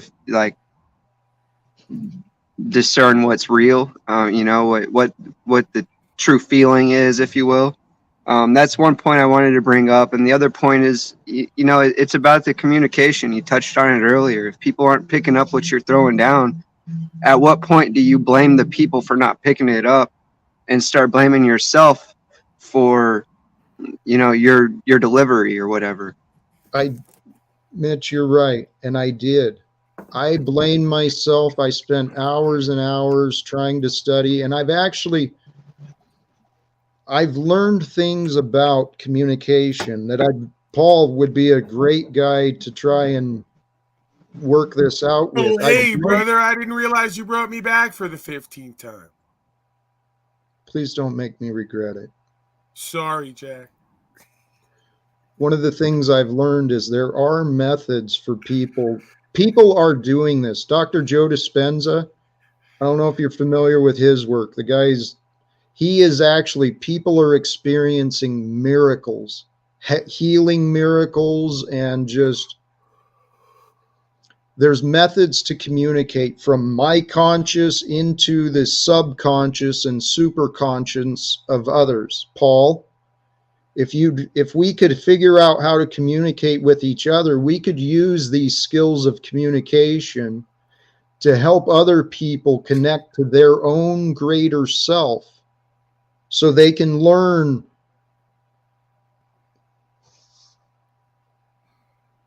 You just don't listen, man.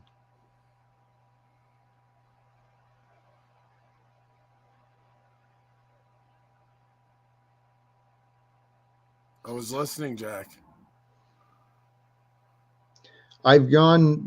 Mitchell, I've gone within deeply to look at myself. What am I doing wrong?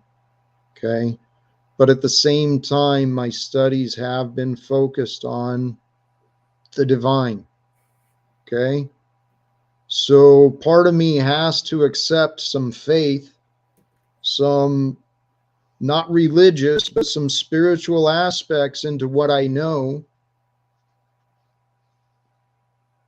And it's my theory that God is using me and us as messengers for those in the future so they can learn from the lives that we lived and the experiences we shared together. And whatever we do together is going to affect those who come after us in the future. So if we're going to live, let's figure out how to get along. And if we can figure out how to get along, let's figure out how to make things better. I don't see why that makes me such a bad guy.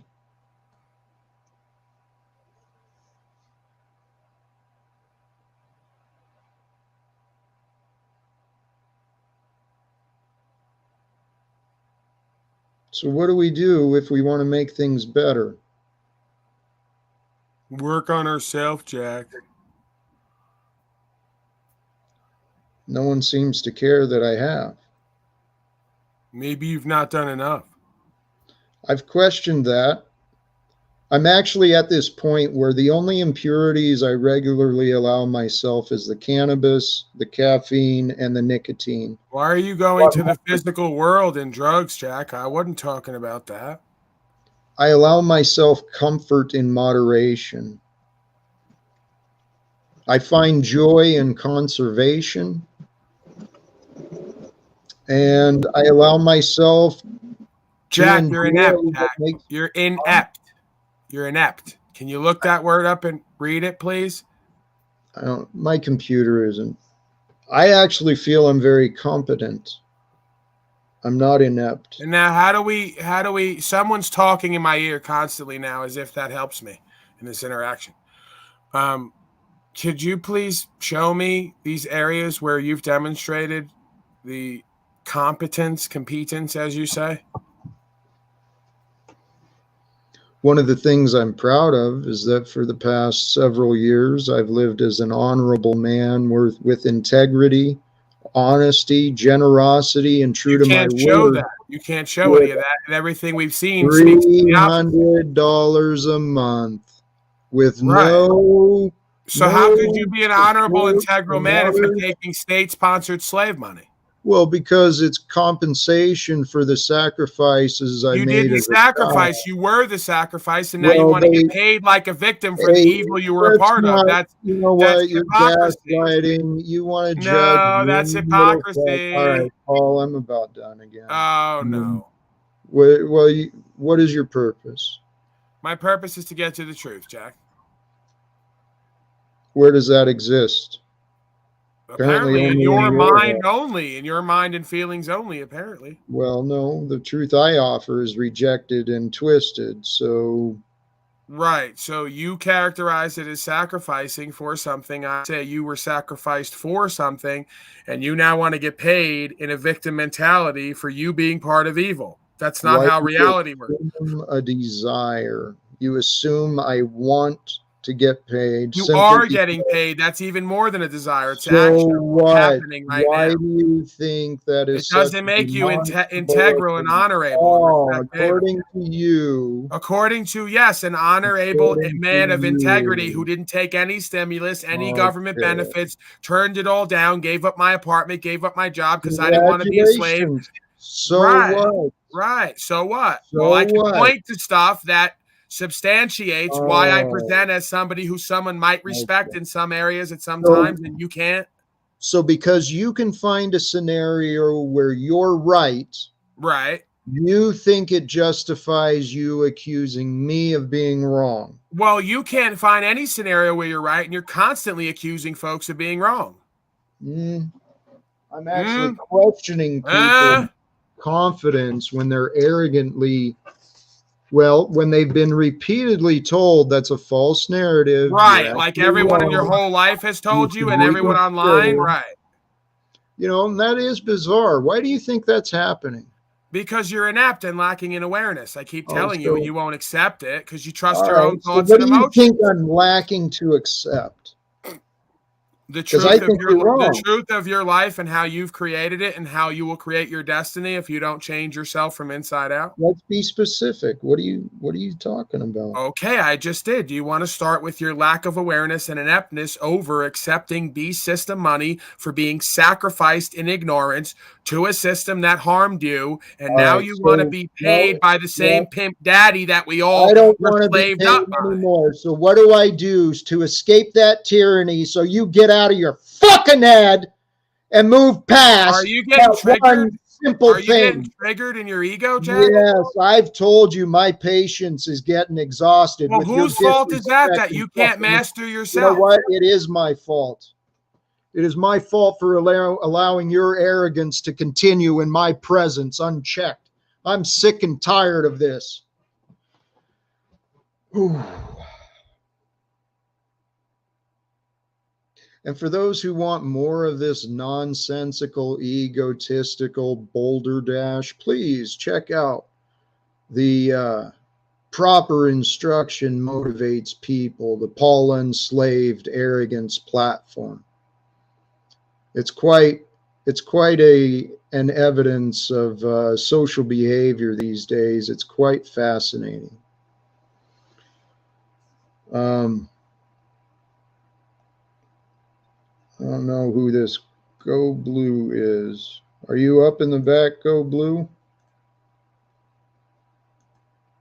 I'm open to civil conversations with anybody, but I am sick and tired of wasting time debating opinions and imaginations disparaging me.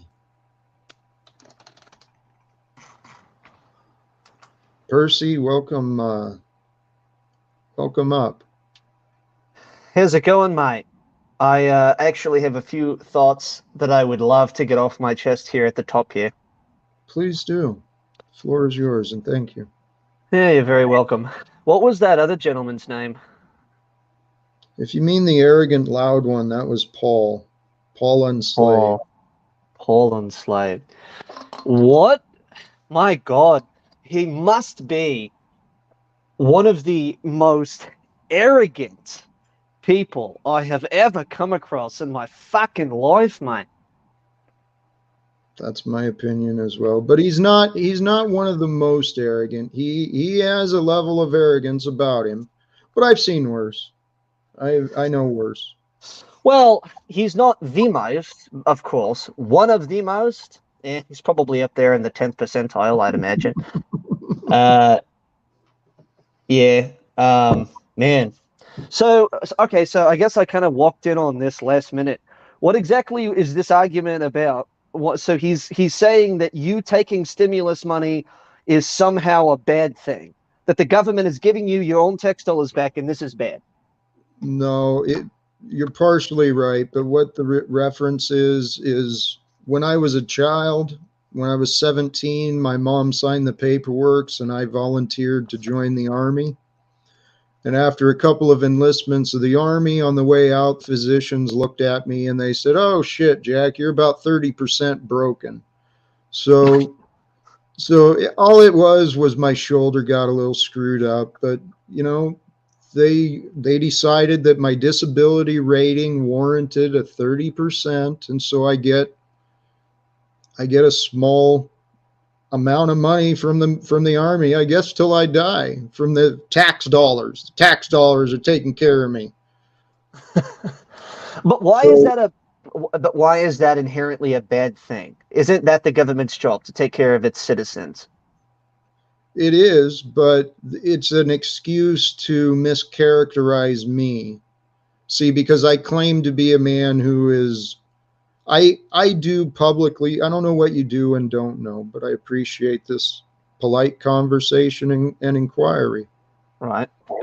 What I do present and promote is I believe that we can reform and end wars. We can reform and completely transform the economic system and stuff. I claim to be a spiritual man promoting the way as taught and recorded in the Bible, the way of Jesus. I claim to promote that. So you're a Christian? I'm a very spiritual man. My own path went from science to philosophy to the Buddhic studies and philosophies, and the Bible is the last place I've turned, but my mind is really being opened up quite a bit to that. I don't identify with the Christians or the churchian doctrines.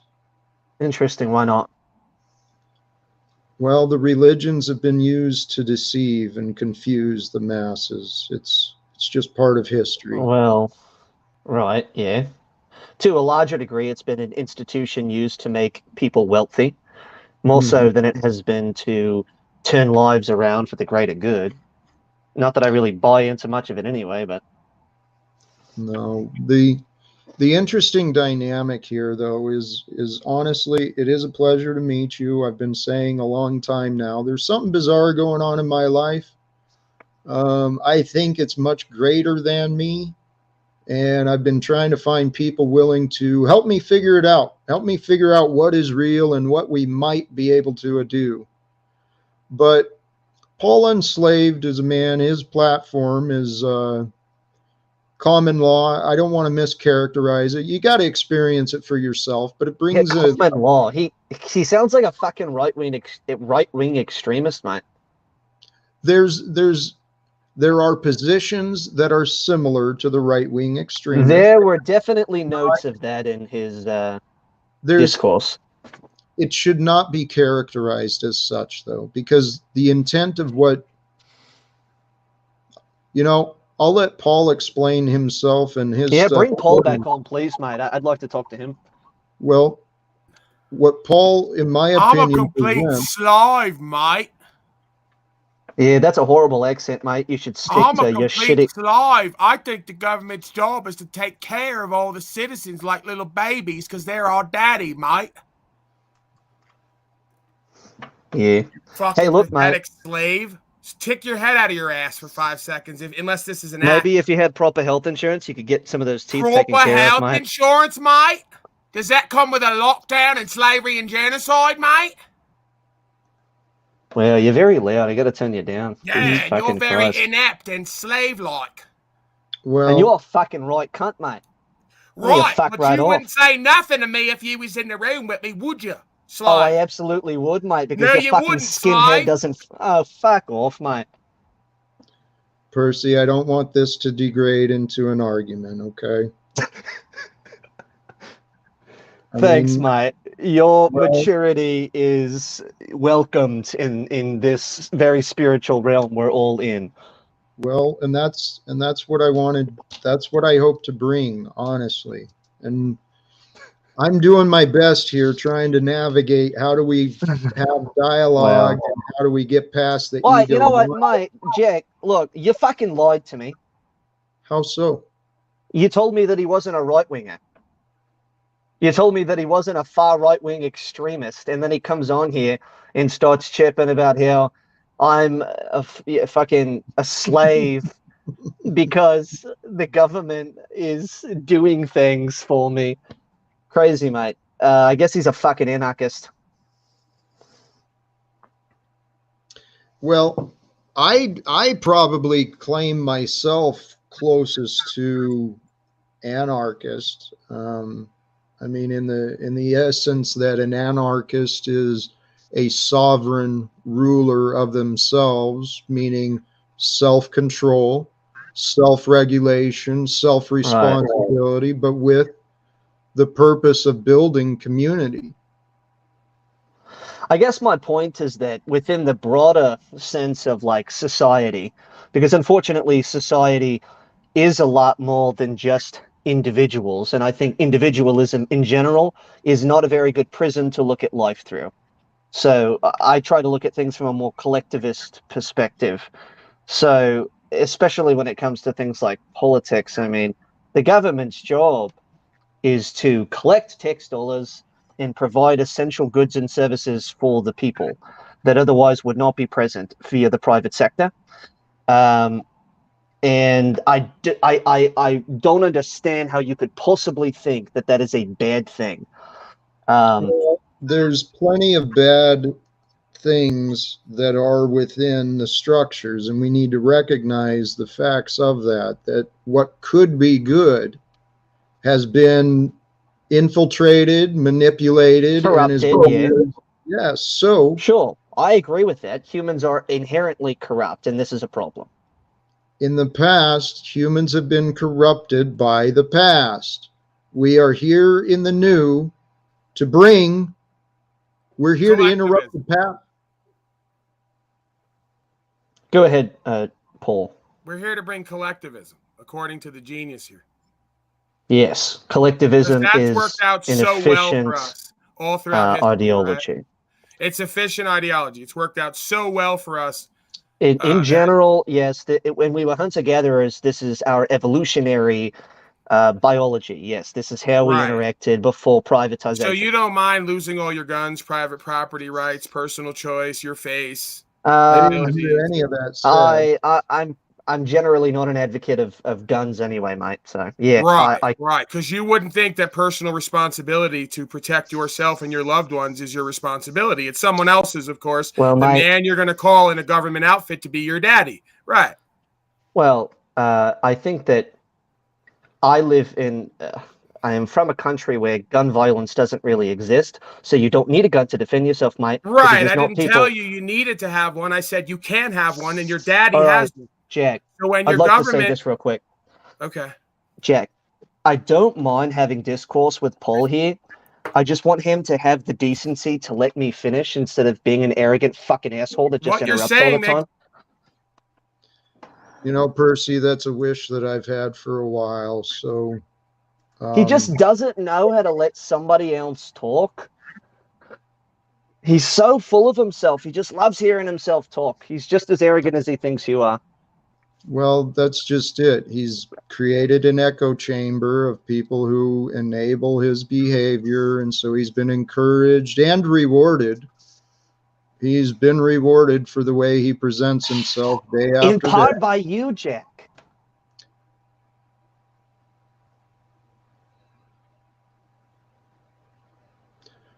Okay. If you want to blame me, the man We're not blaming you exclusively.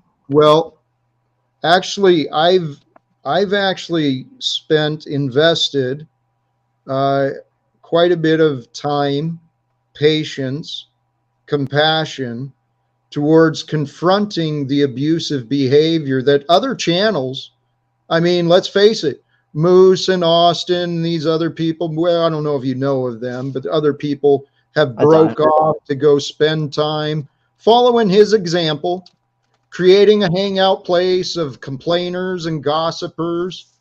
So people have gone off to do what Paul is upset about, gone off to talk shit about him, but I've repeatedly placed myself back trying to have a reasonable discussion. And right now, he's still screaming. Wait, mate. Are you familiar with the fable of the frog and the scorpion crossing the river? Yep. Yeah, it's just in his nature, mate. I don't really believe in fundamental change. So he's never going to change. You're never going to enlighten him. You're never going to bring him to a place of understanding. Percy, I appreciate that perspective, but let's not continue negativity. The egoic mind is the one that believes it can predict the future.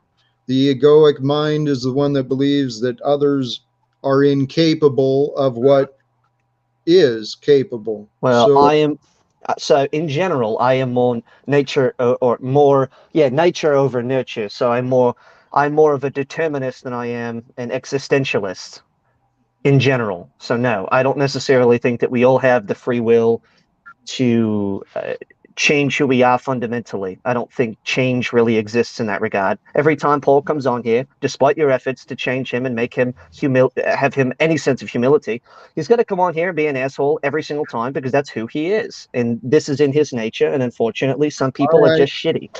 Well, I still hold faith in humanity and that man. I believe that Misplaced faith, mate. Hey, you know what, Percy? I'm not here to argue. Okay. I appreciate your opinion. I allowed you to voice your opinion. I'm telling you the reason that I keep continuing is for the reasons that I say, that I have faith that all that exists is change. We are the change. We can either resist the change or embrace the change. I'm bringing change and promoting change for everyone. I respect your intentions, and I respect your very well-placed desires, but I think my opinion is that ultimately your efforts will be futile. The future will reveal itself. So what do we do today, Percy? Angry Rooster, did you have something you wanted to share? You coming up? Maybe the experience of us, living life and being fertile and everything, just like he's saying, was part of the experience in the whole beginning, and we just didn't even know it. Right. The experience. There's a lot of things that were happening. Yeah, there was a lot of things that were happening, man. Okay, so what is it? And a lot of it was fake. Right. A bunch of soy boy stuff. Right.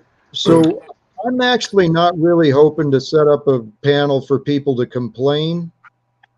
Most of it was just, hey, we did it. That was it. Mate, so what should we do? What should we do for the future? Does anyone care about the future, or does everyone want to? I do. I honestly, if you want to know about the future, I care about the future. If you want to know, yeah, you shouldn't have asked. Can I ask you a question, Jack? Hey, Percy, can you hear me? Sure can, mate. Hey, are you against guns? Do you support guns or? Not as a general rule, and I have two reasons for this. Just a quick yes or no. No. Okay. Do you have a family? I do, yes. How would you defend your family if a criminal came into your home with guns and tried to kill your family? Well, so I have. How would you defend your family if criminals broke into your home with guns and tried to kill your family? How would you defend them? With knives, with plates? I'm not going to be backed into a corner. You made it weird as fuck, and you didn't even have to make it weird that way. Shut up! I'm not like it was already weird anyway. Shut your mouth! I'm not speaking to you. Shut your fucking mouth. No, whatever. There's nothing weird about what he asked. I think it just seems like a genuine question. Why is everybody so antagonistic here? Percy, how would you defend your family if criminals with guns broke into your home trying to kill you? How would you defend your family? What is the relevance of that question? No, you know what? I don't have a problem. I said, do you support guns? You said no. I said, I don't have a problem answering this question. Criminals don't care about laws, right? Criminals don't care about the law. So let him answer. Hold on. I'm trying to get your logical mind working right now, okay? This is for the men. So if criminals with guns who don't care about the law came into your home and tried to kill your family, how would you defend your family if you don't support guns? Right. I will answer this, but only if you give me longer than 2 fucking seconds before you interject. I'm done. Okay. So the answer is I would be unable to defend myself against somebody with a firearm. This is obvious. That But was the first and second. It'd be like boom, boom. That's it. Roll over and die. Exactly, right. And of course, I'm not a fucking idiot. I'm aware of this. But again, allow me to explain why I think this way. Because I think.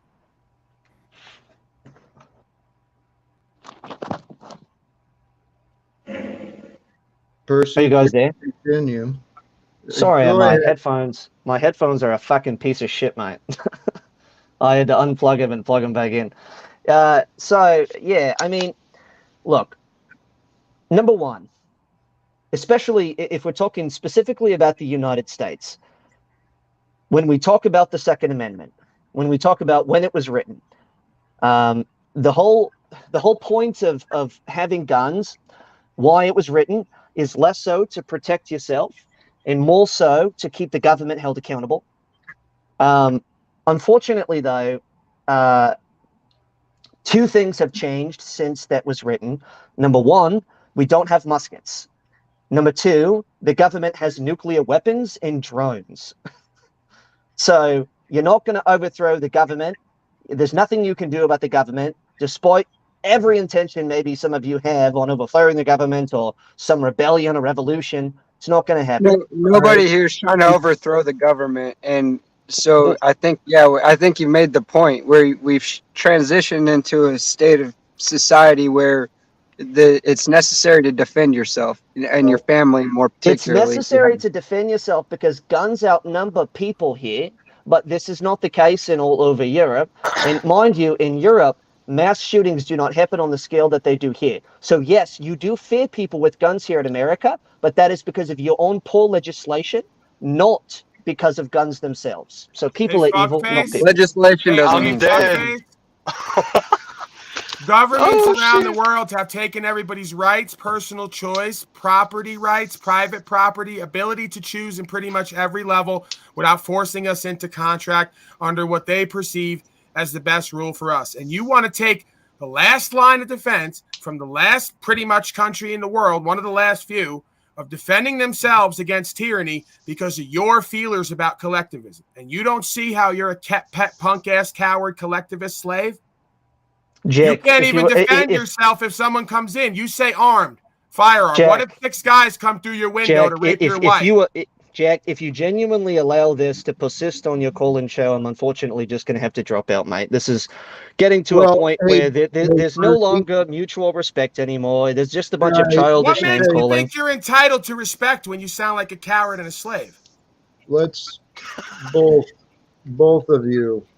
Percy, you're coming on here presenting this Presenting an unpopular opinion. I'm far behind fucking right-wing it's the most anarchist popular lines. opinion. I get it. Oh my god, right wing, what the fuck? Over the whole world. It's the most right popular. wing. I don't know what community. I guess right wing. I don't know. Okay, well, Jack, I just wanted to ask right you. wing. What are you talking about? He already characterized us as rebellious and trying to overthrow government. So it shows his lack of understanding. Percy, right I appreciate the visit and the inquiry, but when you start characterizing people as this or that and disparaging, it results in the degradation of discussion.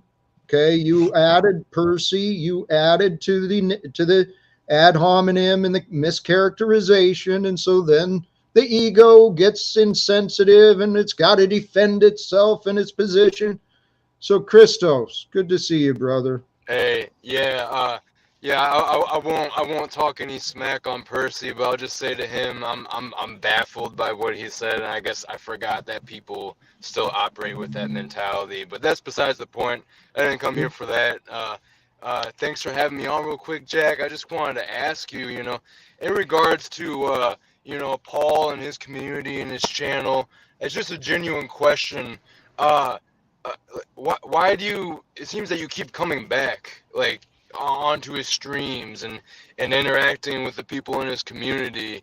Do you believe that, or do you see that there's like something constructive going on that's like good for you and them, or what? Because sometimes it seems like I'm not really sure why you come back. It doesn't seem like you're having a very good time usually over there. And do you think I would be? Do you think it would be fun for me to have wizards screaming at me constantly, name calling me? Do you think that's fun? No. So that's why I'm like, why do All you right. keep going back to it? What have I It's said? not fun. Right. Well, what have I said? I've explained myself repeatedly, and maybe even earlier today. I've explained myself repeatedly, but for whatever reason, people don't pay attention to the words I say.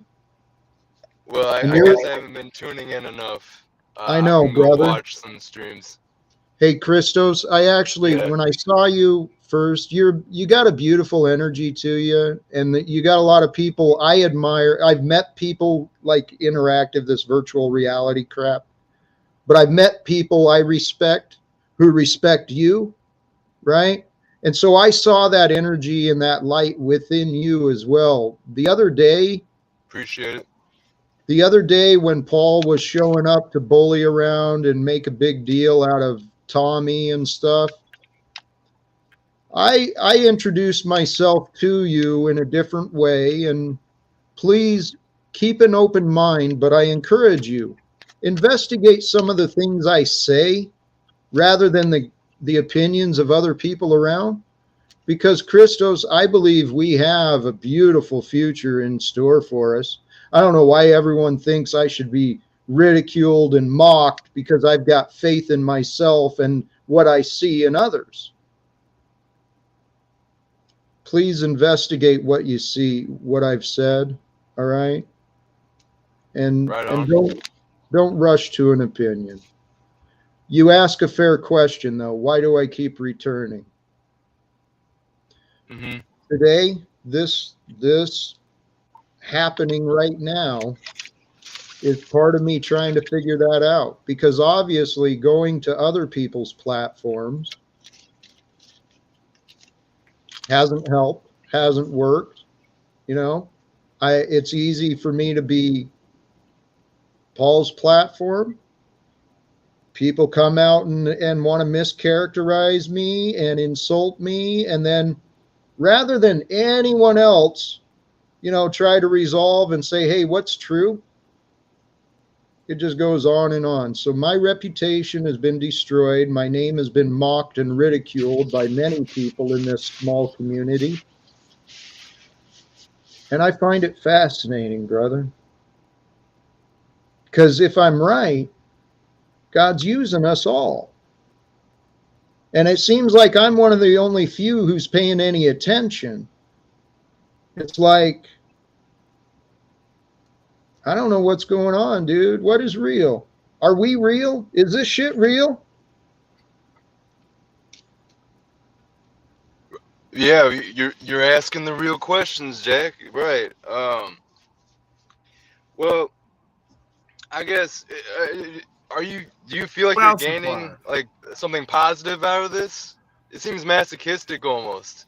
Like Jack loves it, man, and he loves the power and attention right now. He's so in his ego and fucking personality disorder. He'll stay on here as long as them batters keep mocking him, and he can keep victiming and getting validation and attention and bringing slaves like Percy up who are going to destroy all of us. Another demon, right? Another pathetic slave demon. I mean, come on, man. What are we doing here? What are we really doing? Right. Let's not go into mischaracterizing people. He came, he did his part, he moved on. Let's move on. If he feels he's got more what the fuck has this become, Jack Talcott? Is any of this real at this point? Paul, that's what I've been asking, dude. No one wants to tell. Everyone wants to tell me I'm wrong. Bro, I'm like 9 hours in, and I'm just like, I feel obligated because folks paid me to be here. Like, I'm almost like the head of an asylum. I have to watch a bunch of insane slaves and keep them from harming themselves and others. So the more I keep them here, the more their family can go about life and not have to worry about them. They say, oh, Jackie boy's still over there. Paulie's watching them and keeping them, in one place and safe at least. The more I talk to you folks, I keep you here, not harming yourselves and others. You just painted the facts a different way. You know what you are? You're keeping people entertained and distracted so they're not off causing more damage in their own families. Good for you. Right. You do attract the dysfunctional, dude. Right. I attract folks who are what I am or in need of what I am. I know. So you create your reality. I just came to visit it, dude. Yeah, but I created it within the laws of the universe. You created your reality here within the laws of your universe, and it's already not working well. Somehow the divine brought our realities together, and I'm questioning mine. You seem confident in yours, and this is quite unsettling. Right, I'm beyond confident. I'm like knowing I have results. I know. You got arrogance abound. That's not arrogance. Arrogance is when you have no results, but you're confident in something you don't know. Well, arrogance confidence is when you don't need arrogance because I have competence and results to point to. That's your definition, but arrogance. No, that's the definition. You don't get to rewrite words and terms and how it all fits in and works in English language, Jack. When you fit the world into your narrow definitions, everything works right for you, Paul. No, everything's working for me because I'm working for the truth, life, and way. You want to do everything your own way, and that's why nothing works for you. Don't mischaracterize. I allow the way to be revealed, and I pursue that which is. So why would you put the man in the back who at this time would be like closest to revealing the way in your life, closest thing to maybe an angel you have? Would be someone like me, and you put me in the back for some pathetic collectivized slave who doesn't know his ass from his elbow? Okay, I'm far from that. I'm whatever you let me be. You're absolutely right, Jack. You won't let me be that. I could be that, but you won't let me be. So then I have to be your worst enemy, Jack. See? No. I can be your best friend or your worst enemy because this is about truth. If you want to ignore truth and I'm a servant of truth, well, you're an infidel. Fuck not. If we could see each other's as equals, we could have a dialogue. But unfortunately, how can I see you as an equal when you're beneath me by the way that you think, feel, and act? We won't. Not with that fucking attitude. So, the topics Christos, what are your thoughts?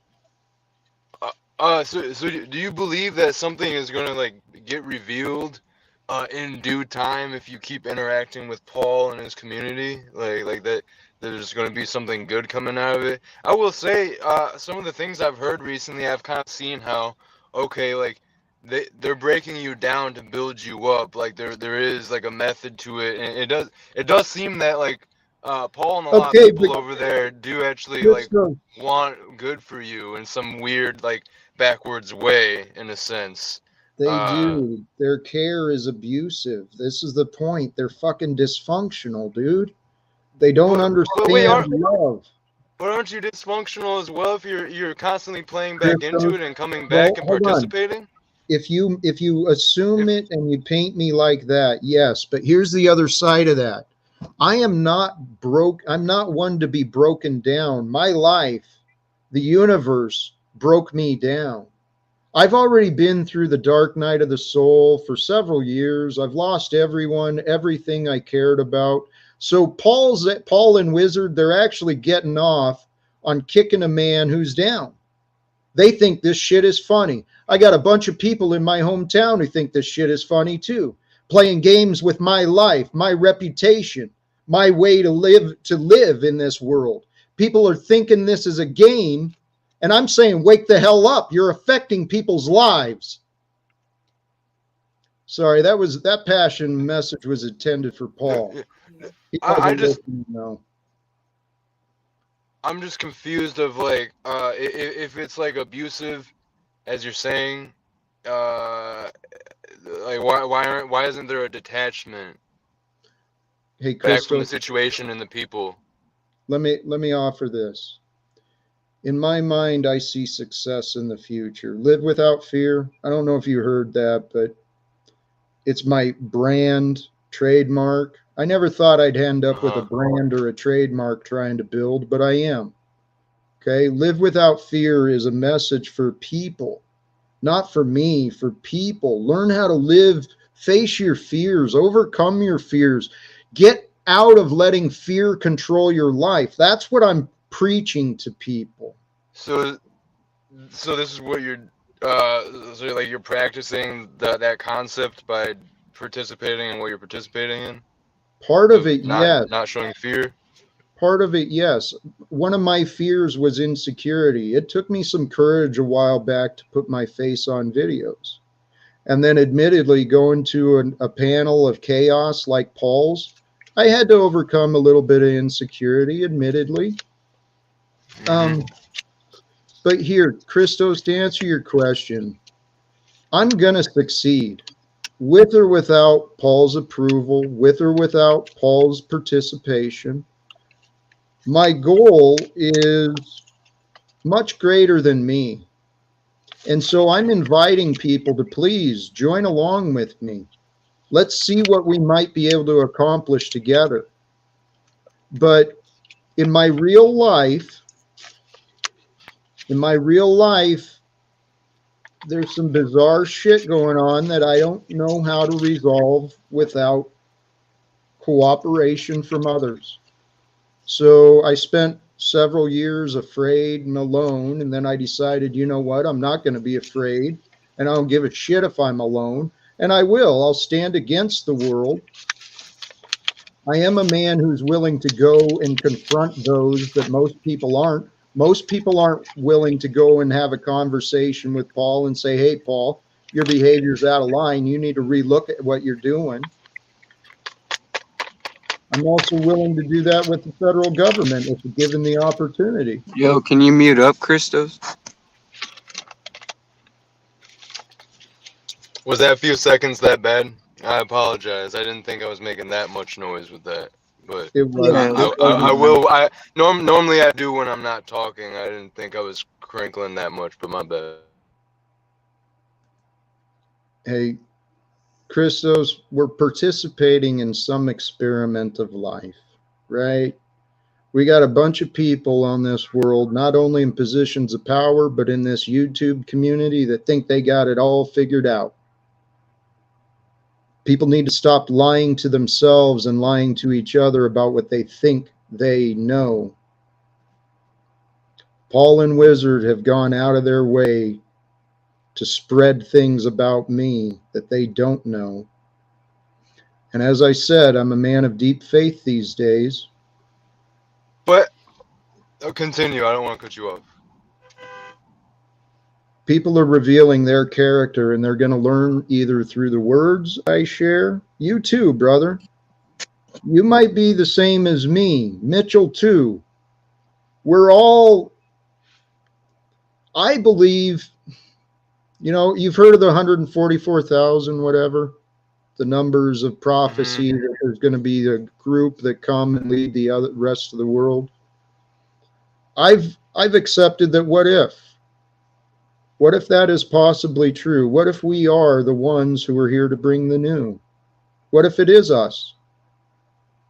Nothing's preventing us. A couple things here. Yeah, thanks for muting up, Mitchell, because I was definitely starting to hear some background noise from you. Just kidding. It wasn't that bad. But yeah, I will say you're a bitch, dude. I'm just playing with you, bro. I'm not. Anyway, I don't know if you were playing with me. If you're serious, that was kind of funny.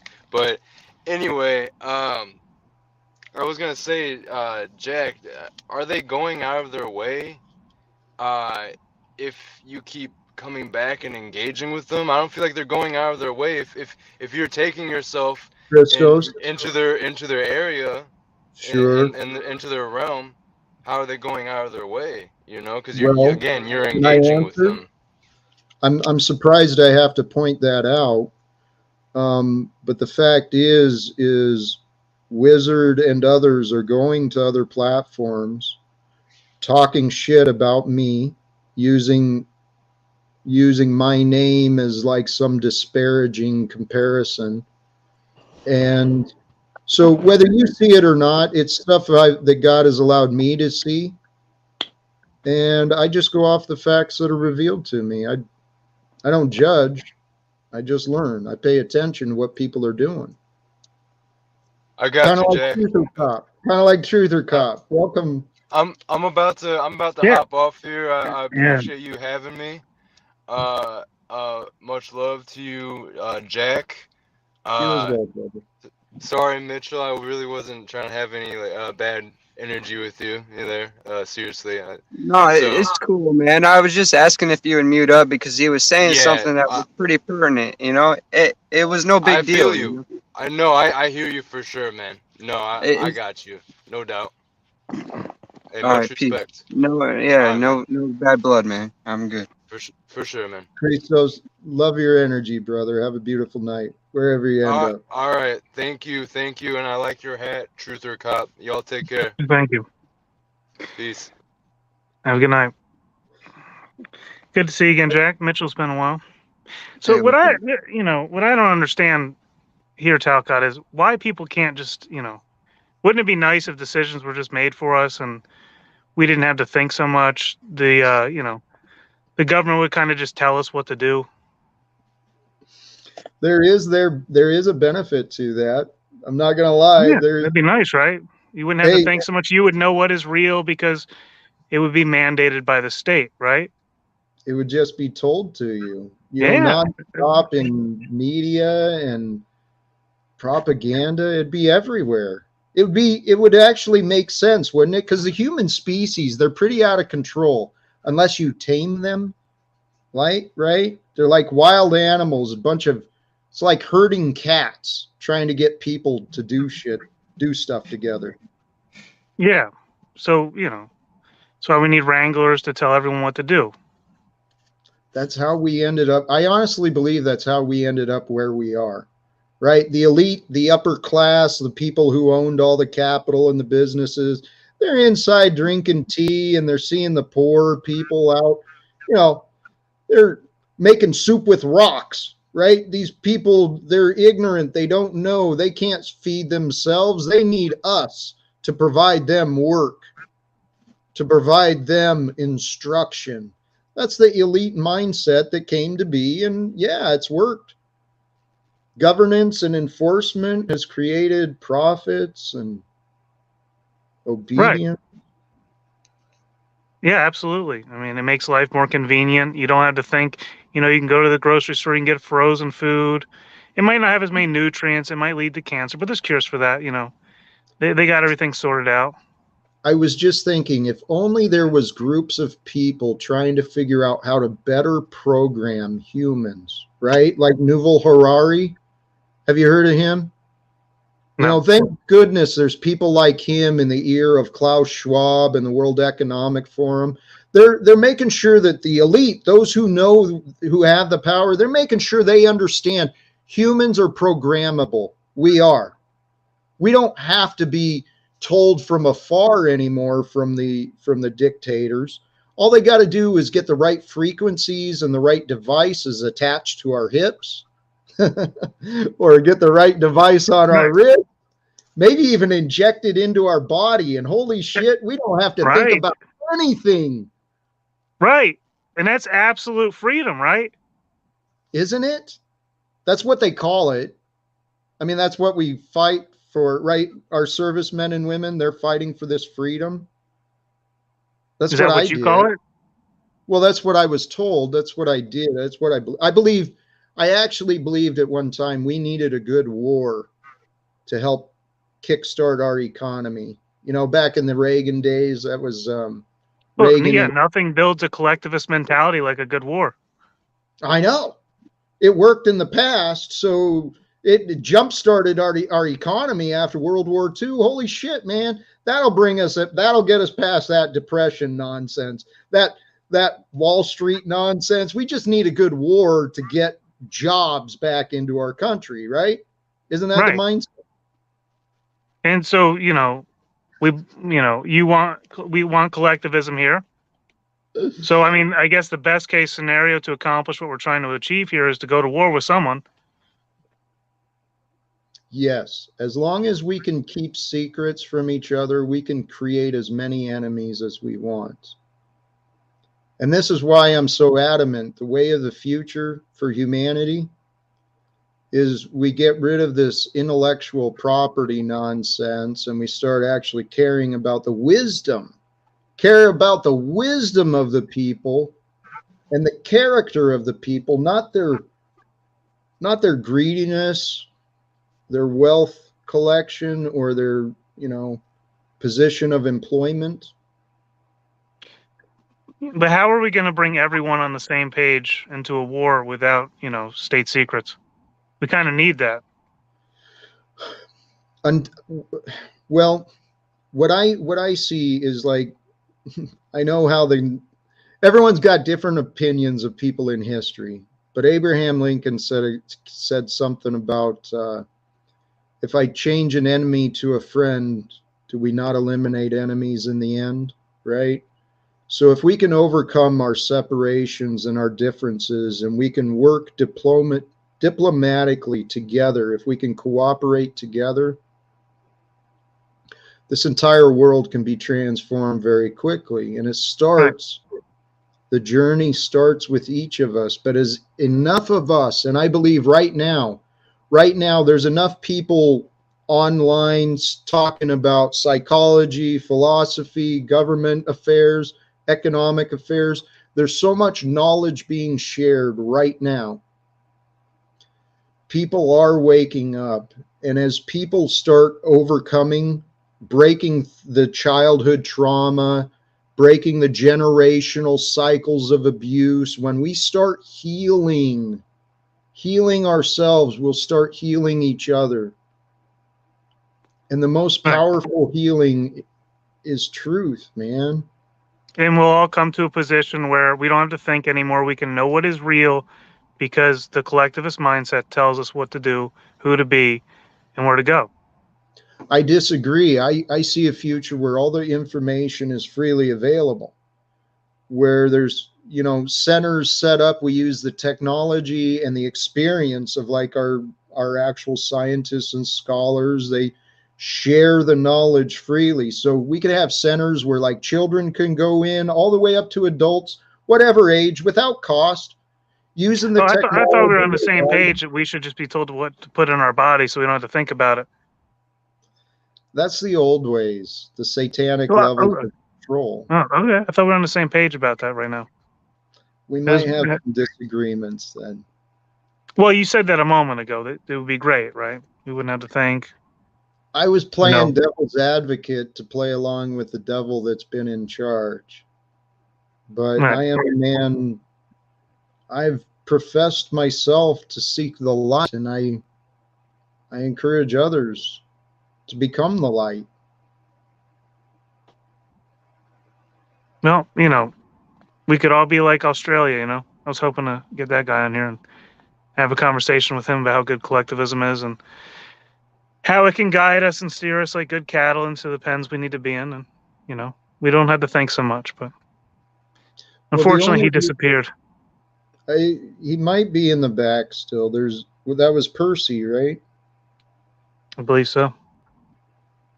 If Percy, you're still available, you're back in the...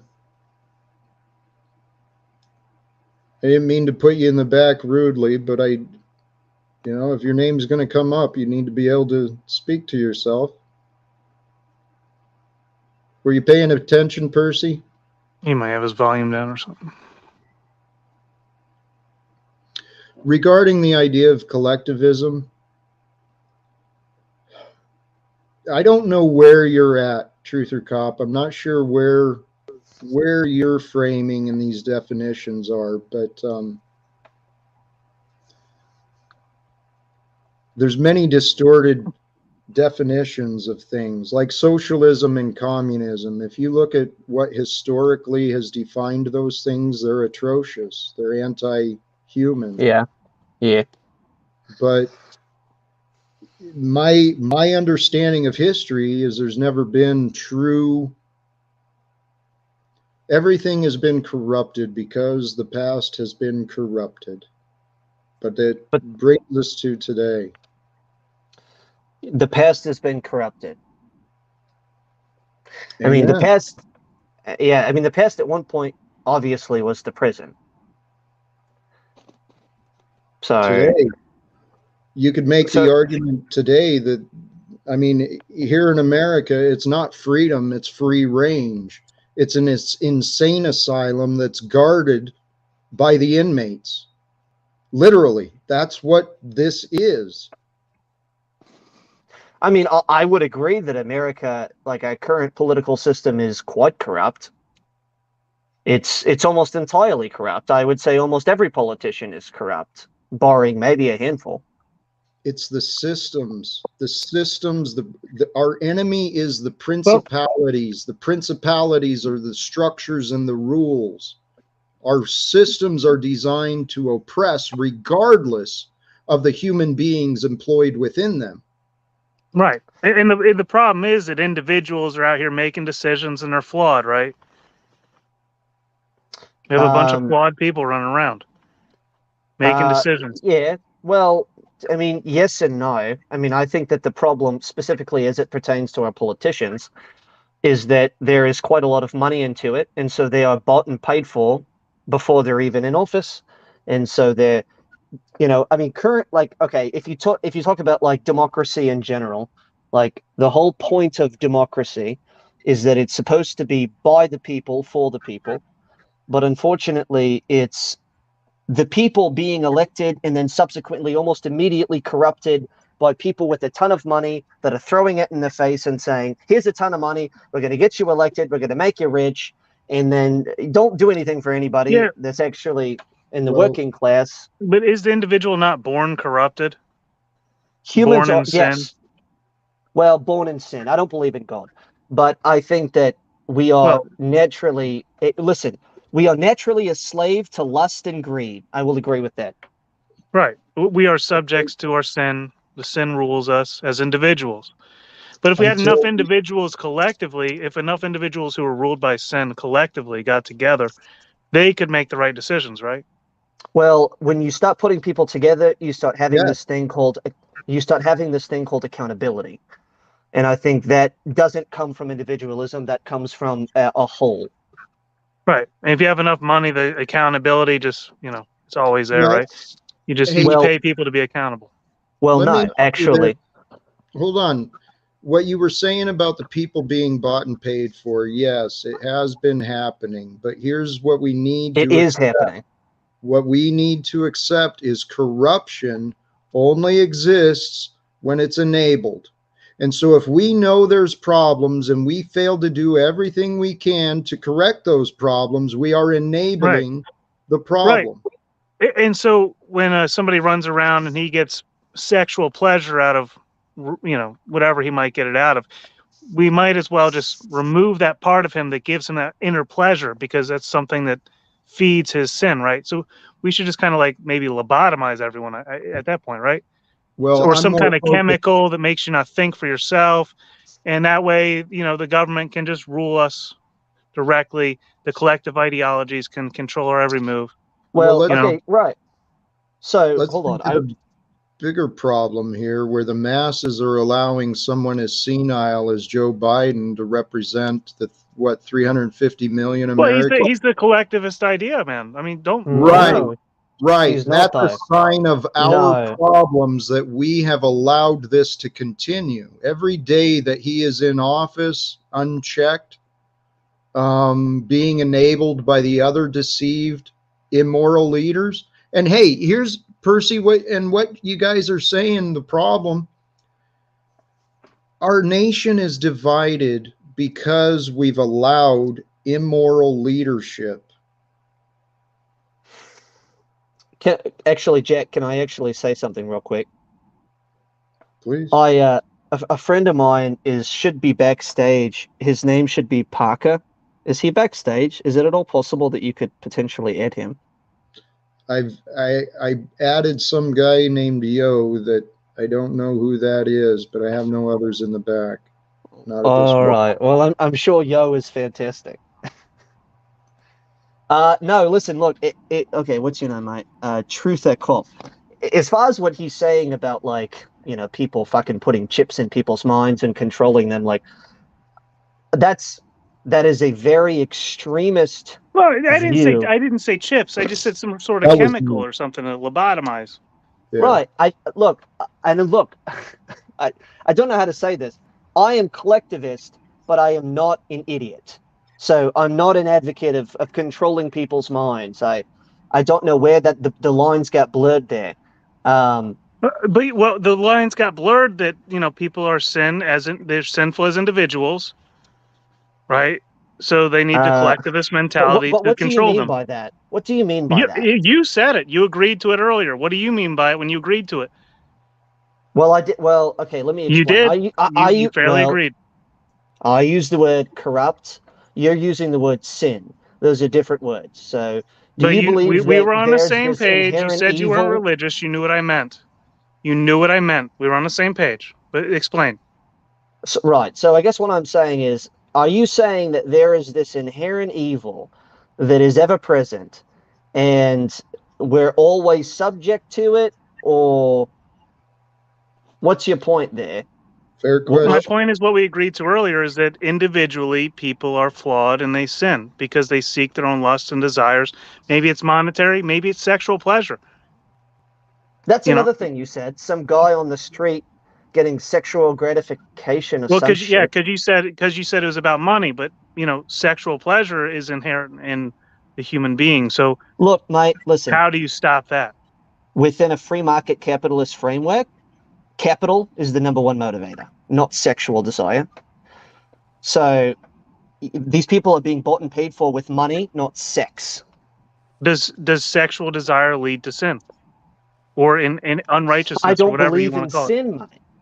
Okay, whatever you want to call it, man. Does it lead to that? I don't think sexual desire inherently is bad. I think it can be bad. So a man raping a woman and forcing himself onto her is not bad.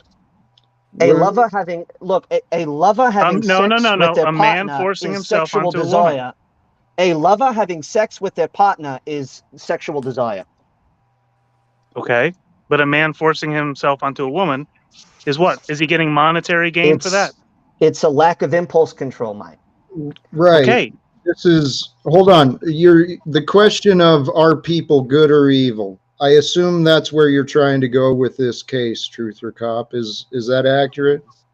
The individual is sinful, lustful, can't control themselves. Okay, so there's a partial truth until the beastly human nature is understood and overcome.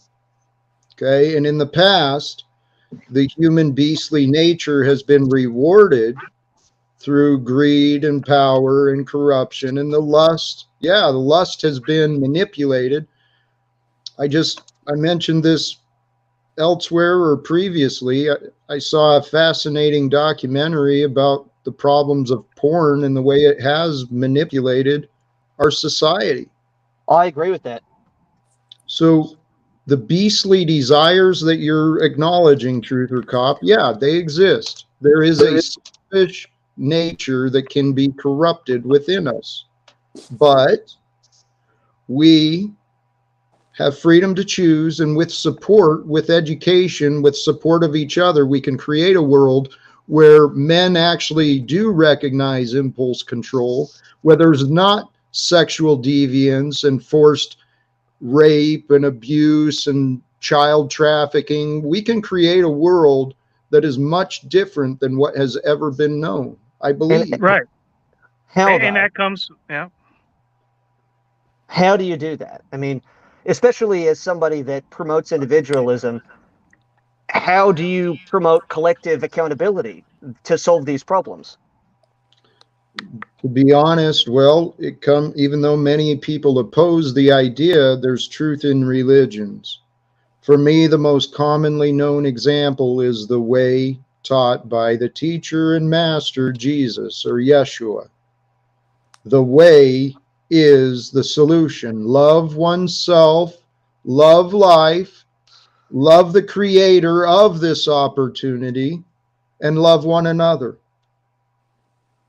Does religion not just often lead to more division? When people allow their egoic minds to believe their beliefs are more important than what is true, yep. But chaos happens. I would But argue aren't you that doing what that you're... Go ahead, Parker. But aren't you doing that by insinuating that there is a religious truth? You believe the religious truth and everyone else who doesn't believe that doesn't? The religious truth is not an objective truth. It is not an objective reality that we can measure. Okay, but there is an objective truth that is accurately described within the book we called the Bible. That's not an objective I'm truth. not promoting, hold on, right. Objective truth is actually known as now. Now is the only life we can ever know. Well, now things that we can measure. is the only moment we live. So we can sit around and argue about what we think, and we can say, well, this truth doesn't contain that religion, or this religion doesn't contain that truth, but it really doesn't matter what we think. What matters is what we do and how we treat each other. Okay. I mean, look, I would certainly agree with that. I think how you conduct yourself is the most power that we have as individuals. It most certainly is. But this is what I've learned. Self-awareness is not taught in schools, because those who are self-aware, they will not blindly obey. So we are experiencing a war right now. We are combatants in a spiritual war. It's being conducted through our minds. The minds have used temptations such as fast food, gluttony, lust, greed, insecurities. The world has used our beastly desires against us to turn us into combative beasts. We're not here to fight each other. We're here to understand each other and to help each other succeed. Sounds kind of collectivist. Yeah, So and that's what? what we need, right? We need a collectivist mentality to help us get to where we need to be. That way we don't have to make so many decisions. I mean, like, because, accountability, self-accountability only goes so far. So we need a bigger system that these imperfect beings vote on, and, democracy takes place, and they can elect leadership that will instill those inherent values, just like the great leader, Joseph Biden of America. He's instilling the moral values into American society as his collectivist, in this collectivist mentality. And my thoughts were aligned with that. I just wanted to say, real quick, I think that you want to blame the temptation instead of, have some self-mastery and learn how to, not be tempted by the temptation.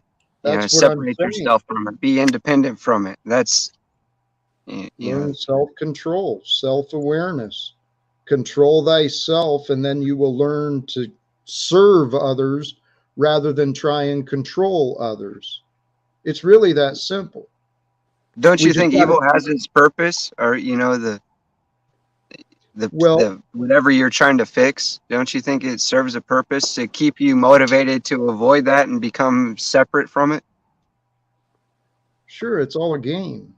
This game of life is ours to discover and to create. We get to do whatever the hell we want.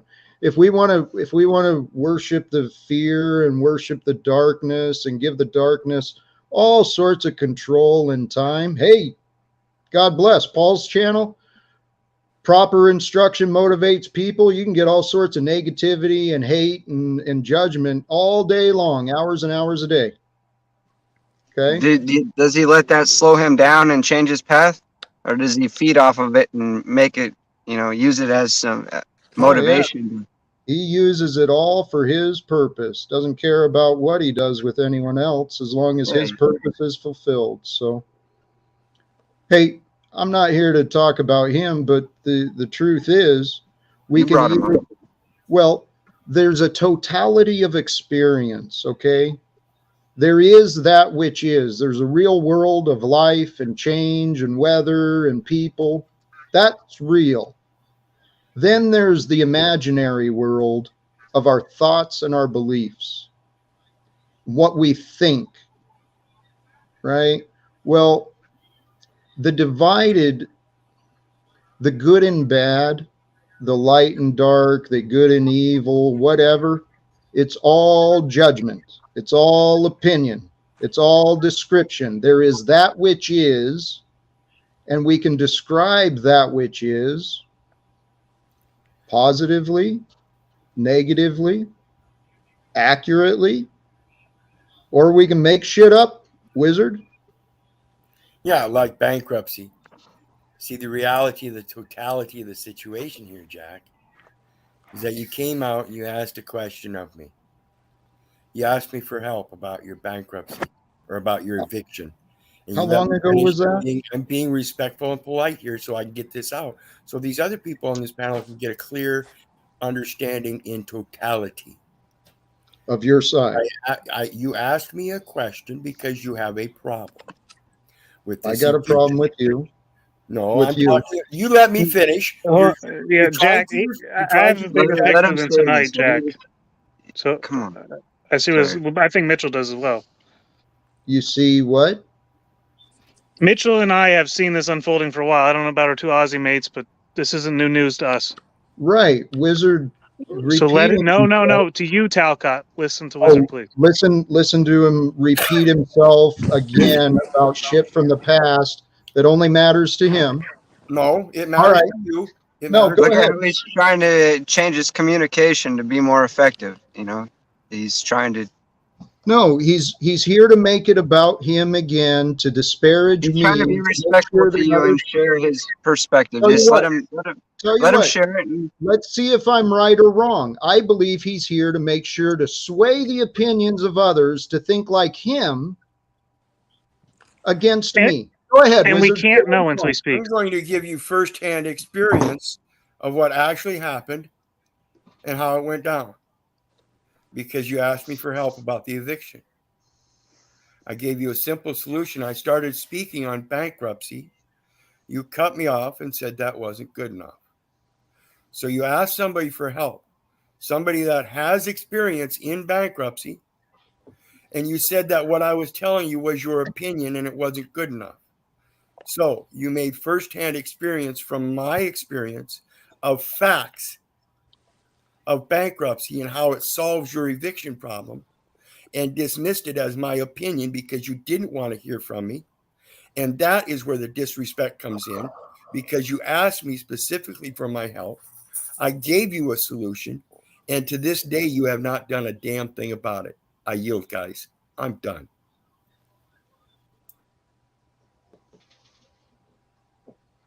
And if you don't know how to respond to that, Jack, you don't even have to say anything. You could just Well, let it no. roll. Here, what are your thoughts? I mean, it was so fucking important. No, Jack. I think you guys had to give him the space to say that. What did you get from it? I appreciate it. Did you? Sorry. No, Did truthfully, Jack, I mean, if you ask a man for advice, Jack, you give him the respect to listen.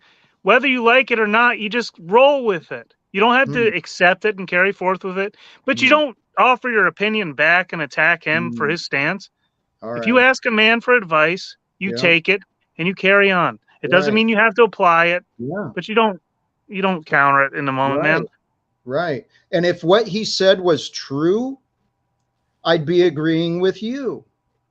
But what it doesn't matter if it's true. No, what is true? Did you? Okay. Here. Oh, right. Did you There ask? we Did go. you ask him for advice? What is true? Did you ask him for advice? I did not ask him for advice on bankruptcy. Nope. I did actually. At one point I did inquire as, here's my situation with my home. What might you suggest? But truth or cop, here's the other part that Wizard and many others are ignoring. My goal is not. I don't care what your goal is. Did you ask Wizard? Did you ask Wizard for advice? Not the advice he offered. Did you ask Wizard for advice? Yes or no? Yes or no? This is the wrong question. I'm going to go with no, because you're trying to paint an image that does not exist. And you know what? I give my perspective on it because I observed what happened, and I think what happened is you came into his presence asking for help with your personal situation, and you didn't like the advice. Jack, I'm going to be honest, mate. You keep getting attacked. So what has actually happened in this situation that's being described and mischaracterized about me is that, I did as a man. I've explained my story many times. I'm at a very peculiar situation in my life. There's a potential I lose my home. There's a potential for many other things. There's also many potential ways for me to succeed. So I don't give a shit what El Perro or Keith wants to believe. Just because you ask someone a question does not give them a right to go around and badmouth you and call you a fucking liar over and over repeatedly. Okay, so Mitchell, I know your heart is right. And even Truther Cop, I trust his heart is right. I don't think we're trying to excuse his behavior. I think we're just trying to help you. I don't see anyone but me being critical of what I've been experiencing. It's like I'm the only one who's saying, hey guys, this shit isn't right.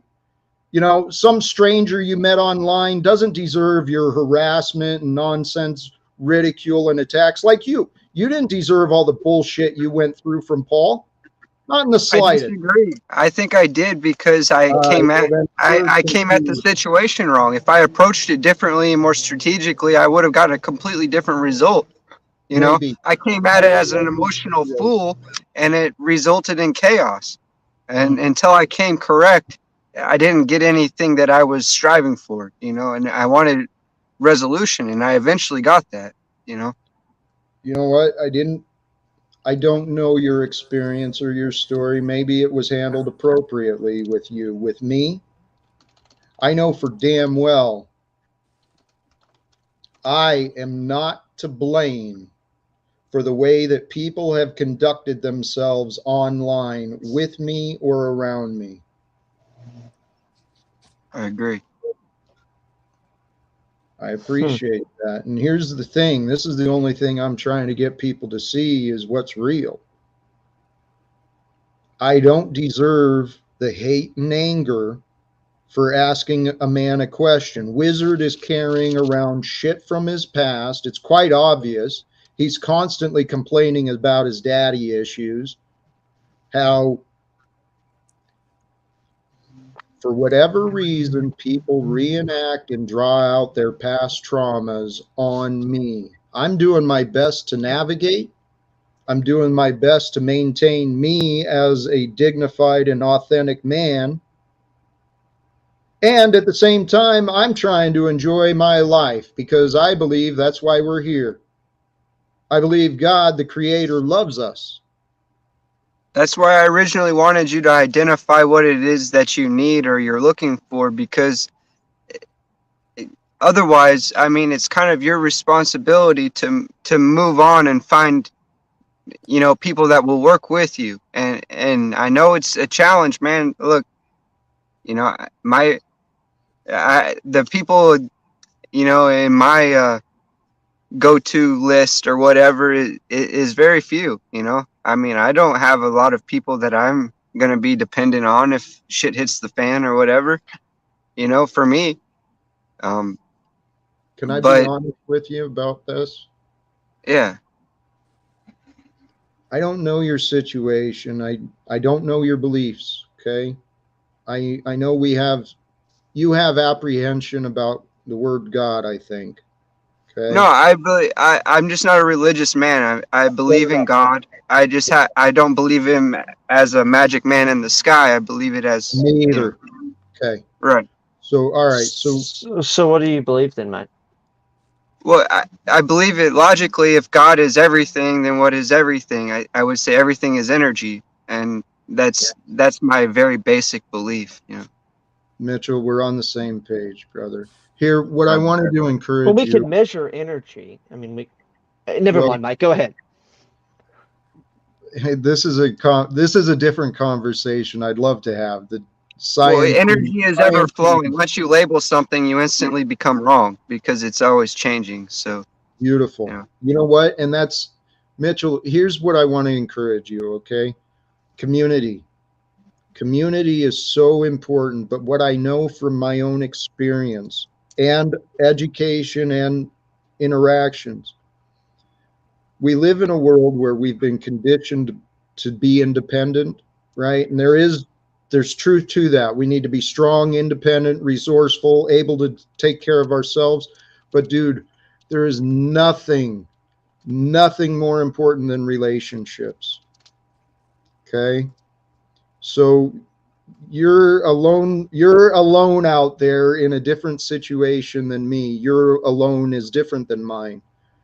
But I know, and I encourage you to find community in real life. I have it. I'm on a disc golf course right now at a bakery that I work at, which, you know, and I have a family. You know, I have both of my parents are alive. I have a lot of uncles and a few aunts and tons of cousins and Where do you nieces live, and Mitchell? nephews. What's that? Where do you live, mate? I'm a continuous traveler. I live all over. I've been traveling the United States. I'm about to go visit Like a light Ireland. hitchhiker. No, I live in my vehicle. Or my RV. vehicle is the wrong terminology, but only some will get that. You get it, yeah. For the sake of conversation, I live in my truck. You're a traveler, a wanderer, a nomad. Do you meet really cool people when you travel? Tons. I bet tons. I mean, and it's not of all sorts. I mean, I have a couple that comes into the bakery that sold their house to buy a van after they saw my way of living. You know, That's cool, dude. You're inspired. They have millions of dollars and they're choosing to live this way because it's freedom. You know, that's pretty. Or It's quite nomadic, mate. It's as close as you can get to it. It's not, it's not total ultimate freedom. It's Percy. Sorry to interrupt, Percy. Can I know where you're at? Can you know what, mate? Where are you about? You've got an accent different than mine, so. I do. Yeah, I'm actually originally from Sydney. Yeah, I'm from basically a city called Kessel Hill, sort of on the east side of Sydney. But I moved to America not too long ago, and I've been in Nashville actually ever since. Never been to Nashville. Never been to Australia. I hope. Where are you from, Jack? I'm currently in Spokane, Washington, and I've been here a long time. Interesting. I've traveled I lived all around the U.S. and parts of Canada growing up. And then my time in the Army, taxpayers traveled me around the world. What a fucking slave. I was. I didn't even know it. I was proud of my slavery, man. I was proud to be part of the few and the deceived. Yeah. Brother, this is right. I have, seriously, I've got friends I served with 20 years ago, fucking people I'd die for. And they saw I was kept safe in my service. I was kept out of danger and I was blessed. But my friends, man, they came back and they've been damaged. And this shit of war, it's got to end. It's bad. I agree. People don't understand what it does, what it is doing, really. War is unacceptable, and it's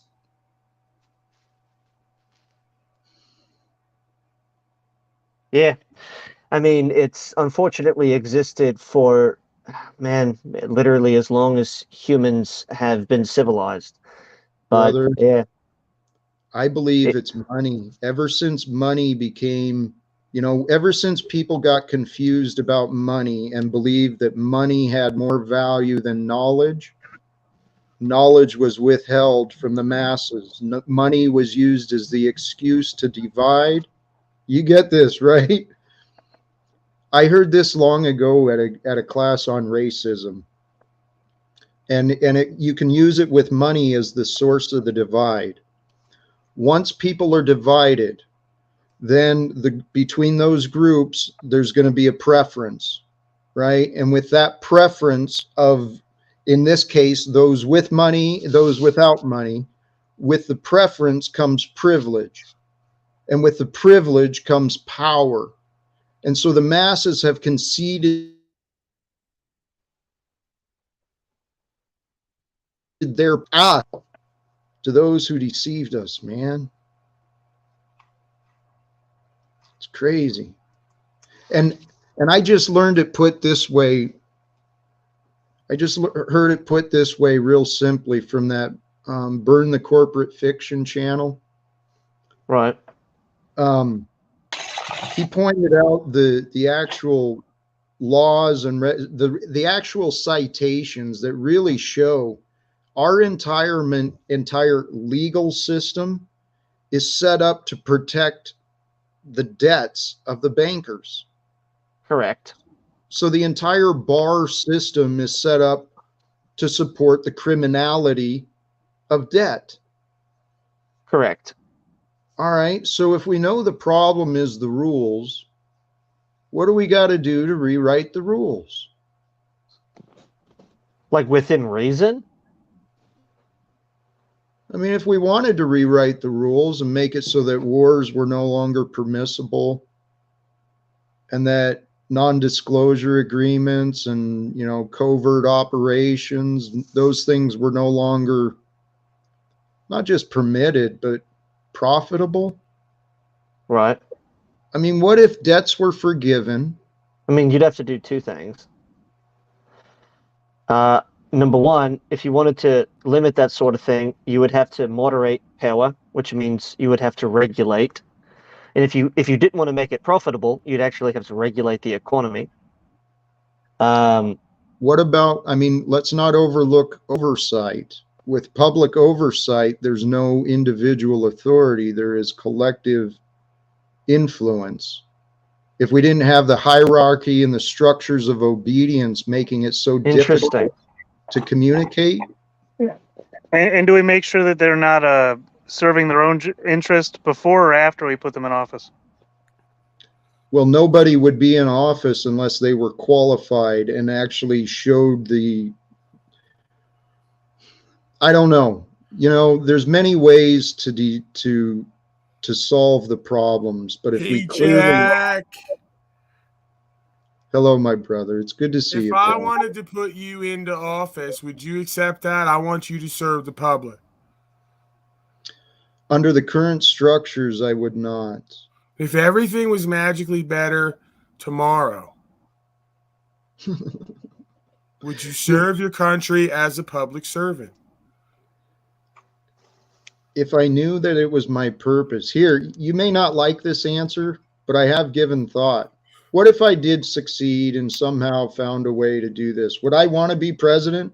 Would I want to assume that role of trying to navigate and administer us out of this mess? No, I wouldn't. But there is people who I would trust to administer, especially if I could be a counsel and an advisor to maintain integrity and honor. There's plenty of worthy candidates who could do a better job than that clown Joe Biden. Now, how do we verify that you're the right man for the job when you have nothing to show us for accreditations and credibility? You have to trust the truth that's presented, the facts. Right, that's what got us here, right? That's all I want to know. I'm not presenting... You're muted, Truther Cop, if you're talking to us. Right. I support Talcott's collectivism view. It makes it easier for the control of the government. Again, so that the people aren't so sinful. We can chemically castrate them mentally and, do what we have to enforce our policies. That's the direction we're heading, and that's the one I'm proposing we avoid that at all costs. I'm saying let's find ways here. Knowledge and community are far greater powers than authority and wealth. You get the right people together, it doesn't matter how much money there is. People can come together and overcome problems without the budgets, without the regulations and illusions of enforcement. All right, I'm coming right out with it because I'm not going to sit here and act like it didn't happen earlier.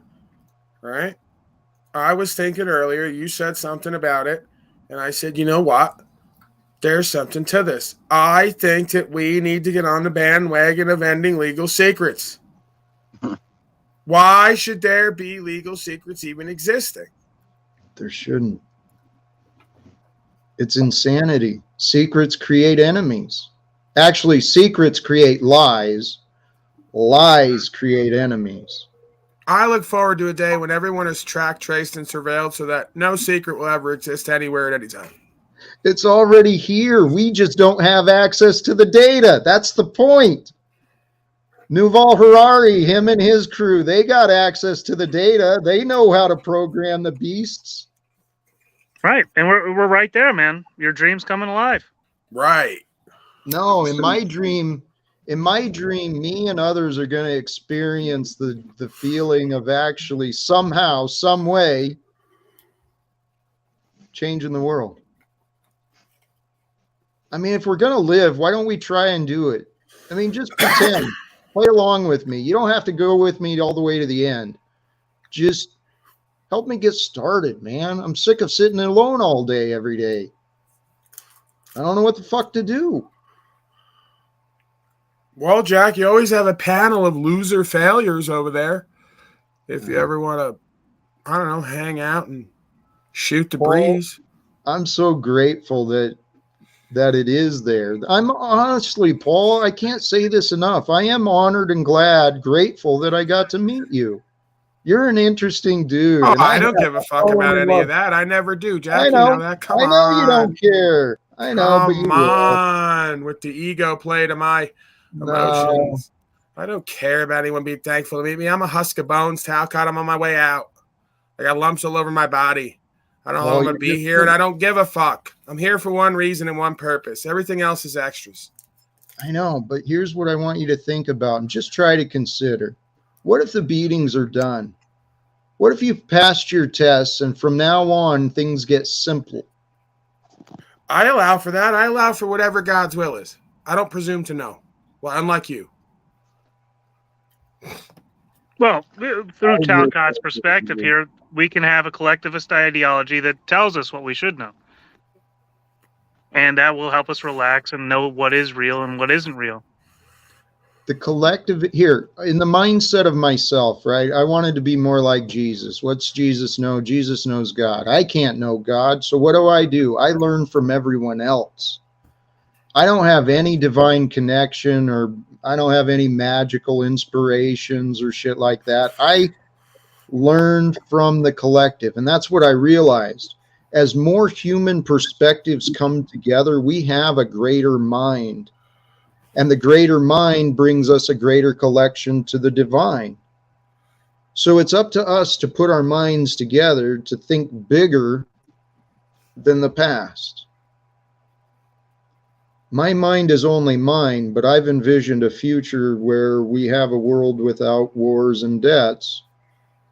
And my ideas didn't come from myself. It came from other people that I learned from.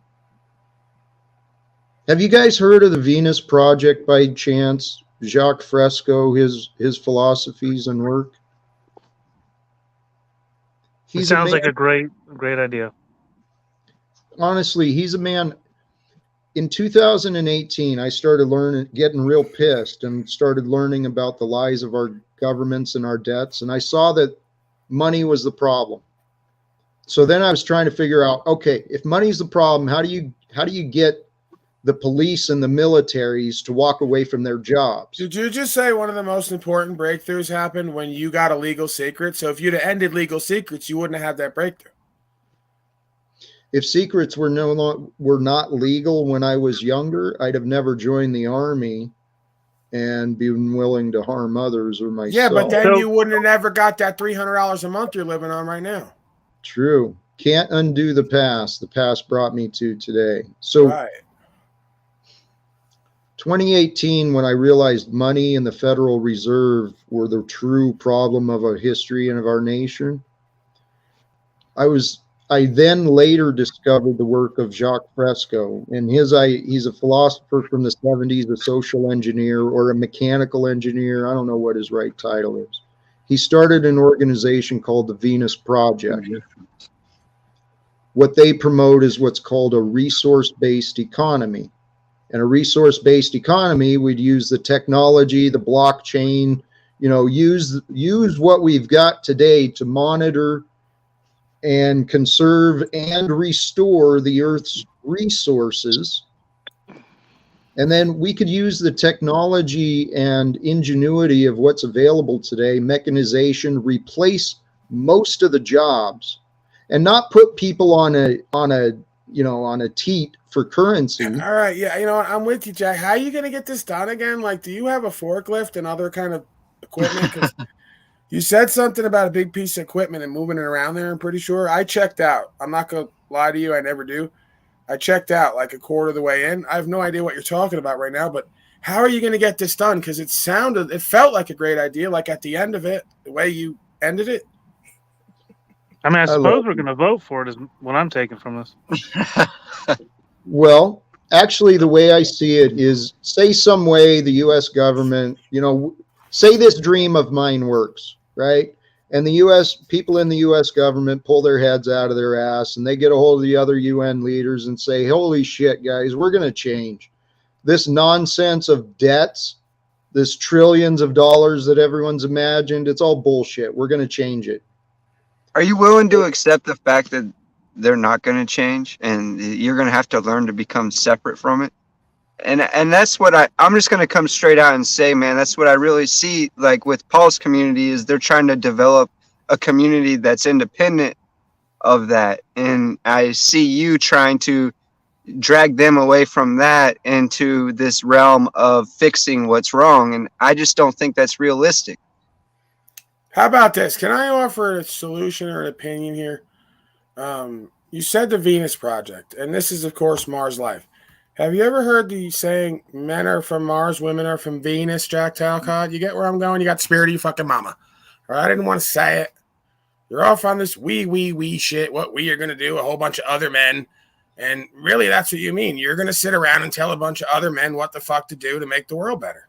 No, not at all. Here,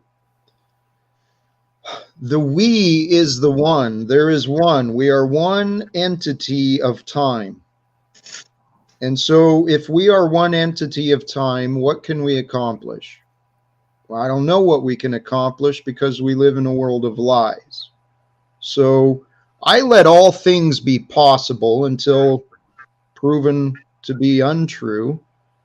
So if we created a world where corporations and governments, where the employees did not keep secrets from... Okay, how do you do that? You say if, like, okay, boom. We just created a whole universe and world where we've never seen something ever happen before like that. So how are you going to do that? Shit.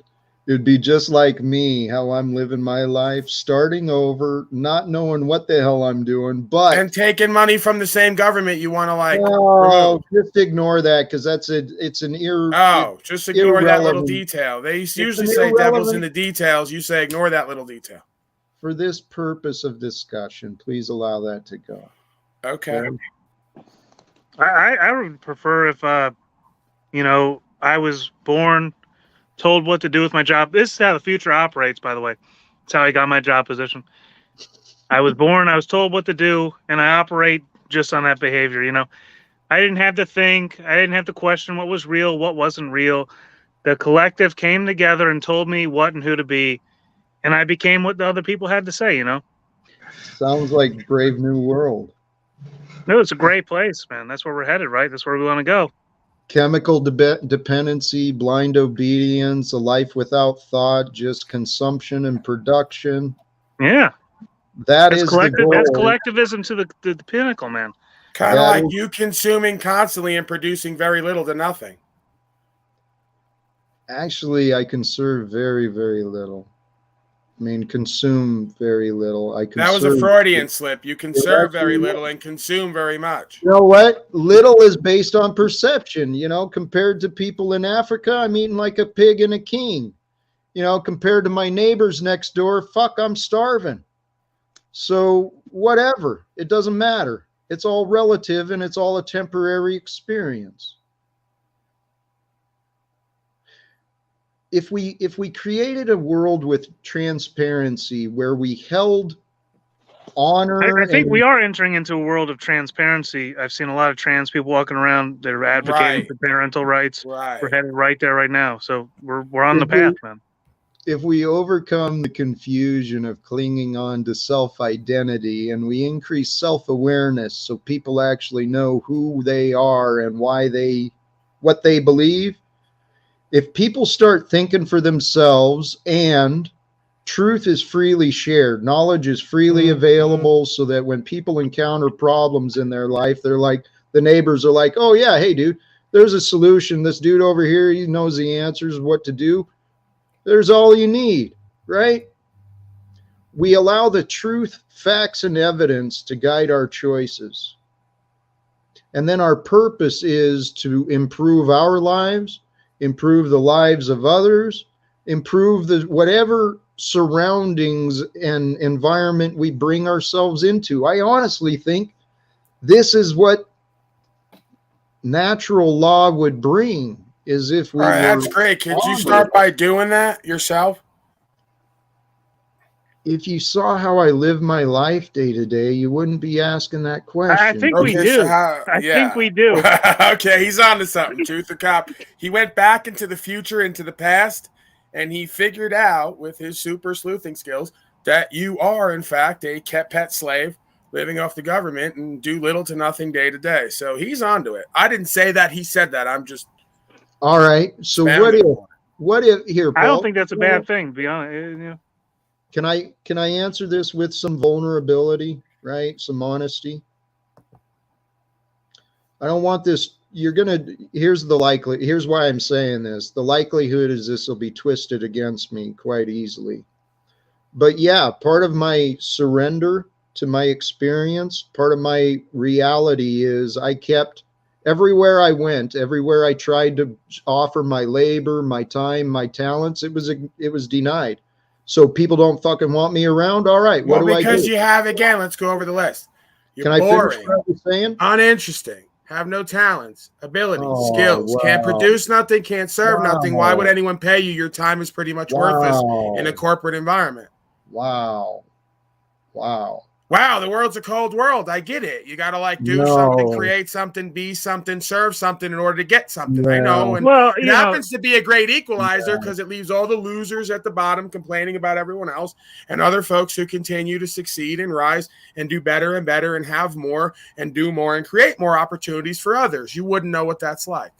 I'll defend Talcott here for a second.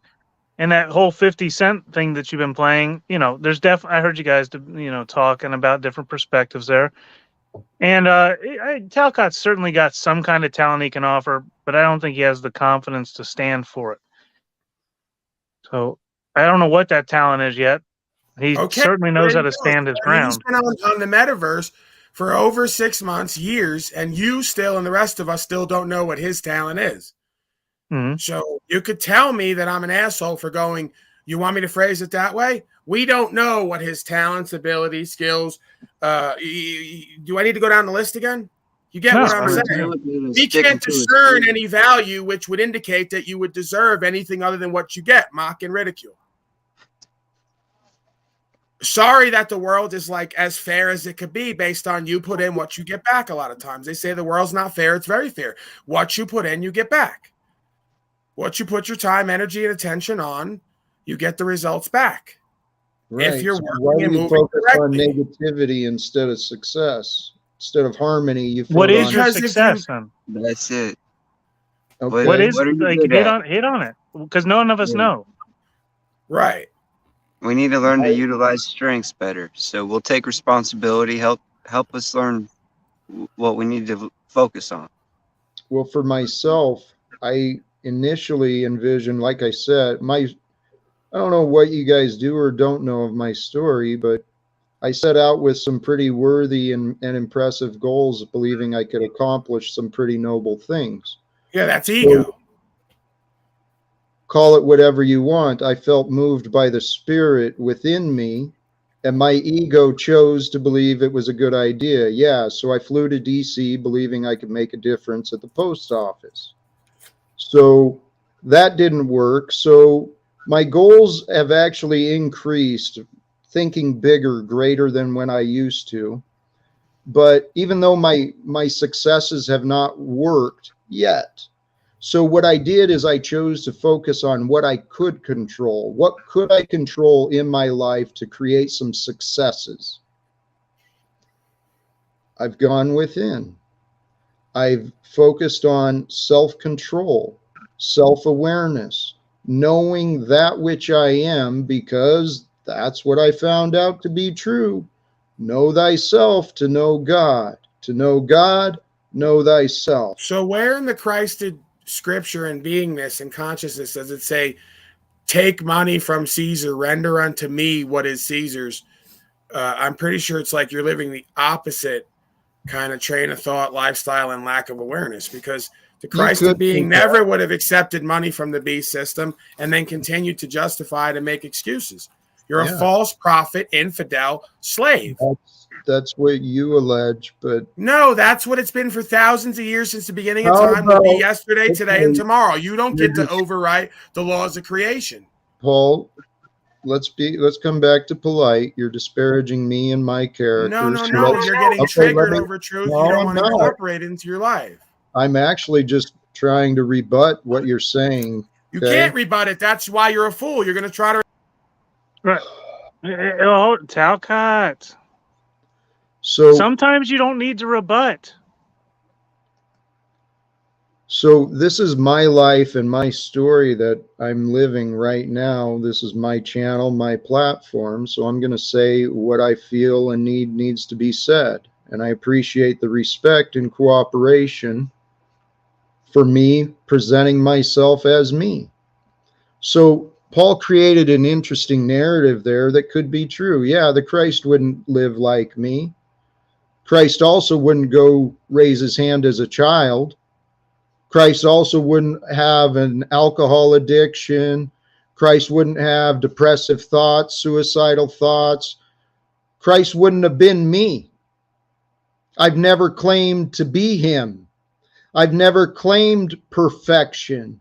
I claim efforts. I claim improvement. I claim self-awareness. So, Paul, for the last several years, I have just been made a living, false claim again.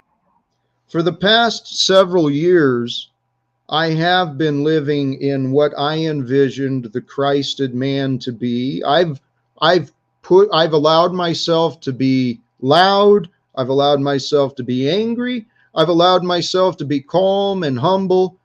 Grace is what I've been working on. The grace to allow other people to be themselves.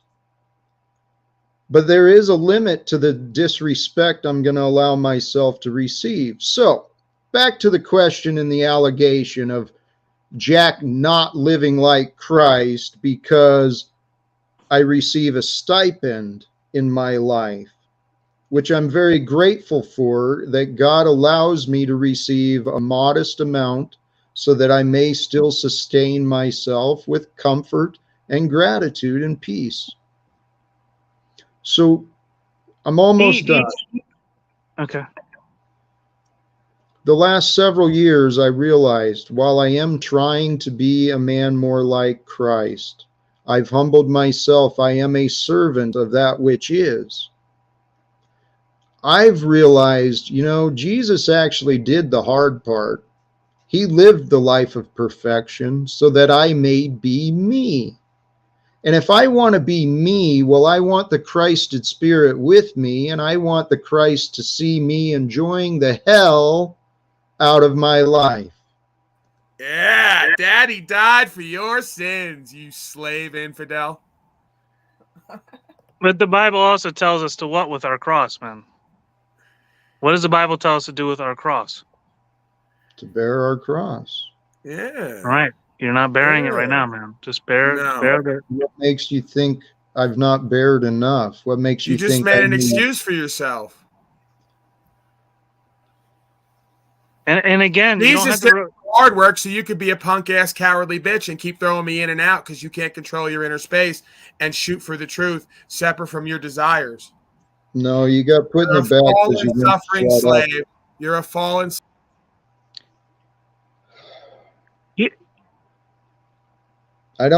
I've done nothing to warrant this disrespect and constant arrogance. Nothing whatsoever.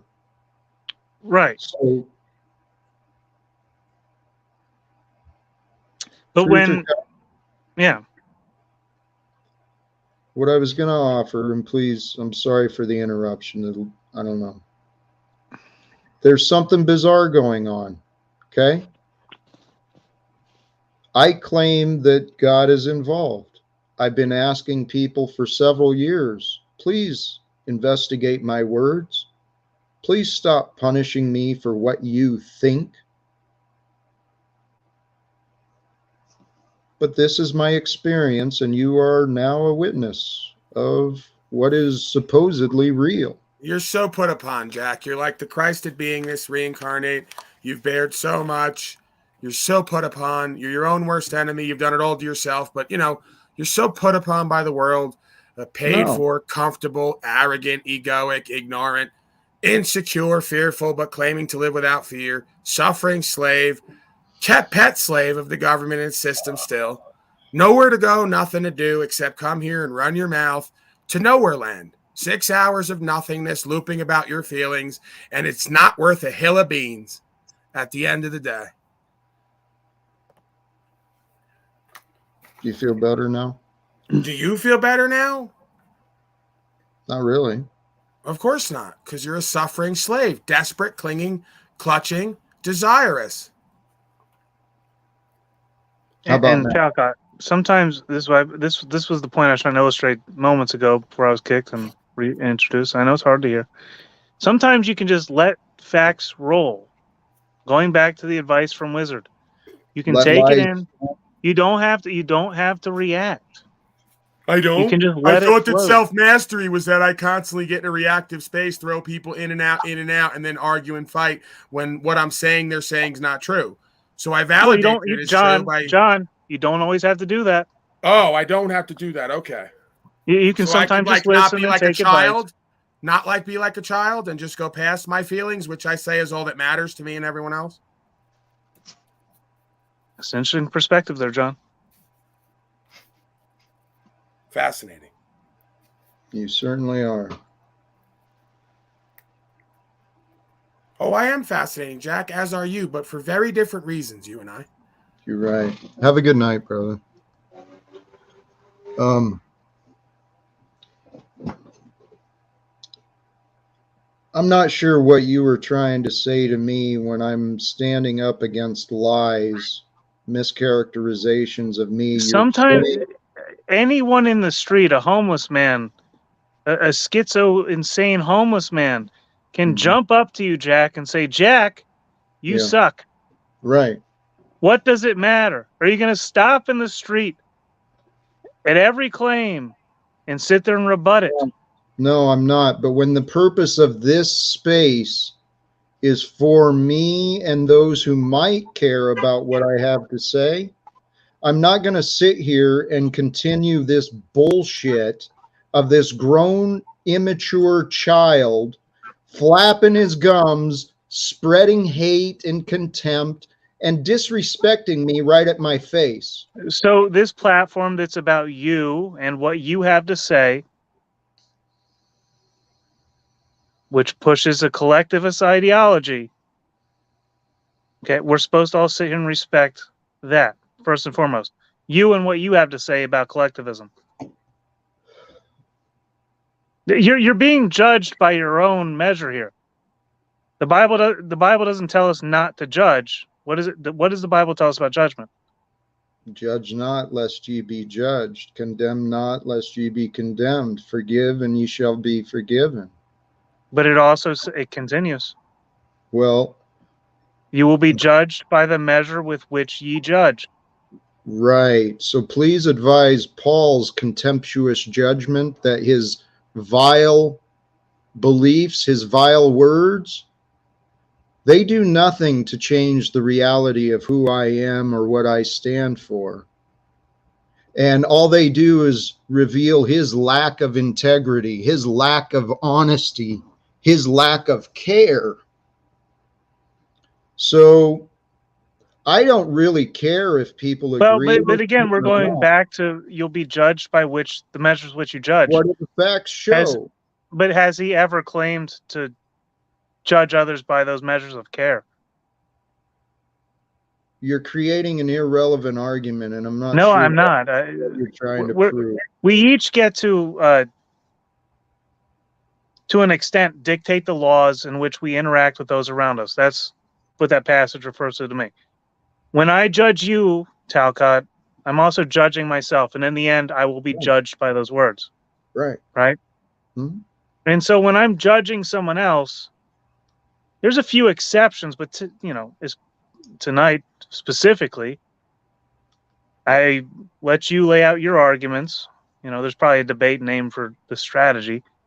And then I use your arguments against yourself.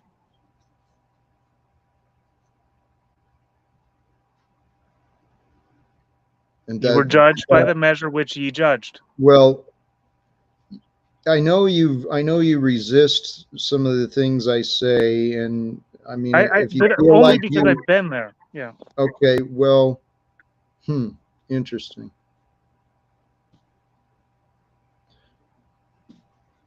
I told you last night. I literally live in. Well, I'm not in Woodstock now, but I literally live in the town that Woodstock was named after me.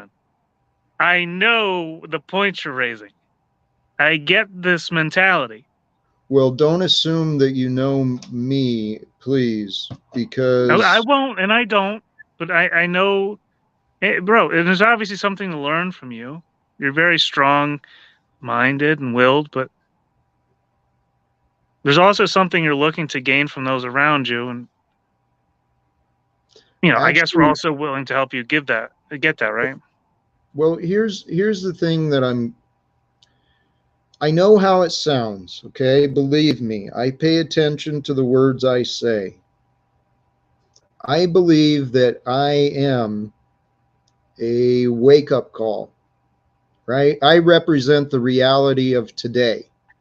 Now, the ego mind, what it does, the way it works, when we are dishonest with excuses and blame, what we do is we push our mind away from now, away from what is real. And then this society of obedience, most of the society, and I'm speaking from experience, I used to live a subconscious life of habits. The reason is when we are dishonest, our mind is placed into a reactive state instead of a state of awareness. The reactive state is the ego consciousness. The reactive state keeps our mind and consciousness away from what is real. People are living in a different timeline than me, literally, because they're looping in the past. Or the future. Or the future. And you know what? Admittedly, actually, I said this before, and I know how it sounds. I'm a man grounded in the present. My mind is focused on the future, and I'm trying to communicate with people stuck in the past. Paul made an opinion. I'm using him as an example, especially since he's still present. Paul made an opinion of me in the past and has been fighting like hell ever since then to prove himself right. Jack, if you're grounded in the now and you know that you could create and produce in the now, why would you be living in the past, still taking money from the military who hurt you so bad? I'm not doing that at this moment. Right now, I'm just being me. Why are you so focused on what you're thinking? Because if you were grounded in the now, you would know you were valuable right now, and you wouldn't need to live off them people who hurt you in the past. You know what? I would happily, you know what, Paul? If there was any evidence in my life that proved your words, that if anyone other than myself saw me as value, I wouldn't have any need or desire for that $300. Right. So you're not in true faith. Because if Ah. you're in true faith, you'd have given everything up to be given everything back like I did. So I should turn away from that which God has provided to me? No, that's the God of this world. No, the God I know is the God of all. Works through this world so that I might know and experience. So the God of all told you to join the military, get hurt, and then receive a pittance as a soul selling buy off for you to be No. harmed, to get a pittance every month, for you to continue to be codependent with the beast system that harmed you and disrespected you. Stop. See, the gaslighting and manipulating, it's not going to work on me, okay? The reality is I've admitted my sins. I admitted my ego, my insecurities drove me to be a slave for the military because my mama taught me I needed to get a job. So that's what I did. I went and got me a job as a slave, and I'm not proud of it, but it turns out God wanted me to live this life, so I can bitch about it or I can rejoice in it. So everything that you accept without condition from this world is automatically given through the Creator all.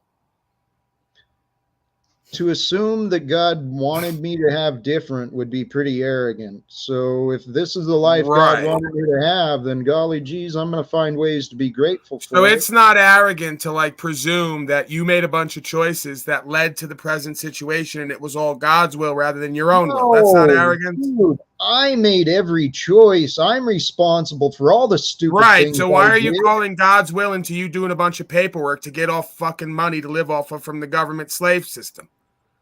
Why are you blaming everyone but yourself and taking accountability and responsibility? Anyone. You're the man filled with blame. blame. You're blaming God for you being a beast system slave. Hypocrite. No. You're blaspheming again, you filthy infidel, and you think you're going to kick me out. It's not going to matter. You still got to live with everything you thought, felt, said, and done and not done.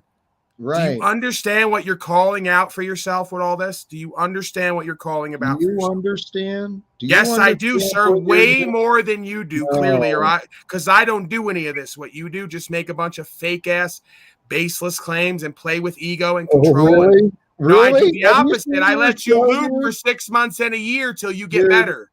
I come here to help you get better, and you keep rebuking me. Right, blah, blah, blah. What else do you got? Right, blah, blah, blah, because you are nothing. Can we get into continue now? to be nothing. Right, you've you said all serve this nothing you beyond your own will, and you're an infidel.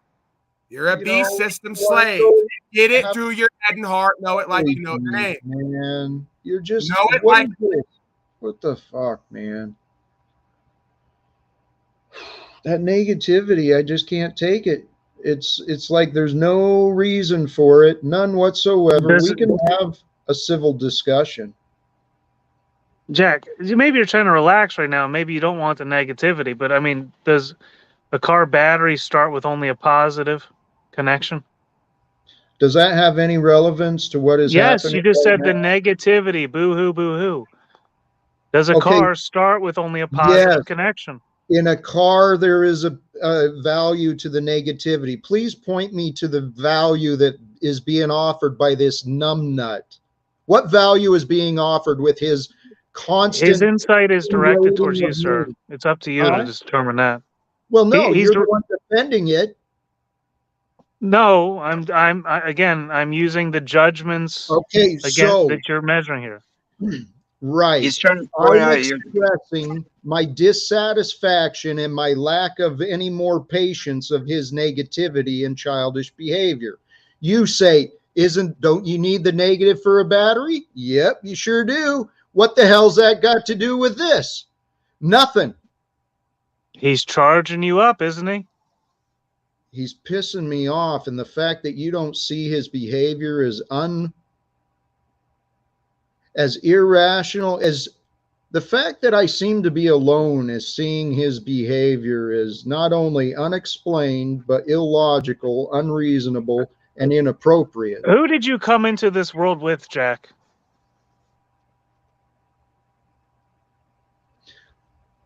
What does that have to do with the question? Who did you come into this world with?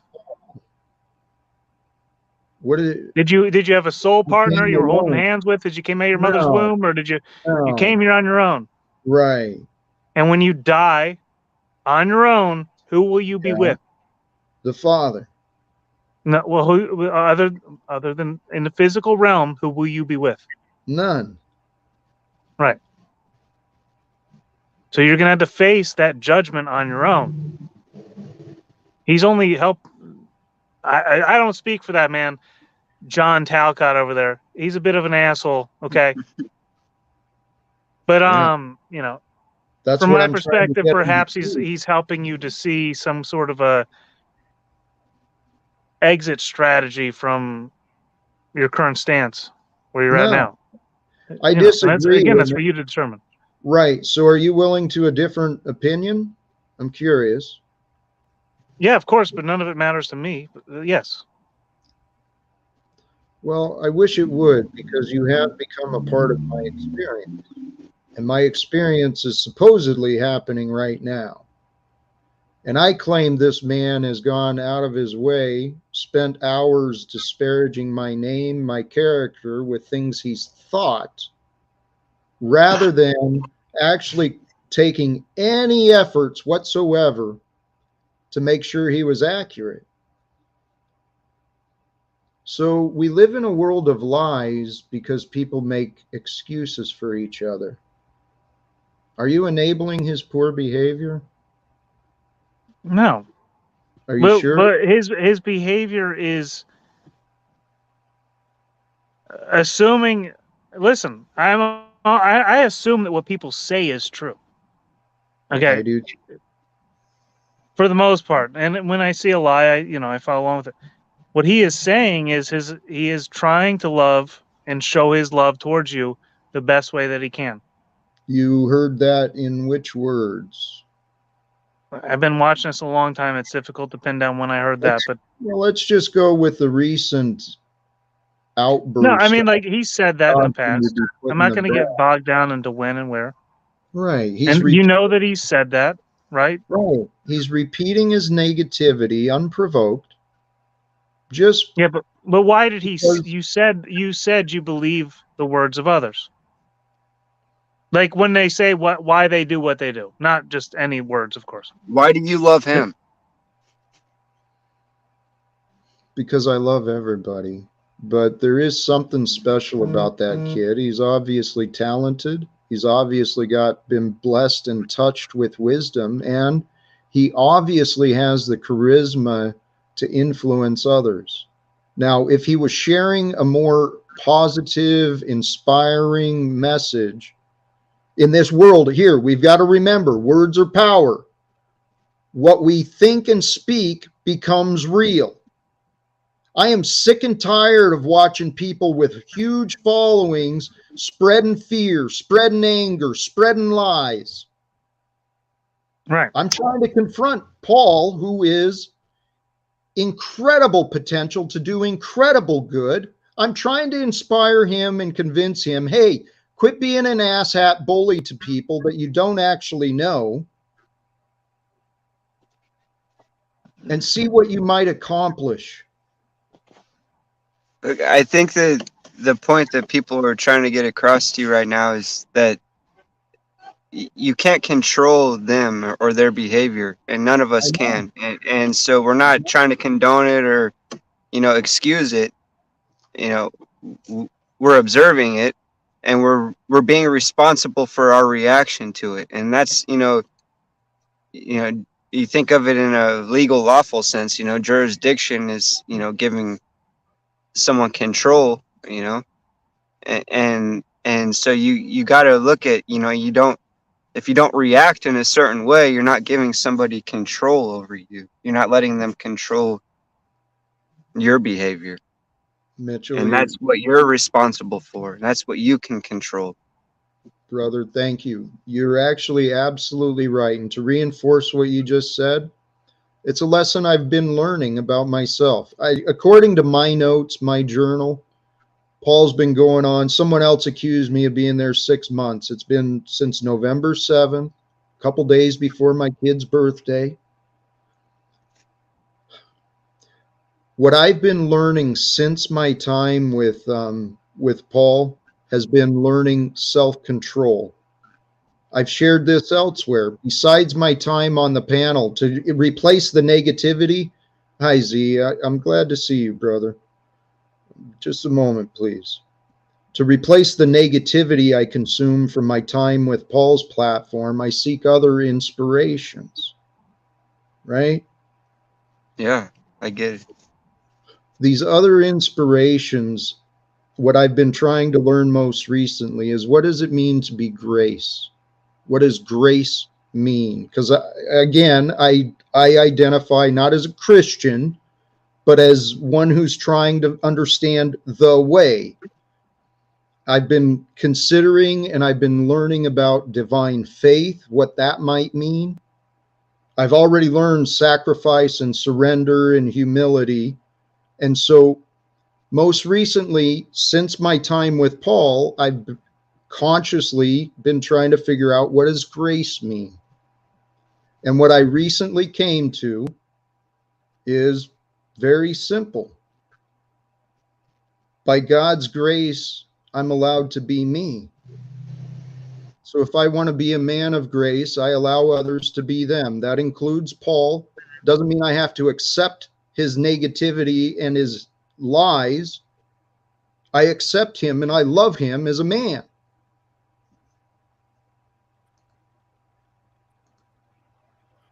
Welcome, Z.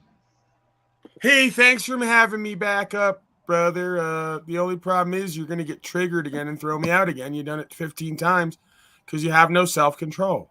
Let's not make that a goal. No, it doesn't matter what goal we set. You can't get out of your own way in any area in life. If I just go to saying 3 to 5 things, you're going to throw me out again because you're going to get triggered because you know it's true and you want to act like a child and ignore it. And I'll just go back to sitting back there with the will and discipline of an adult, something you don't have. You haven't even risen to the level of adult yet, let alone I am presence. So I just sit back there, laugh at you, wait. You bring me back up. Once you regain control, once your mud settles. We don't have to bring you back up. I mean, if you want to. That's fine, Talcott, but you could be a control freak in this moment, but then you won't come back on my platform. And when your views go back to nothing, you'll be needing your heroin broadcast style again. No. Your metaversal heroin, you'll be needing your validation attention. So choose wisely, fuckface. No, you know what? Hey, you're right. I recognize that if I burn a bridge with you, that's a bridge I'll never cross again. And I've considered it, because my efforts. I don't deserve the bullshit that you've done and you've chosen to display with me and my name. That's no fucking reason whatsoever, dude. Hey, the interesting thing about a court, Talcott, is you don't get to decide what you deserve. I'm not talking about court. I'm talking about facts, man to man, what's honorable, what's not. Yeah, well, that's how that works. It's a similar idea. You don't get to decide what you deserve when you are the offender. Yeah, it's pretty much daily, too. You find no offenses in your behavior whatsoever, do you? We're not talking about me all the time to avoid talking about you. Well, right so you now, go every try to avoid talking about you. Then right you say all I do is right talk about now, me. my topic of discussion is your behavior with me. Okay, where is my offense in the universal law? Where's my false claim? Where's my bad faith? Where's my dishonor? Do you care? I've got access to all the books, so bring it out. He does this every time. He says, "Do you care?" Then asks another question, then goes, "You know what? Forget it," because he can't answer what the fuck I just asked. He doesn't even remember it now at this point. Go ahead and tell me back what I just asked you. I interrupted him, so please ask it again. What did I just ask you? You don't even remember. You asked to prove a case. I'm not trying to prove shit. I'm trying to bring your awareness to your behavior. Have you do a little honest self-evaluation. What makes you think you're in a position to put a light on me when you are full of darkness? You have no evidence for darkness. Yes, I do. You take money directly from the beast system. You can't live without it. You can't create nothing, produce nothing. You drove your whole family away and everybody here They come back only to mock and ridicule you and view you as a fascinating And once observance, like a again, chimpanzee in a cage. You are basically like a Jesus freak Christ. show in a Can you cage for interrupt your Barnum and own Bailey move, to observe. You're going please? to Are you interrupt going to talk yourself? over him? Are you going to talk over him while he's talking? Are you going to keep doing that? Or are you You going to know listen to what? what he's saying? When You people come little here to talk to you, they cowardice bitch. You just There you go. fucking You're a cowardice bitch, Moose, and he just banned you He because is. You don't right, see it? but he You just don't see triggered his you again. He movement? owns you. He owns your inner space. We all No, do. he doesn't own shit. We all He do. As hasn't- soon as we say the truth, you kick us. No. We own Well, your inner you know space. what? No, you don't. Sun Tzu said, You don't own shit. All right, bro. I gotta take Jack. off out of here. I can't keep repeating this loop tonight. But man, bro, let some shit roll off your back. Be a Hey, duck. brother. Yep. Let the Thank water you. roll sometimes. You don't always have to react. Have this. All right. Have a Have a good night. brother. Be well. God bless you. God bless you. Z, good evening. I don't know what you want to do. It's up to you. But to address Moose and Paul, Moose does not own shit of me other than my lack of respect. He's proven himself worthy of my lack of respect, and he's proven himself not to be a man of his word, not to be the man of honor he's claimed himself to be. So for Moose to come up here bullshitting me and enabling Paul's arrogance again is not going to be accepted. Jack, let me ask you, man, how's this experience going for you tonight? This has been interesting, very interesting, enlightening. have you figured out what's real and not real yet? Because I know that's a big question that keeps coming up for you. No. No. All right, I was still working on that. So when you get in touch with reality, you let me know, and then maybe I can get you somewhere, huh? Well, what is real? Why is it so impossible for me to have an honest, civil conversation with you? Because you're inept and egoic and triggered. I don't feel that way. Right. Most oftentimes, folks, when they're egoic, don't. That's why it's so insidious and deleterious. So what would be the evidence for me to know? I just went over it. You want to go over it again for the 10th time tonight? Well, you keep looping on things from the past. Right, because we were all keep looping here tonight. That's why it's fascinating. You keep throwing me out, bringing me back, trying to start over. You ask me for the evidence, I give it to you, get triggered, kick me out, bring me back. It's fascinating. And you're insane. You're an insane person, and I'm your keeper. All you find is blame. You see nothing you do. Culpability. Stop acting like a victim. It's called culpability. Oh, and so what is your behavior? There you go. We're going to spin around now. Okay, what is my behavior? I've described what I've considered. It's not everything I've described about you that you say is not you, it's me. No, I'm asking you now. I've described your behavior as arrogant, unprovoked, irrational, disrespectful. So you're like the pinnacle of rationality, huh, Jack? Well, do you have explanations besides your opinions? What you I fucking think we've all witnessed for the last 6 months. You're the most insane, irrational, nonsensical, nonsense-able person that we've ever seen. You're like an extraordinary case to the point where you drive everyone away. You make yourself hated by everyone. We want to love you. We continue to love you. We continue to try to show you something. Yes, really? we do. I know you don't believe that someone could love you and care for you more than yourself and the truth daily. I know that you think that in your bizarre. Now, why don't I feel? Why do I see no love, no care? Why because you're looking for it in all the wrong places and all the wrong ways. Where should I look? Where should I look to see truth, care for yourself, your future, your destiny, your property, your rights? Right. So the only thing I've received from you today is I should cancel my VA disability. Well, are you disabled? There was an opinion given about my... Right, so you can't even answer a direct question. You're such a fake-ass motherfucker. This is my point. Right, I can't I asked you if you were disabled and you went to someone else's opinion when you say opinions don't matter all the time. So I guess...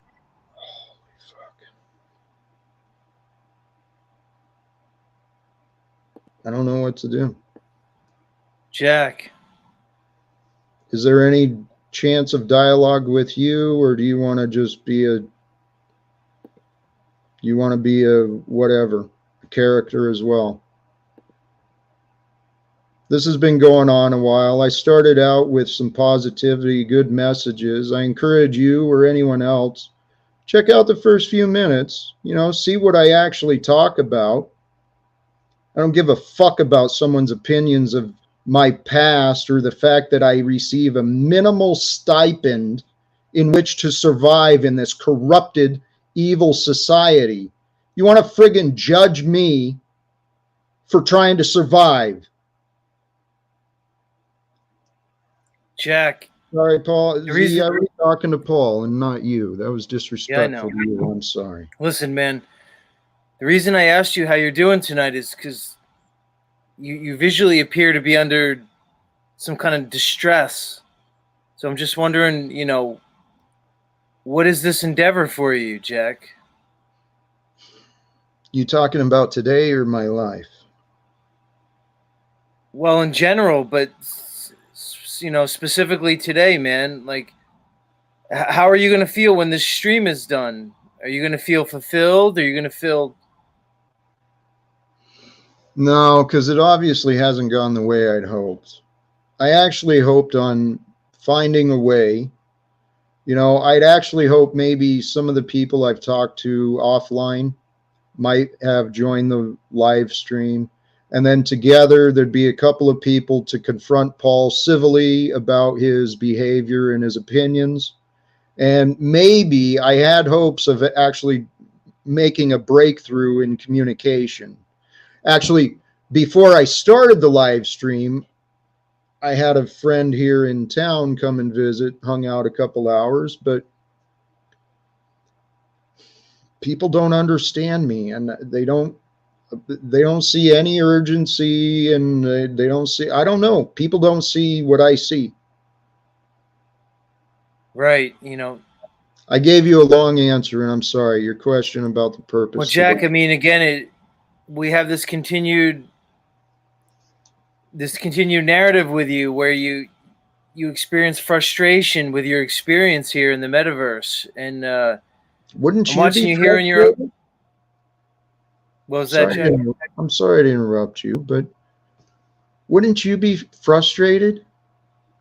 I mean, seriously, I'm about to lose my home. I've already lost my friends, my family, my career. All that shit's gone. And I'm just saying, hey, I'm not asking for handouts. I'm not asking for donations. I'm just asking for someone to say, hey, someone should talk to this guy, Jack, and, maybe give him a second chance. But no one, fuck, Paul apparently keyed right in on me the day one, saw me as a worthless piece of crap, and he's made sure since then, he's done everything he can to prove that I'm not worthy of paying attention to. And I don't give a shit what he thinks or anyone else thinks. I know that God has blessed all of us with wisdom to share. Jack, somebody like Paul, when you talk about his attention, a couple of things. One, shouldn't he be entitled to decide who and how he spends his attention? And two, if he spent his attention on everybody who wanted his attention, could you imagine what that would be like for him? So it seems as though you have this expectation that has not been fulfilled with Paul. And again, you seem quite frustrated with it. That's an interesting way to narrate what you know. Considering how much time, whether I'm on the platform or not, my name is being discussed. So for me to ask for and request a one-on-one conversation or a chance to try and resolve this bullshit, it's not unreasonable. Well, it seems as though he disagrees with that. Apparently. And so far, I've been unwilling to find any others to tell him, hey, Paul, maybe you should check yourself and just give this guy a chance, start over. But so far, Dick, has shown himself to me. Z, I just encourage you, don't get caught up and lose sight of what your focus is. Because I heard you saying you wanted to build community, and here you're on a platform that's busting in, making fun of other people trying to build community. Well, Hey, Jack, is Paul still backstage? Not anymore. It's Paul. cool though that like, even though Paul's a mean guy and everything, you know, that he lets you come on there and then you can get your message out though, right? So like, Hey, you're Paul, are you willing to start anew right now? you're turning lemons into lemonade. My message played at 0.5 speed with an image of a clown flashed over my face. So you're like selfless then. You're not getting anything out of it. Paul, I'm not asking you to waver from your morals. It's all philanthropic, altruistic, you know, terms for you. Or whatever, Paul, but are you willing to start anew and not waver from your morals? I mean, I understand you're who you are. We're not asking you to change who you are, but are you willing to give Jack another chance? Sir, you know as well as I do that this is more political positioning. There is no other chance. There's no chance you could have been wrong? There's no could have been. You've not changed doing what you are to resemble something in my eyes that is redeemable to a certain standard of equity. Because that's the next step, Jack. I wanted to ask you if he said yes, which I assumed he would. Whatever. Regardless, the what I wanted to get at is, are you willing to accept that you might be wrong? Are you willing to do the research and realize that, you know, for instance, what Wizard is offering, and maybe this isn't the best example, but for instance, you know, are you willing to do the research and realize that that's not the best option? Yes, I am always willing to accept information from others. Okay. And the advice from Wizard, I trust that he gave me good advice, although his advice was given to me between anger outbursts and all sorts of shit. But would it be better for you to accept that advice or lose your home? How about this? How about, like, my goal is to avoid losing my home by succeeding. Sure. Now, we can spend time for me arguing that I didn't jump through Wizard's hoops and follow his advice to save what he wants me to do. Okay? Jack, this is telltale arrested development. You're going to allow harm to be done to yourself to prove to Daddy that you ain't going to take his information, which would be good for you because of the way he gave it to you. You are a spiritual child. Untrue. If my goal was to do what he said, to fight the contracts and the debts, that would be valuable advice. I have no doubt. That is not my purpose nor my focus. Just like I could have gone and played the rules and gone to court and done all that. So do you want to keep the house or not? Are there any other options you got lined up to potentially keep the house? He doesn't want that house. Come on, Jack. Are there any options lined up to keep that house? There are plenty of options available, but all of them require cooperation with other human beings. And you can't cooperate with anyone. So that leaves that out. That leaves that out.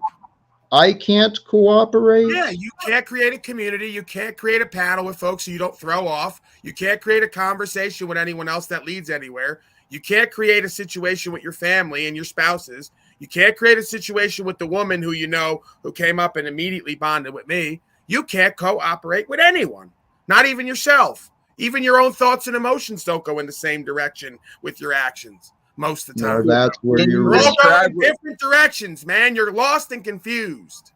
Can you describe what some of those cooperatives look like?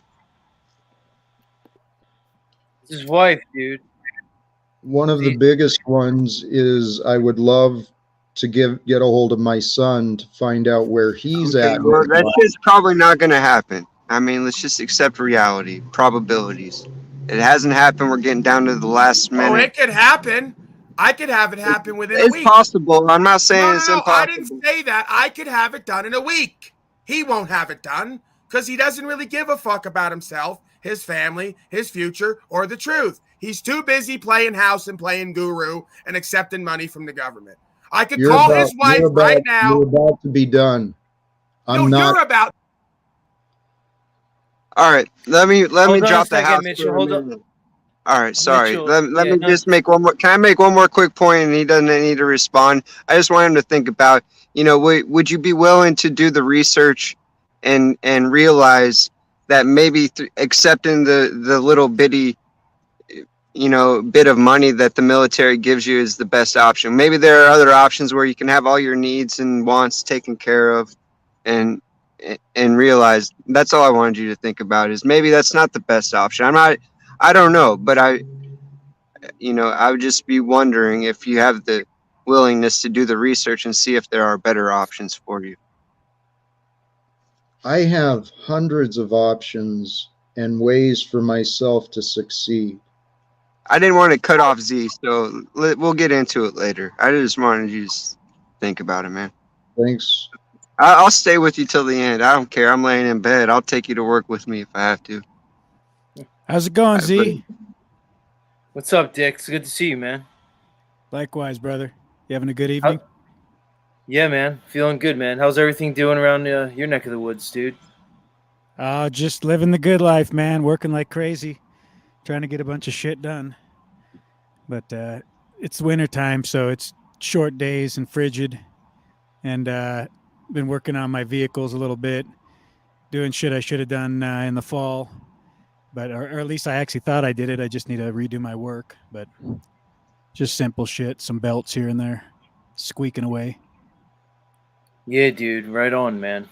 I feel you, dude. The wintertime we're right in the dead of winter, man. I'm ready for shit to start changing, dude. I get to be like this part of the winter, I start to get like a certain type of way, man, I just got to get February over with, and then I'm stoked because even though spring doesn't really hit here till May, it's just the thought of it being March. Good weather's on the way. But I was going to ask Mitchell, so he started baking, huh? Hey, actually, can I interrupt this little social hour? I mean, I'm not sure what your purpose here is, Dick. Well, Jack, I had questions for you, man. I apologize. Well, Jack, I saw some people I wanted to ask him some, but no, right. This is a perfect example, Dick, and I'm sorry. You're right. I want to your come back. stream. I apologize. But Dick, here's what I want you to reflect on yourself. No, you're right. I'm being rude. I'm distracting, right. and I'm absolutely diverting the disrespectful of your time, my time, the time of other people. You came in right after Paul's little bullshit mischaracterization of me. No, I apologize, Jack. Little catty. Thank you really for the apologize, brother. Please look at your behavior, dude. You're right. That was terrible towards me. I thought I was just breaking up the energy a little bit and having a little quick touch base with fun Z of and Jack's Mitchell. life. Just want to continue the shit. That was arrogant and rude. I mean, really unconscionable when you think about it. I should be quite ashamed, and I will. I'll reflect on it, Jack. Jack, I'm just kind of focused on the idea that this doesn't appear to be a pleasurable experience for you. It actually appears to be almost a traumatic experience. It seems as though you're compelled to recreate some type of trauma for yourself, almost a repetition compulsion into trauma. I can't imagine you're going to have a good night's sleep after this, and you seem quite distressed, man. And I just, wondering if you're aware of that, or when I say that, if that makes you think of anything, or is this something you're aware of? Well, I am, and actually, I'm curious though. You're identifying frustration. You're identifying change in my energy. I'm a little fed up and at the limits. So if you identified it accurately, do you give a shit? Well, I give a shit in a way where I'm watching a man in distress. So there's a part of me, an empathic part of me that I guess empathizes with that, but I can't control you. But I'm wondering, because I run my own streams, and when I run my stream, I have control over it, and you seem to be out of control of your environment here, and you seem to be a man who's left his control up to the metaverse, dude. And I'm just wondering if you're aware of that. Well, you know what? I'm going to consider that, and I appreciate that honest observation. I did allow this. It says more about you, though, man. It's like, I wonder why you would do this. I can only conjecture, but part of it's entertainment. I'm not going to lie. Part of this has been entertainment. It's been absolutely fascinating for me because here I am. I'm in a safe spot. I'm very comfortable with my physical location, grounded in reality, grounded in who I am. And so I'm safely experiencing, trying to communicate with obviously volatile egos, right? Paul's right. Can I make a point that's on subject, that's on point? Please. I like the live stream format for you, Jack. I think it's good. I think it went over pretty well today. And as far as from an entertainment value, because I totally align with you, I think it's enjoyable entertainment. Thank you. I believe there was some entertainment today and hopefully some value shared too. Even I don't enjoy it doesn't seem to be Jack's goal. Jack seems to have loftier goals than that. Because Jack, you seem to chastise Paul about the entertainment aspect of his broadcast, but yet here you are claiming that you're enjoying the entertainment. So do you see the hypocrisy? Brother, you interrupted exactly what I was going to say. The entertainment, make everyone being entertained at making fun of me. Yeah, okay. I'm a disabled veteran. I was a public servant. I was a union leader. I am a caring father, and I'm alone in this world. I'm at a vulnerable, potentially, circumstantially, you could say at a vulnerable place in my experience. I don't believe I deserve people to come out of the woodwork and fucking mischaracterize me. I've got that crap going on in my hometown. I don't need it elsewhere. Yeah, no, you mentioned the woman that you're having problems with. Is that something you want to share? Dude, it's weird. Seriously. This lady I know, I met her in AA. She's a witness of me early in my recovery. She only knows me from the meetings for a short period of time, and I moved on. When this stuff started happening, dude, this lady came out of the woodwork, started filing false police reports against me, started spreading rumors and crap with my neighbors. It doesn't add up, Jack. It doesn't add up, dude. It sounds like there's parts of the story you're eliminating parts of the story, likely for a reason, Jack. Come on, dude. Hold on. You asked You're constantly painting yourself as wrongly accused, exactly, and that Jack. you have no idea how you get all these results in your life. It doesn't pass the smell test to me, Jack. I'm pretty observant. Please investigate. I got. We're not going to take that much time and energy to investigate when you've shown us enough here over and over again. You're inept, and you can't make a determination of what's actually happening. I tried. No, but Jack, he's right, dude. Hey, El Perro wants up if you can get him the link. No, not with that arrogance. Fuck him. Drop the link again, bitch. Kiss my ass. Disrespectful prick. Look, Jack. I get why you get upset. I mean, if people yell at me and stuff, I get my feathers ruffled a little bit. So I mean, I understand the emotion in it and stuff. But it's entertainment too, though, right? So I mean, is it? Can't let it. Is it entertainment when you're getting yelled at? When you're getting disparaged? So that part's not entertainment. he's not aware. He doesn't have an awareness of that. Like it's good to he bring doesn't that to have light, that. though. It's not. It's something else with him, Jack. Jack. Likely you experienced great trauma at a very young age.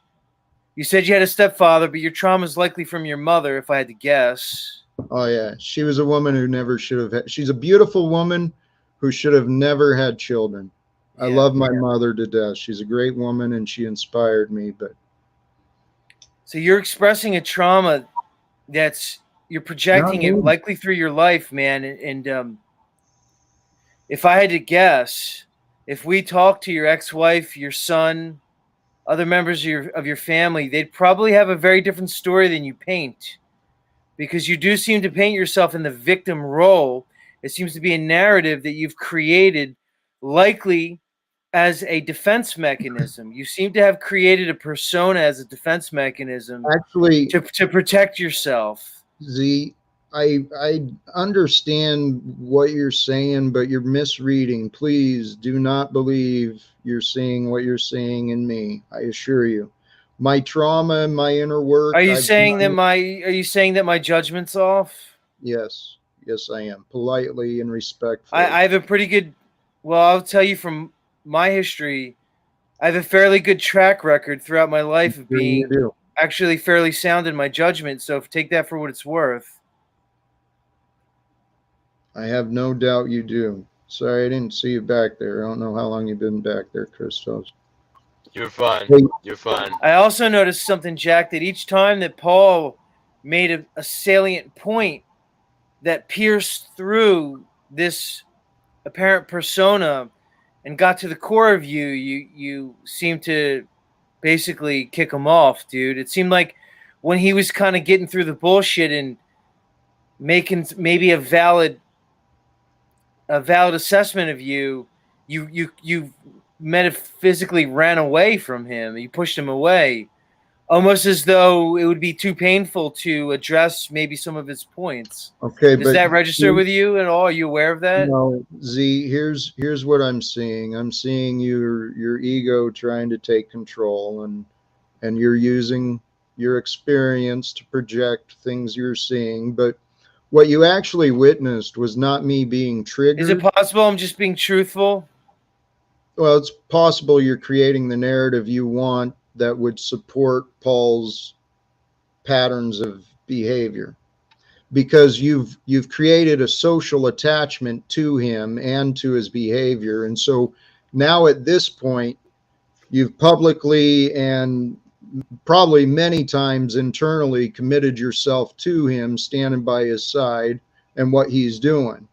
So for you to now admit that what Paul is doing towards me is wrong, well, that's going to be, it's hard for us to admit we led people wrong. That's what Paul's going to realize eventually. Luckily, I didn't learn that from experience. I learned that from watching others. It seems as though you're in some way invalidating my agency and my free choice, and you have potentially insinuating wrong. Mm-hmm. Sorry to interrupt, but you have all the right you want to be wrong, but I'm advising you, while you may have had accuracy in the past, as well as Paul, I've seen you're both very insightful, but I assure you, you have misread me. Has anybody read you correctly? Can you give us examples of people who have basically no. Right. That's what I'm asking, Jack. Can you give me an example of somebody who's read you correctly? Because from what we see, the from post your son office to your was wife, wrong, to the military right. was wrong, the family was wrong, the children were wrong, the metaverse is wrong, jacktalcott.com was wrong. Everyone is wrong, and he didn't create nothing, and he's just a victim of circumstance, and he tries his best but never seems to get anywhere. Poor Jackie boy. Because Jack, I can give you many, many examples in my life of people who want to be near me, who've endeared themselves to me, who trust me, and I'm not seeing that in your life, and because he's not trustworthy.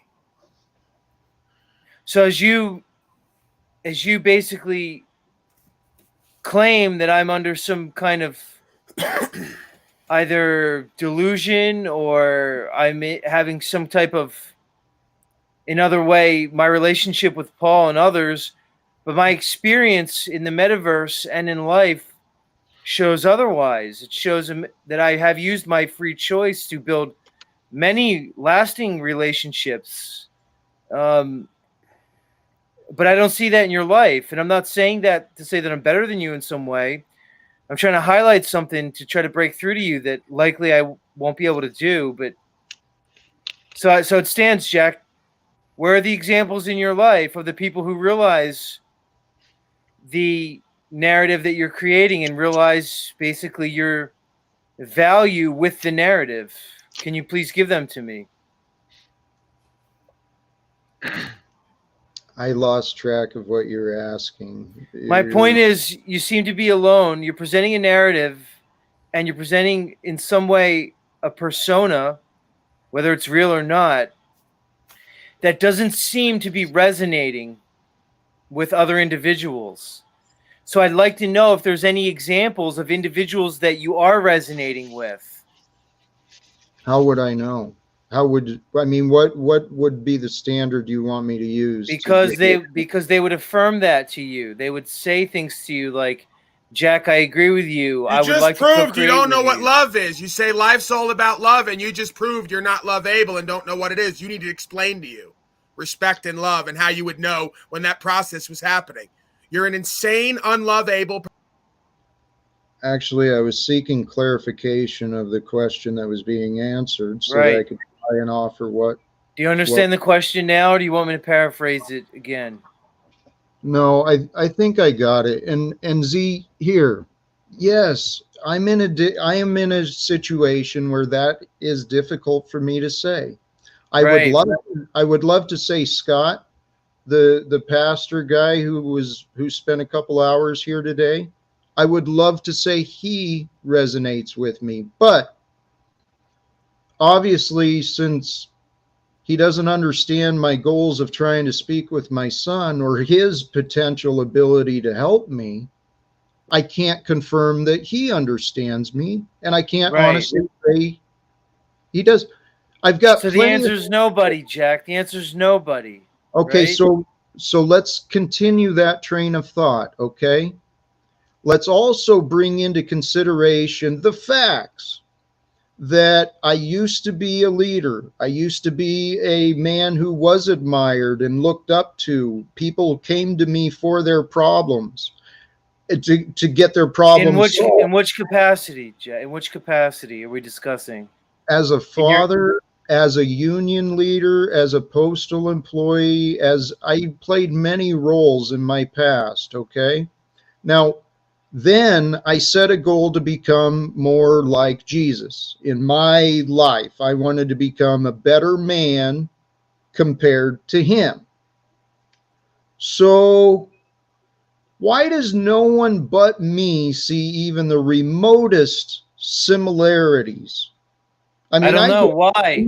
Credit. Is it possible your concept of Jesus might not match up with maybe what the reality may be of the man or the figure? Is it possible that you have an idea of the figure that really doesn't align with the actual figure? Is it possible? That could be possible. However, my explanations came from my experience being explained from others, right? Other people explaining their experiences. And then I'm like, holy shit, well, that is what's happening with me. So yeah, and that makes sense with that book, and that makes sense with that science, and that makes sense with that experience. So when I say that I set the goal to become more like Jesus, the Live Without trademark was inspired by that. Okay. I have a story that's kind of similar, but quite different, modern day today, common language. And I'm actually evidence that says, hey, Jesus Jesus was the way, the teacher, the master. He was many things, but hey, guys, so are you. You are a teacher, a leader, a guru, a healer. You are that. When you stop Sometimes allowing you say stuff you just can't argue with, you know. You do have, Jack, is it you have some possible that you have a sprinkles of truth in there. Jack, is it possible you have a superiority complex where you approach people from a level where of superiority as opposed to equity? Have you ever, I was gonna infer about that. yeah, have you Yep. considered Jack? There, I Yeah, heard it's called someone say, arrogance. Same thing he's always calling out. maybe you're right because I know it. Okay. Right. I'm And you keep calling it out. projecting onto me everything that you are constantly. Maybe we're both doing that, Paul. But I heard someone else comment about my presentation, and I considered there is probably truth there, because my past, I was an advocate for workers. My job, I got paid part of my role was to yell at bosses, right? To yell at the executives and get them to follow their own rules. I was Jack, you worked in a bureaucracy, right? It was the government. The post office is a government bureaucratic structure, correct? It was, but many of their jobs Right. were created for vets. It was a landing place of combat vets. Do you think a bureaucracy is a true evaluation of a value-based organization where skills are rewarded? Can you really put that up as an example of success, Jack? A government bureaucracy that just basically supports, pretty much inefficiency. Doesn't he say to stay out of the past, yet he gave us our identity today based on what he did for a job in the past, so he's lost and confused again? I was using the past to explain what you criticized about me from today. Right, because it's still true, because you haven't changed from the past till today, and your identity is still caught up in your past performance that is non-existent because you got let go of everywhere you've been from. Isn't it So divine? even in your position, but Paul, in all these areas, you're constantly thrown out and let go because you're incompetent. All right, you know can't what? Figure it out. You guys already don't have respect for me, so let me paint my story a different way. Okay? Well, we're already bullshitting completely as far as you're concerned, so just bullshit some more. Why not? Have at it, bro. Just bullshit everyone completely for the rest of your life. See where it gets you. Completely reviled, revolted, and ridiculed. Chill the fuck out and have some fun, dude. Lighten up. Quit being an arrogant. Now we're back to having fun because you're full of shit and don't want to be accountable. All right, let's go into right, Jack. 7 hours in, my energy dropped. Fun. But damn it, Paul, the thought we could have some fun got me excited again, you prick. Golly jeez. Hey, you could learn the music Jack, though with the StreamYard. I don't know. Maybe you have to have the more expensive subscription for that though. Dude, my laptop, I was thinking about it. It's 16 years old. So this thing is like old technology. I'm just grateful it works. Because you could do party with Jack and put the music back there. I definitely show up for that, you know. Jack, you asked me about how I feel and the empathy thing, man, and I do feel for you, dude, because you look like a guy who's kind of in trouble, man. How about this? What I was trying to do, let's have some fun. Let me paint my story a different way, right?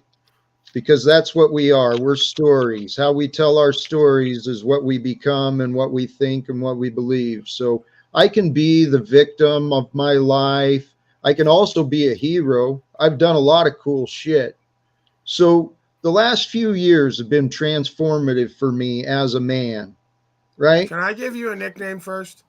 Please. If we're having fun. If you're going to become a painter here, then you're Vincent Van Go Away. All right, go ahead, sir. And I might have to cut one of your ears off because you never seem to listen. Go ahead, sir. There's the Paul I love, the one who has some fun, man. Hey, all right. So what if I am blessed? Okay. rather than thinking poor Jack and Jack's a victim and I'm not, and yeah, I can paint that story, and maybe I have. But what if Jack, after his years of dedication and service, his time honorably leading others through contract negotiations, through changes, through transformation professionally, what if Jack, after his years of dedication and honorable service, was rewarded? Why did you characterize what you did as honorable service? I don't honor you in what you did. I honored myself in the manner that exactly. I Stolen valor and stolen glory from ego. Great job. Any more illustration? So I was trying to paint a more positive image of what is. Yeah, but maybe Paul was painting a more realistic image, man. That's probably more valuable for you, Jack. Sure, but something more realistic, dude. Does it feel good to you to do that to Paul? It actually does. I'm not gonna lie. See, that's a problem, Jack. Right. That's a problem. Of course it does, Jack. Hey, but no. At least, hey, you know what? It's also a great thing because you were honest about it. So I respect you for being honest. Thank you. Being able to end what I'm viewing as negative and disrespectful, being able to put an end to that. Holy shit. Yeah, it allows me a moment for my spirit to breathe and return to me. Okay. So, Jack, how are you with mirrors? How are you with mirrors, Jack? Hey, Jack, what you just said right there, man. See, this is what I've inferred and noticed from my objective, viewing in the time that I've listened to you and others with Paul. It really seems that you feed into the strife, man.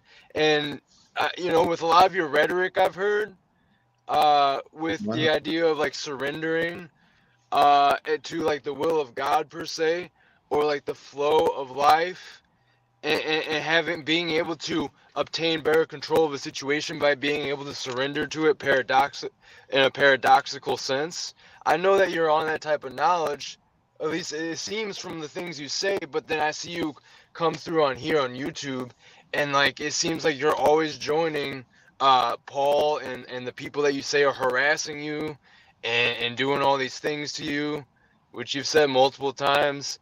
You end up going onto their streams and like joining them. You're entertaining this conflict, and I guess you've tried to say that there's an end result of it, that you're trying to get through to people. Like you said, you don't know how people aren't resonating with what you're saying.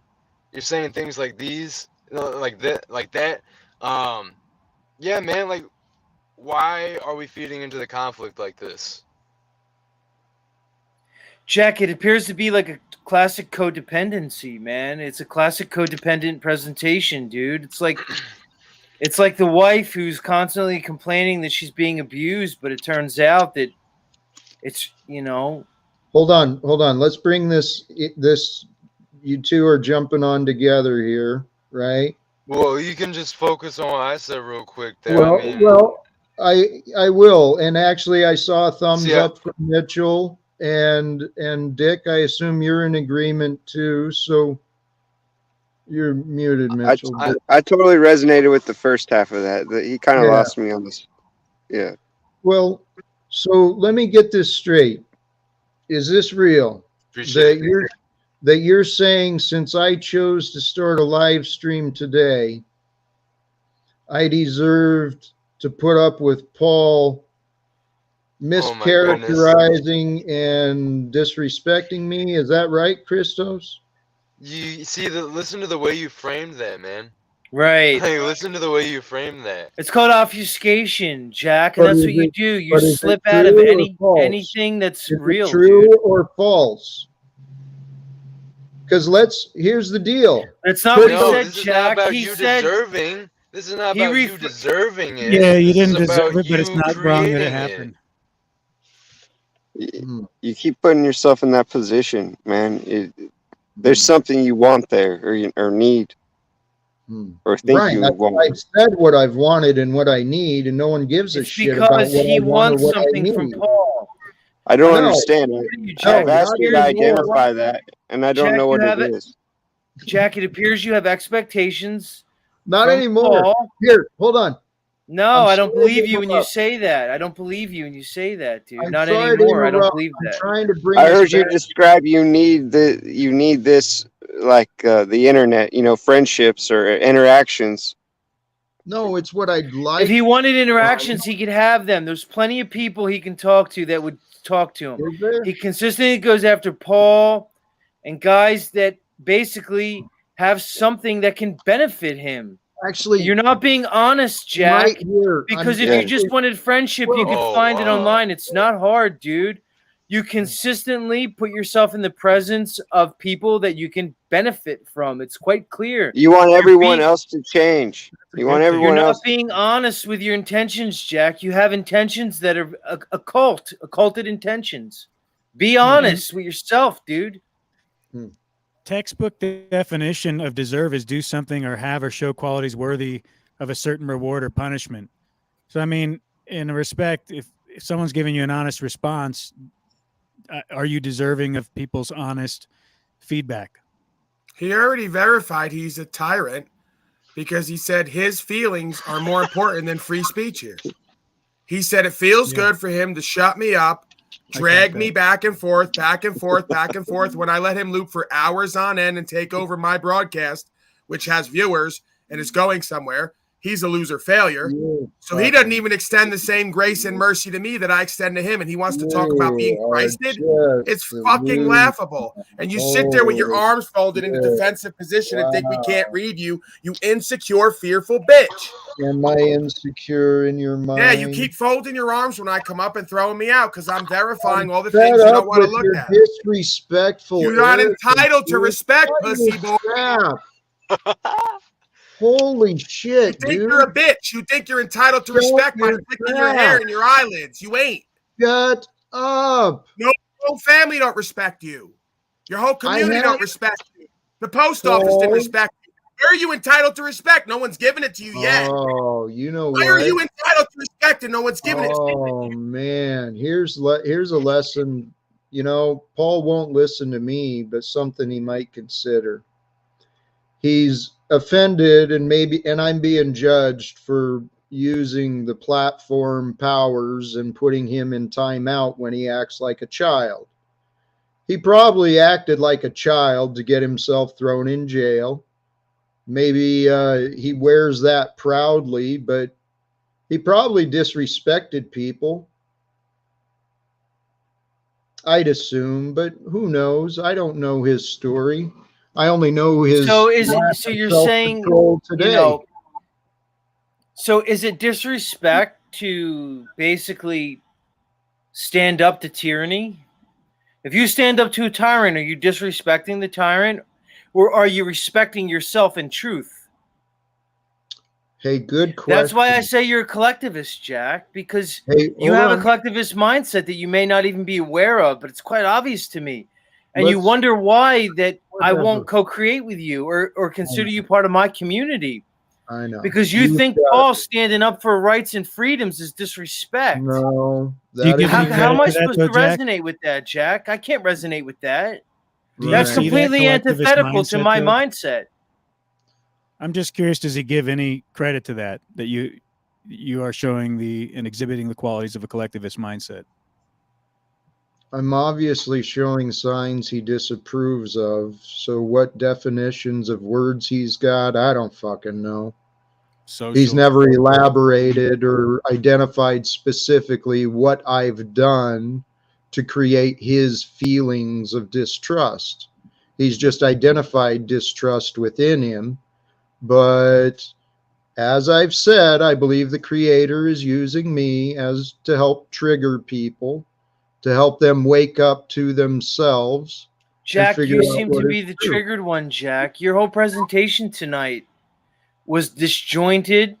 You seemed emotionally unsteady. You seem to be in some type of physical distress, honestly, dude. No, but I can see your facial expressions, Jack. I can read your facial expressions. Jack, you know I'm highly trained in body language. You know that, right? You are wrong with me. Jack, I'm objectively not wrong, What Jack. would convince you to accept Jack, that I'm just sitting here peacefully and comfortably. I'm quite entertained. Jack, your body language, your facial expressions are communicating quite the opposite. Even right now, as I speak to you, I can see the tension in your face, in your body. I can see your spastic movements, Jack. I'm not untrained in this. I'm not just speaking out of school. So what does that tell you once you identify your words that? be like, look, your words betray your actions, all right? But I was sitting there silently. Look, I'm telling you that you're not. You may not be aware of it, okay? You portray a man who's under... Hold on. You know what? I'm not going to continue this nonsense. I'm going to interrupt you. What you are You can doing call it nonsense, Jack. I'm speaking to you in a very calm way, objectively. You are gaslighting and manipulating, and I'm not going to accept it. I will not be your little victim and play your silly games, okay? Christos, you see this guy, dude? Here's I've come to realize why you catch so much flack, Jack. I'm sure you've got plenty of criticisms, Christos.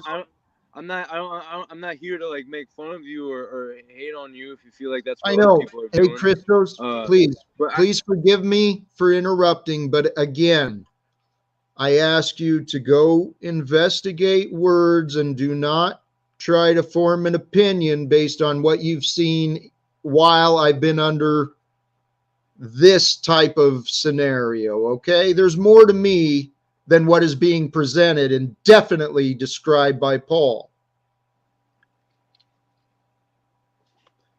If I may, what I was trying to do was paint my story a different way rather than being the victim, and then the conversation got interrupted, deflected, and distracted by the egos, the insecure egos. Instead of painting a narrative, why don't we talk about objective reality? Let me ask you, objective reality. Do you believe in an objective reality? Yes. Some people don't. Do you believe in a shared objective reality? Yeah, I believe I understand what you're saying, so yes. Okay, so now, what is more valuable, to portray and discuss objective reality or to portray a fantasy? I'm not sure why you asked me that, because I'm asking what's more valuable. What do you think is more valuable? Obviously focusing on what is true, what is real. Okay, so then why are we discussing you painting a narrative that's different than the actual narrative? I wasn't.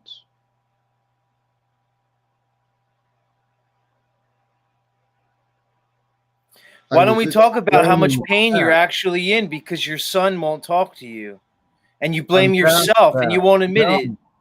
Z, stop trying to assume, and I'm happy. I'm not assuming. I'm probably correct. You are. No, you would be had I not experienced the growth that I have.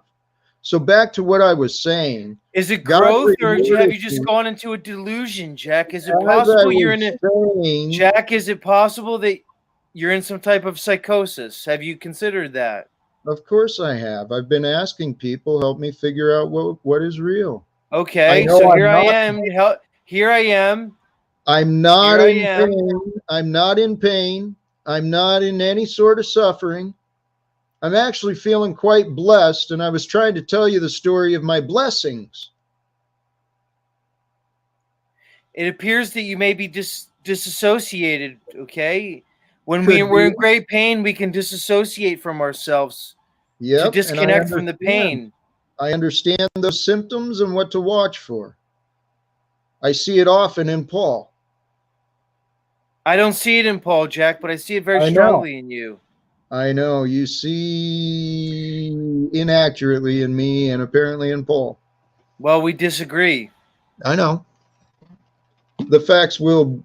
You also have espoused the virtues of Bernie Sanders within the last few days. I know you judge that, or many might. It's not that I judge it. It's just Do you deny that you espouse the virtues of Bernie Sanders? Well, I An also he's an obvious collectivist. So as you okay. deny being a collectivist, the person that you prop up as some type of archetype to be followed is an obvious collectivist. I Is he never not? don't falsely paint me that way. I don't paint people up as people to be followed. That's you. You and said it, Paul. not me. You said No. Bernie Sanders. Hey, what I You said he said, exemplifies the value.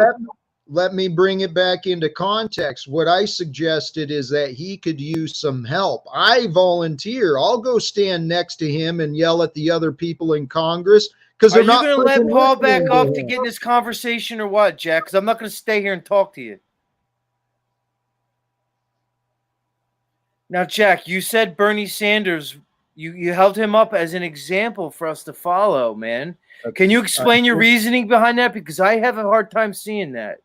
I just explained it, and I don't mean to repeat myself, but what I said is I think Bernie Sanders could use some support. I'm willing to go stand next to him towards the other people in Congress because they're not. How do you expect me to stand by you, Jack, or somebody like Paul when that's your mindset, dude?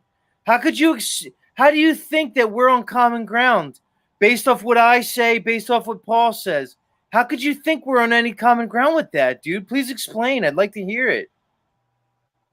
Well, this is part of the problem. You guys are detached from reality.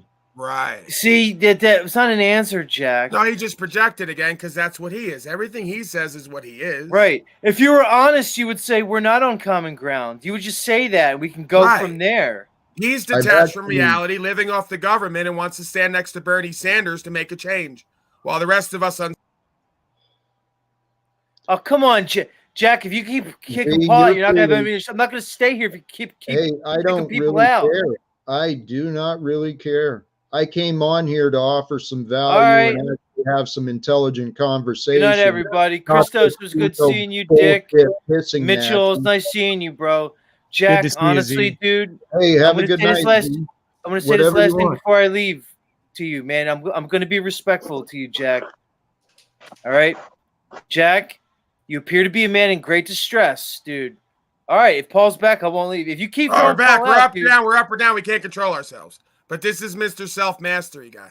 Well, I thought I'd be polite and allow Paul to hear Z's last words. But if you guys are going to play Jack, some you're powerless. You have no control. I know.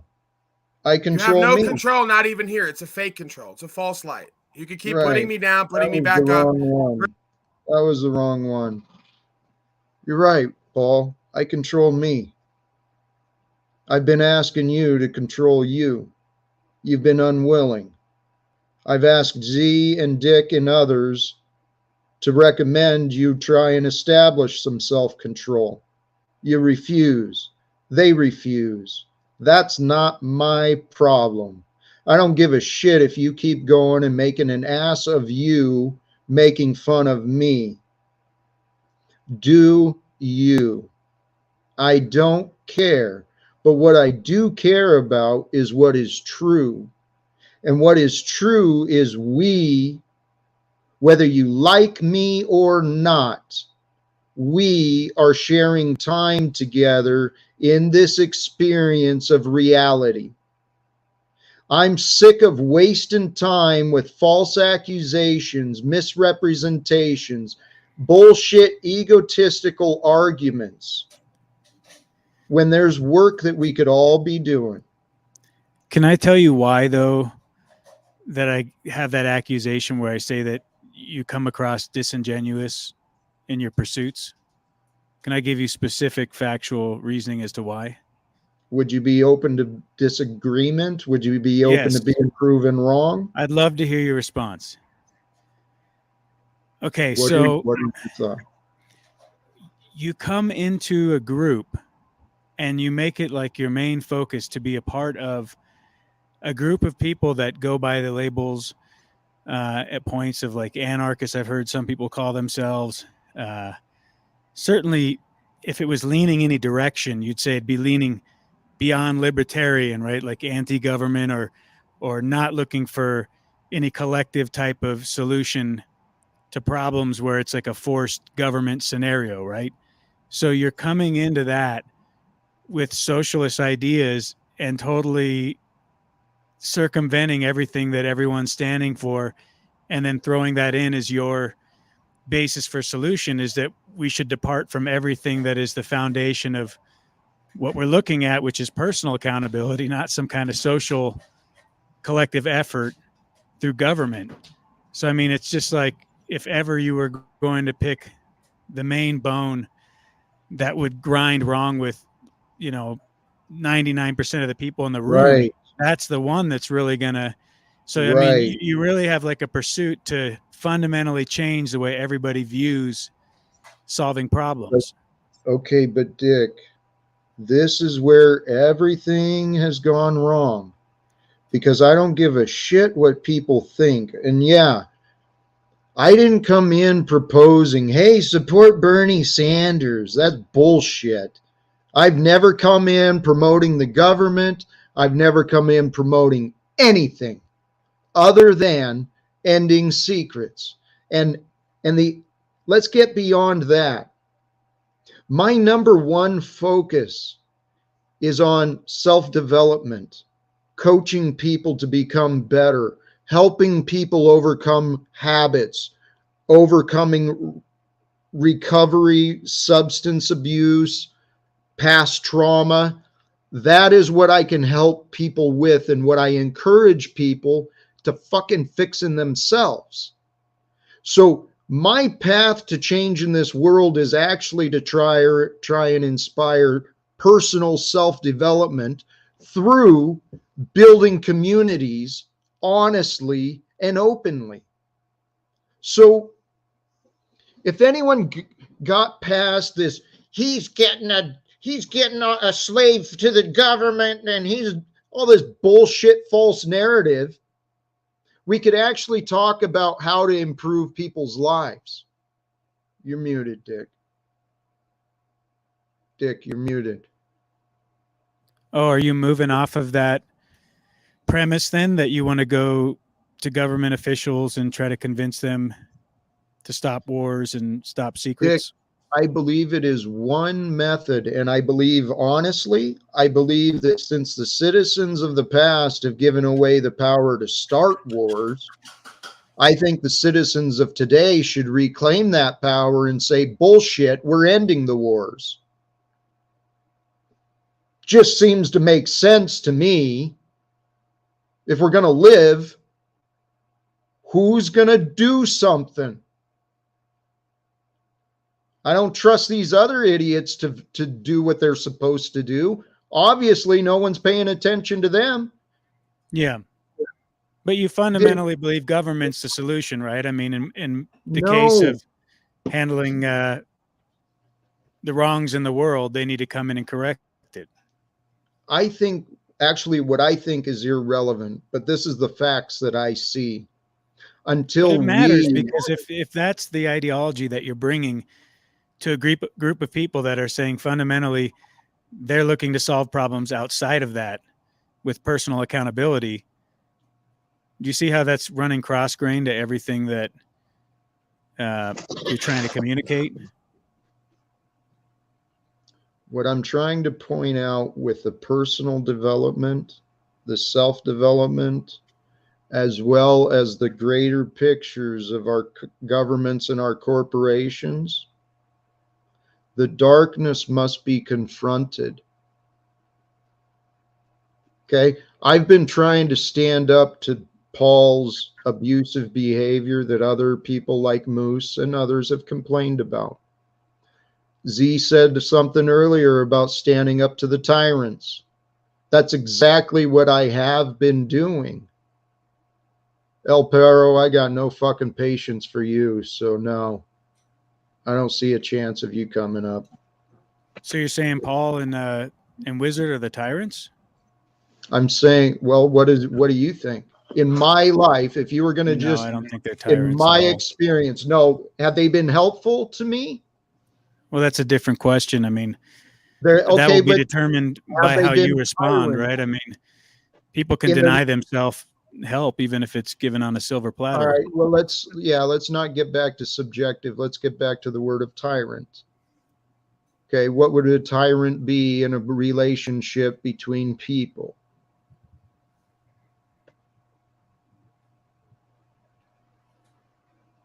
A cruel, oppressive ruler. Have you not seen how Wizard tries to speak to me as though he's got control of my punishment and what I deserve? Have you not seen his behavior towards me?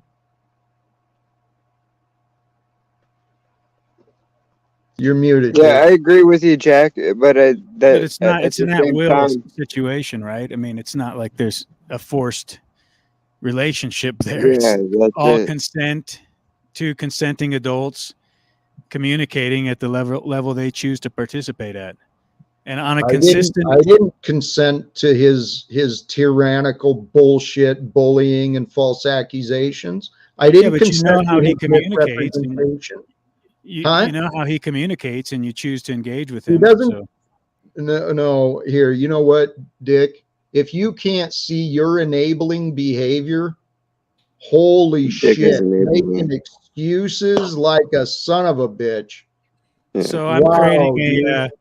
an open door policy for abusive behavior is what you're saying. By my opinion, that I don't see it as I see it as an at will, full consent, grown adults using their choice, their decision making to participate in communication. And you could say it's the most unproductive communication you've ever seen, but is it still not at will, full consent? Do you not choose to participate every time you have that conversation? Could you not easily? What is your point? I mean, what are you trying to prove here? That I deserve it because I come into the same moments as him? His loyalty is obvious, Jack. I mean, you can only get so far. I know. This is Deserving fascinating. Dick, you do not see yourself. You're just like fucking imagination, trying to be creative as hell. Enable it. You are a bootlicker you're a fake right now, character. dude. You're Everyone that watches enabling. how you conduct yourself can see you're either playing a role or you're in some deep state of psychosis, as Z was saying. You're either completely unaware of what's happening around you, and that's why you keep asking, "Is this real?" Are you aware? Or you're playing a character, Dick? And that's, I mean, if you How come would into we a group know? of If people you that are don't, I mean, if fundamentally all you want me to do is listen to your anti-establishment, opinions, and every solution you have is to create some social structure or go to some social solution. Tell me how Dick, that doesn't pass the Dick, sniff test fuck and make a off. little suspect. Hey, Dick, whoa. Where are you going? I mean, I'm saying you know that what? if you're gonna Dick, attack me like God bless I'm you. playing. I love you, Dick. Please look at your behavior. Making excuses for others is exactly why we live in this state of oppression that is rampant in our world. Stop fucking making excuses for each other. Stop making excuses for yourself. Stop blaming other people for what you offer. Mitchell, are you there, brother? Yeah, I'm here. I think I'm about done, man. Peniel, don't bring any of your common shit. I'm not in any mood for. I don't know what to think of you yet, honestly. I've been trying not to form an opinion.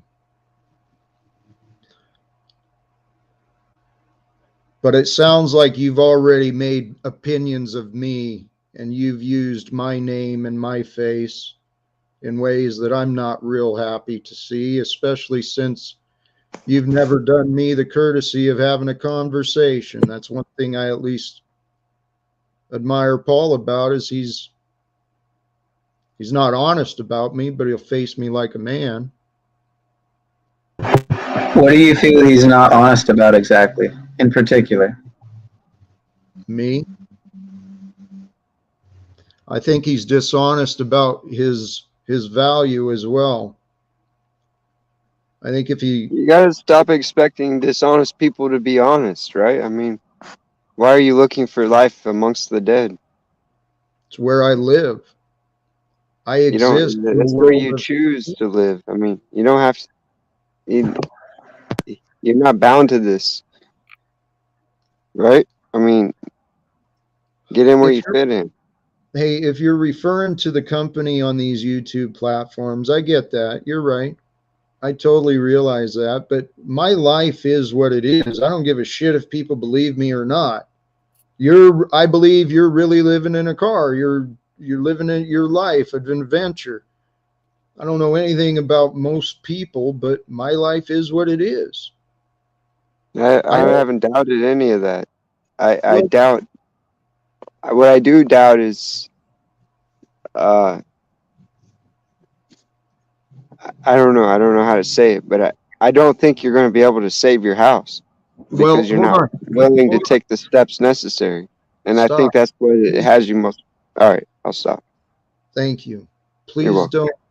Let's not assume or predict the future. Sure. Because while it is hard for me to even realize, it's hard for me to accept these words. The shit that I'm saying, dude, I never thought I'd be saying stuff like this. This is not who I used to be. But you're dealing with a fraudulent system. I mean, yeah, I know you didn't realize that getting into it, but it is what it is, man. I mean, well, but here's where I'm at, Mitchell. For whatever reason, my real life, I don't know why people are avoiding me. I don't know why Paul won't friggin' calm down and just allow us a conversation. I don't know why people react to me like they do. But my real life, dude, it costs money to live. You know this, right? You got to be able to. After getting fired from the post office after 22 years, you think I got a good chance of getting a job. Well, no, not really. So then I invest in and I self-study, self-development, right? And then I find myself on a spiritual path. For whatever reason, I've spent the last 5 years in isolation and alone, detached from the world, without a job, without a schedule. Dude, I've learned so many things and I've found how cool this life can be. And I'm only getting started, but the problem is in my real life, I got no one, dude. No one to turn to anymore. So I thought if I go online, maybe I can connect with people like me. what do you think you need us for? Or whatever you're searching? I don't know. You have people. You have a lot of people. I mean, there's a lot of people that are willing to invest time and energy into working with you. You just might not get what you want. They're not working with me. They're working for their I'm ego. working with you right now. You know what? You are. Let me not overlook the moment. Thank you. In the past, though, what am I looking for? You know what? I used to have a bunch of ideas. I still do have ideas. I'm wondering actually if this meeting of Paul and I, if him and I aren't what was intended. You know what? He's created his evidence of his interaction with me. So if I succeed, especially without his help, if I do succeed and make the connections I need and start making a difference in this world, he's going to go down in history as a true clown. I'm trying to avoid that potential. I'm trying to find a way for us to save grace with each other, restore our names, maybe build something greater for the future. But he's hung up on my $300 a month disability, makes me as a man not worthy. Who cares? I mean, who is he? I mean, who is he to you, really? I mean, Exactly. And this is what I mean. Maybe. So yeah, I mean, forget the idea of trying to make him look like a clown. Just show that you can do it independent of him if you truly think you can. But nobody's going to believe you until you show us that. But he knows he can't. That's exactly the point. And he just gave a extreme grandiose delusion saying he's looking forward to the day when he gets famous, and then I'll be looking back as the clown who didn't work with him when I'm already doing what he wants to do but can't do. No, you're and not. Looking like a clown, and we're all embarrassed by just being here and being a part of this. You're about to go again. Help me understand what you want to do, Jack. Please, honestly, man. I want to inspire people to do more. Well, then do more. Then do more. Who do you want to inspire to do what? You want to do what? less and inspire others to do more. How does that work? Right. That's what we should all be doing. You want to inspire a crackhead to do more crack? Yeah. I mean, who do you want to inspire to do what? Well, no, it's ego again. Ego sees things as more, bigger, better. So he wants to be better. He wants to have everyone do more while he does less. Sometimes less is more. Why don't you go get some rest, Paul? This isn't. No, this isn't going to end, Talcott. It's not going away. It's So why don't you just you can have a good evening, Paul. At this point, I have no intentions of bringing you back today. And what happens in the future, I don't care. I really do not care. So he can help you, Jack. He can.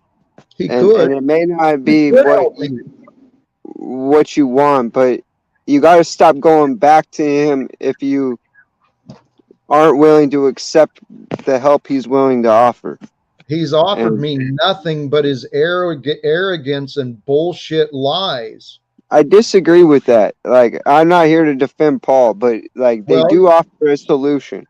And it's just not for you. So you got to stop going to him to change his mind about the way he thinks. You either got to go to someone else or you got to change the way you think. All right. I mean, you're not going to, that's where you've gone wrong, like in every aspect of what I can see or what you're presenting is you want to change everyone else instead of your involvement or interaction with that. Right. Okay. And that's just an honest opinion, man. Like, I don't know. There is something about you. Maybe it's just my curiosity wanting to know, what is it? Are you just a really good actor, or are you genuinely confused? And because if you're really this confused, man, I can actually help you, but I don't think you're willing to accept my help. I think you kind of like look down on my situation. You know, it bothers you more than it bothers me, to be honest with you. And so it's going to be hard for you to accept what I have to offer. And not that I would think you should accept everything. Like, don't be taking life skills 101 from me.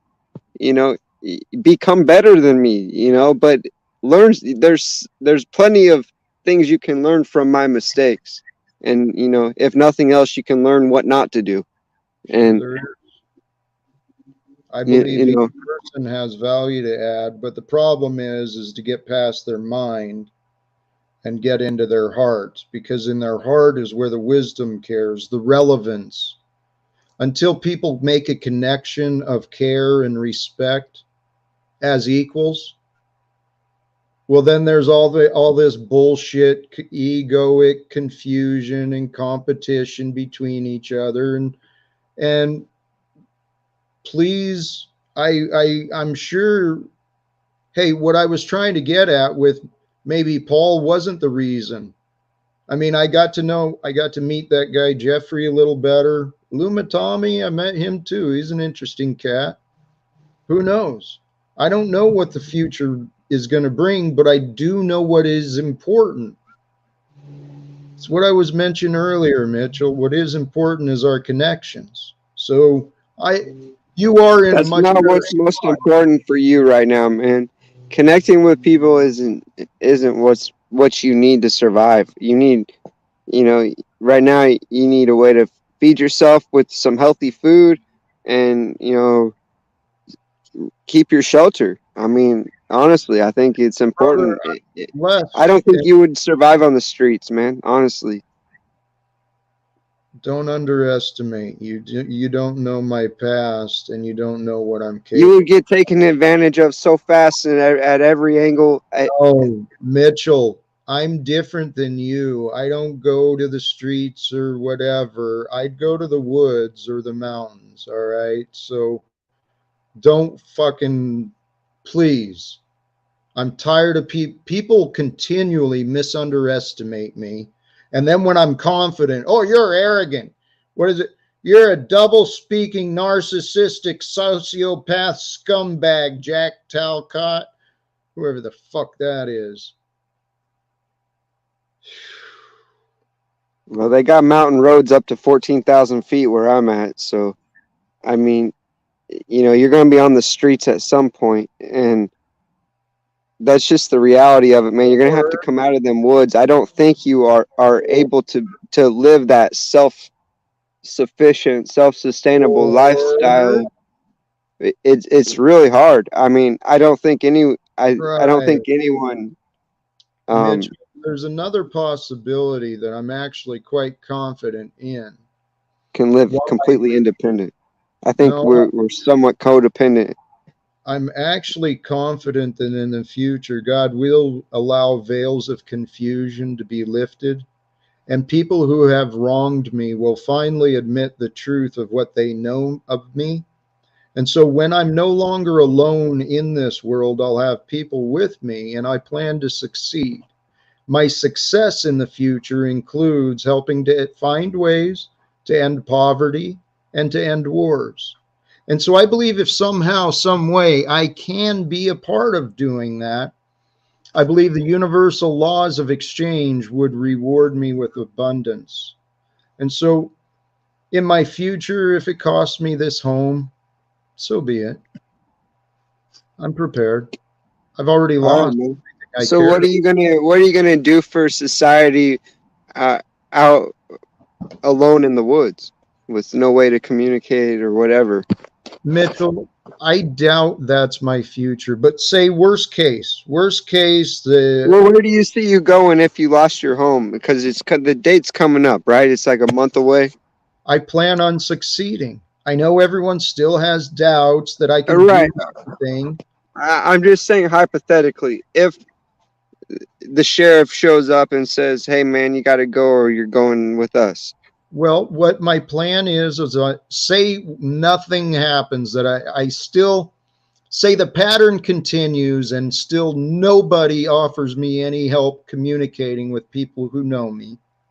So say that day comes, I plan to go down to the courthouse, and whoever buys it, I'll introduce myself. I'll let them know, hey, I'm still in the place. I don't have money to move. I got no transportation, no methods. There's a lot of logistics.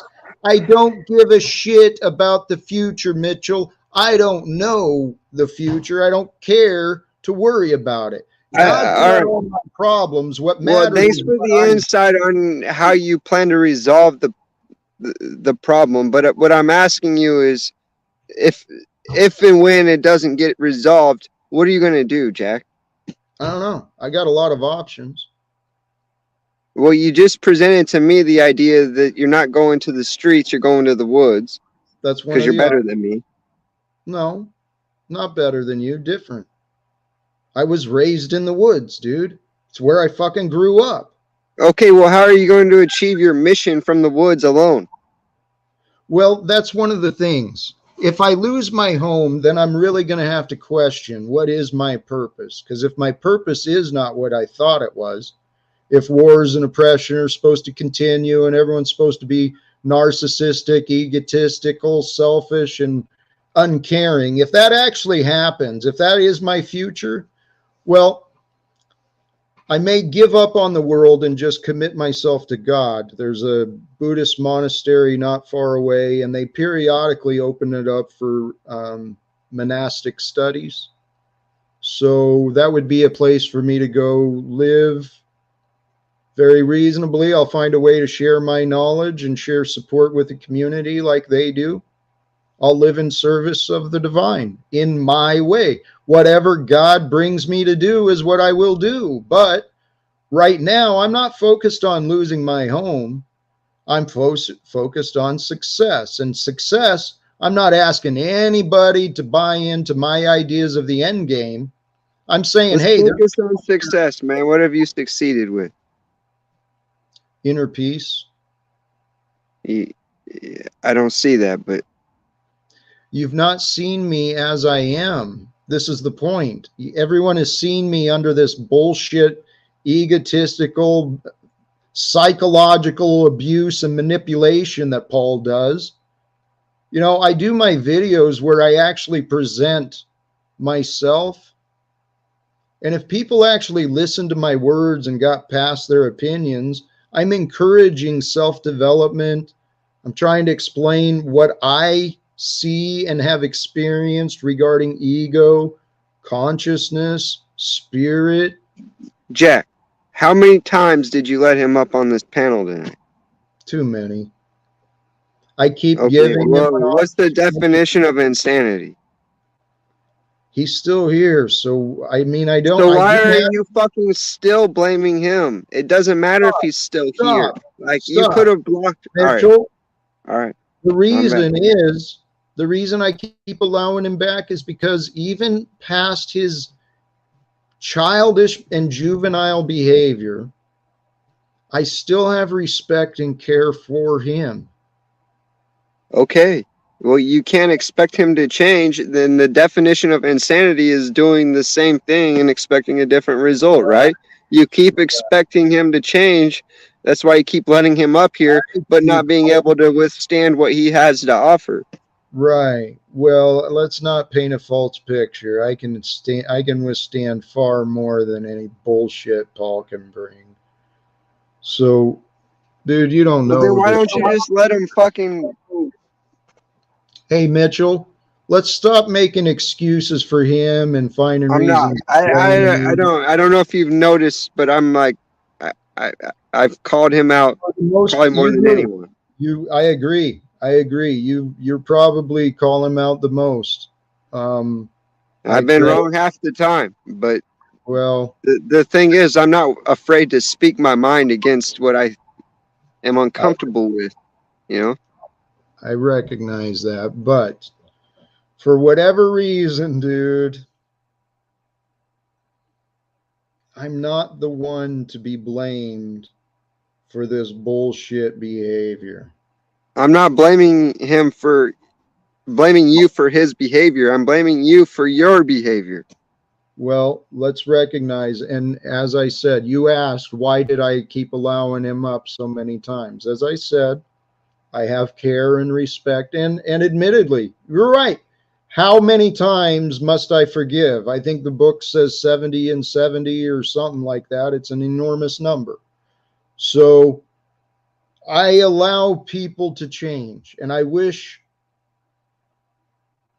for everyone to allow themselves to change.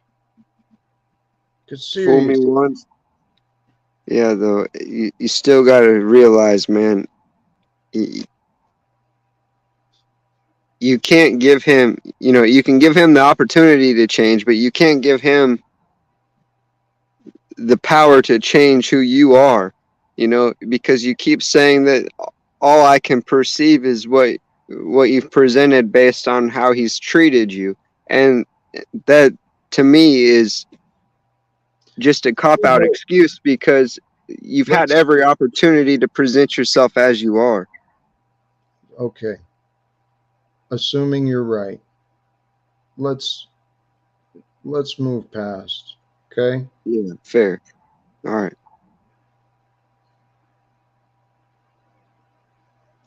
I claim to have an experience that's worthy of paying attention to, that's worthy of investigating. Okay? Seriously, dude.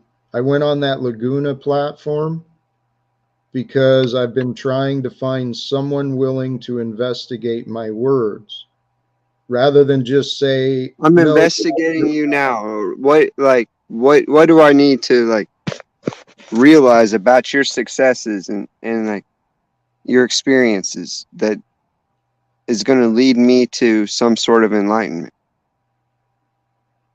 Well, if people would allow me to be me and we talked about what I know, what I could do is help you. Say we spent some time. If you understood me better, you would understand you better. Or I could just help you understand you better and you'd understand me. Let's try right now. Like what do you think you could help me learn about myself right now? It's entirely up to you. I mean, this is an awkward. Yeah, I'm completely willing to learn, but you said it's going to happen by you telling me about yourself, and okay, well, here, what do you and that's what I'm identify? asking you. What are your successes, man? Stop telling me why I can't see that because of what other people have done to you. Like, tell me what you're good at. What are you good at, Jack? I'm actually a very good mediator and negotiator when given an opportunity. But when I'm interrupted and, disbelieved and discredited, it makes it kind of difficult. But what I can do, what I can explain is my understanding and experience between recognizing. I'm answering in your between recognizing the ego and the self. All right. Sorry, I don't want to interrupt you. I'm holding my thought. I'm sorry. I don't want to interrupt you. Go ahead. Peace, brother. Hey, yes, sister. Long time no see. What's up, Mars? Hey, guys. Good to see you. It is very nice to see you. Well, Jack Talcott, it's very nice to see you after maybe 9 hours now. I'm still trying to understand. I don't went to sleep. I done took cold medicine, knocked myself out, woke up, and we're still at the same crossing road, Jack. What's up? I don't know what you're seeing. Because the only way for him to do anything is dependent on someone else's cooperation. And that's what I saw, Mars. Coming down to him saving his house. I mean, he can't do anything on his own. What are you guys doing? Hold on. Now we're back to you guys talking about me in front of me again. That's my observation. We're talking to you. People have come all day. Okay, I've seen people have tried to come up and talk to you, and you haven't let anybody talk to you. You just get defensive. For the past 6 months, you get defensive when people try to talk to you, right? You haven't seen me on any of these platforms. Why do you think that is? You haven't seen me on any of these platforms, right? But when I wake up and see the same loop. Right. Oh, stop. Let's interrupt your loop. Let's interrupt your loop right now. My loop. It's your loop that I'm talking. Holy shit. More of this bullshit projection. Literally coming up, looping, not saying anything, just repeating. I saw this and I see this and this is this and this is this and it's the same. Well, no shit, because you're not willing to see what is real. That was obvious projecting.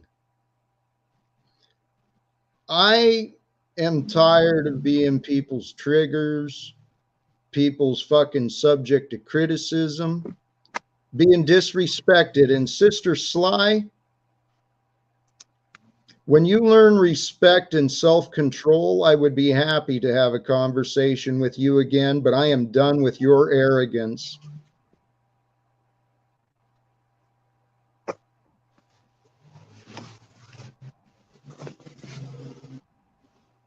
What I'm done with is the false accusations.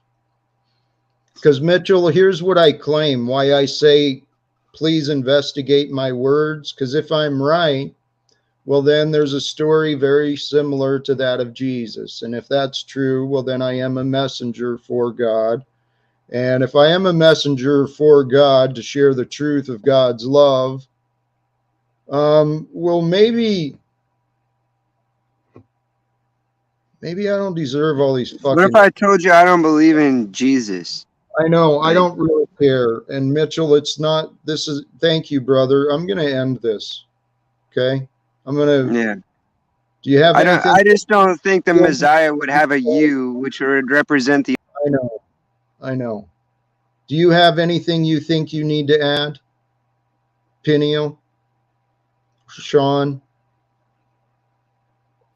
My bad, I was muted. I mean, I could say a lot, but I wouldn't know where to Yeah, let's start. not.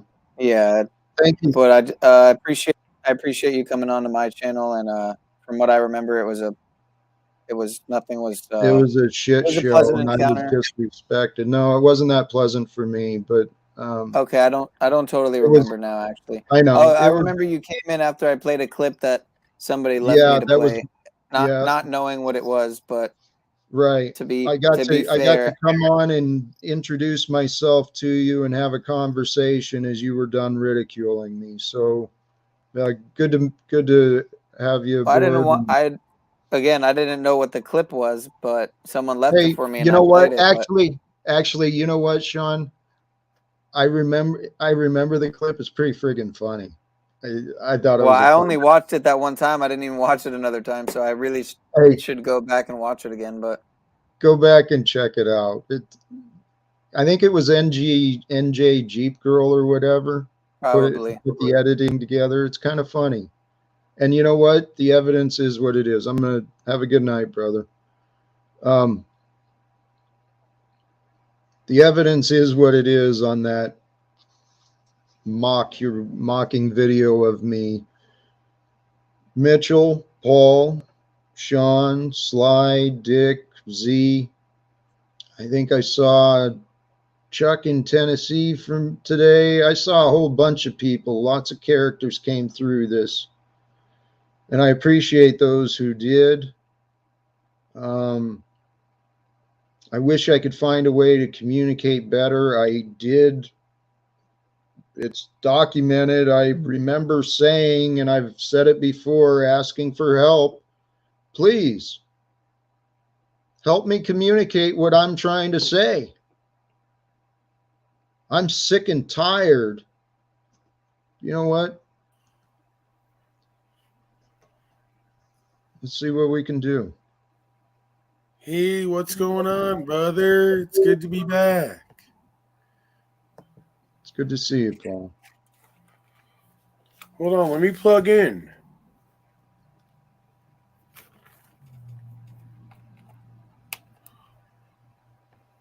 So where do we go from here now, Jack? Paul, that's a damn good question, man. Because here, let me acknowledge what I see. You already did your job. You put in your hours already, and sharing your time and energy with me again. So obviously, there's something there. You see something in me.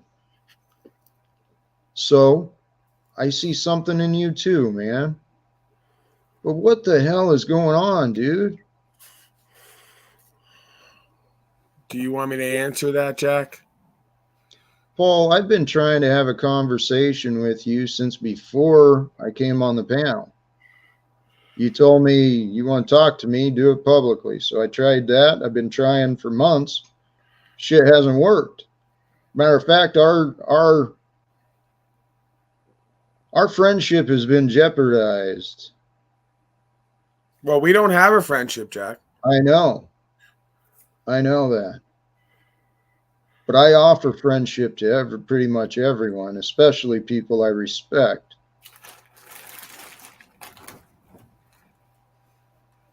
And I do respect you, but There is a but in there. I don't respect the way that you have allowed yourself and others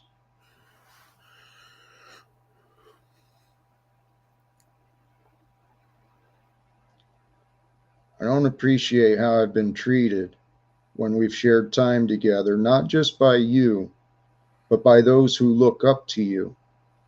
You've allowed the behavior of Wizard to go unchecked. Matter of fact, encouraged. Because I believe that's what you need. Okay. We obviously have a disagreement then over what I need as a man, as a human being.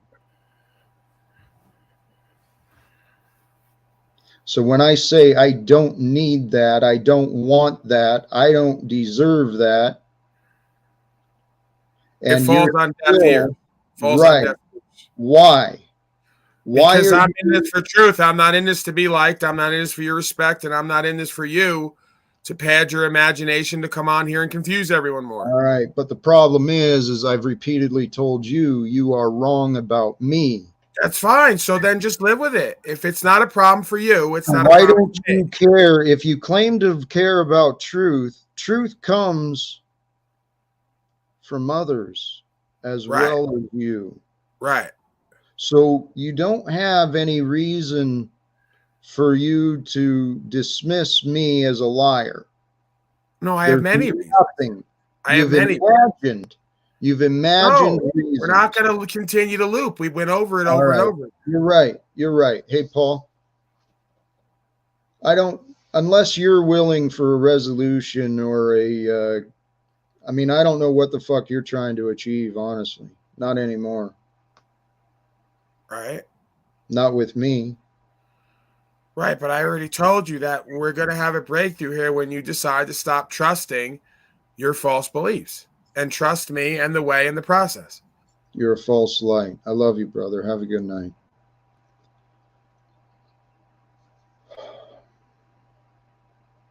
The true light of the Lord, the true light of God is the light of the Christ, the Christed way, the leadership of honor, of service, of compassion, of respect, of love, sacrifice. We each make our own sacrifices in these lives. We sacrifice our time, our attention, our energy, and brothers and sisters, your time, energy, and attention is your most valuable resource. If you don't pay attention to what you're doing with your time, your life will slip away. Opportunities will be missed because you're so distracted on fighting to be right. Paul, this is a fight. Not every fight needs to be fought, man. And you picked a fight with a man that there's no fucking reason, dude. You and Wizard and Sly, your disrespectful ass. Golly geez. I did have so much care for you, Sly and Moose, and so many others. So much care. And it's like, my kindness and my respect, seriously, if I am a messenger for God, think about you and your relationship to God. Do you have any gratitude to God? Or are you resentful? Are you fearful? Do you mock God, what God has given you? I want to show this one. Yes, Paul. I care about you. And by limiting your words of disrespect of me on my platform, I'm actually showing my care of you by preventing you from disrespecting yourself further, unnecessarily, only because you have no humility to what is true. Just because you think thoughts when you're a smart man, Paul, does not make you a god, and you are not the all-knowing. I assure you of that, brother. I'm speaking from experience, dude.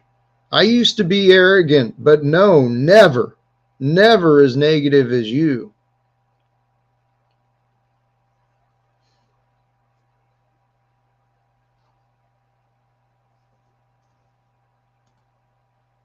Paul, you're right.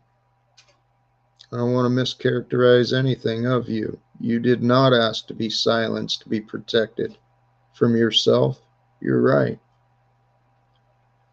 I act even when people don't ask. I offer help and support even when they may not realize they need it, because I care. And that's who I am. I am the man who God created me to be, and I'm not that different. I am not that different from anyone, any of you. I know you're all caring. I know you all have deep love and deep respect for others, people, other people you know, but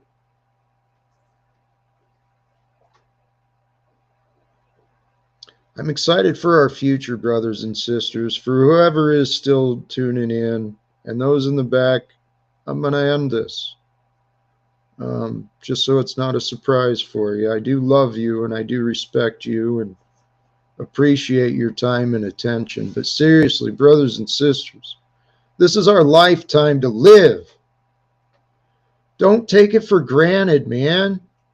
You don't know if you'll wake up tomorrow. You don't know if the people you care about will wake up tomorrow. None of us know the future. I sure as hell didn't expect my past to bring me to this place in this life. Maybe yours didn't either. You know, we make plans and the gods laugh. You foolish humans. You think you know? So admit to what you don't know, and you'll find humility and confidence in what you do. I may come back and do more of that on identifying the ego and the self a little more tomorrow. Who knows? God bless you all. Choose love and live without fear. Peace.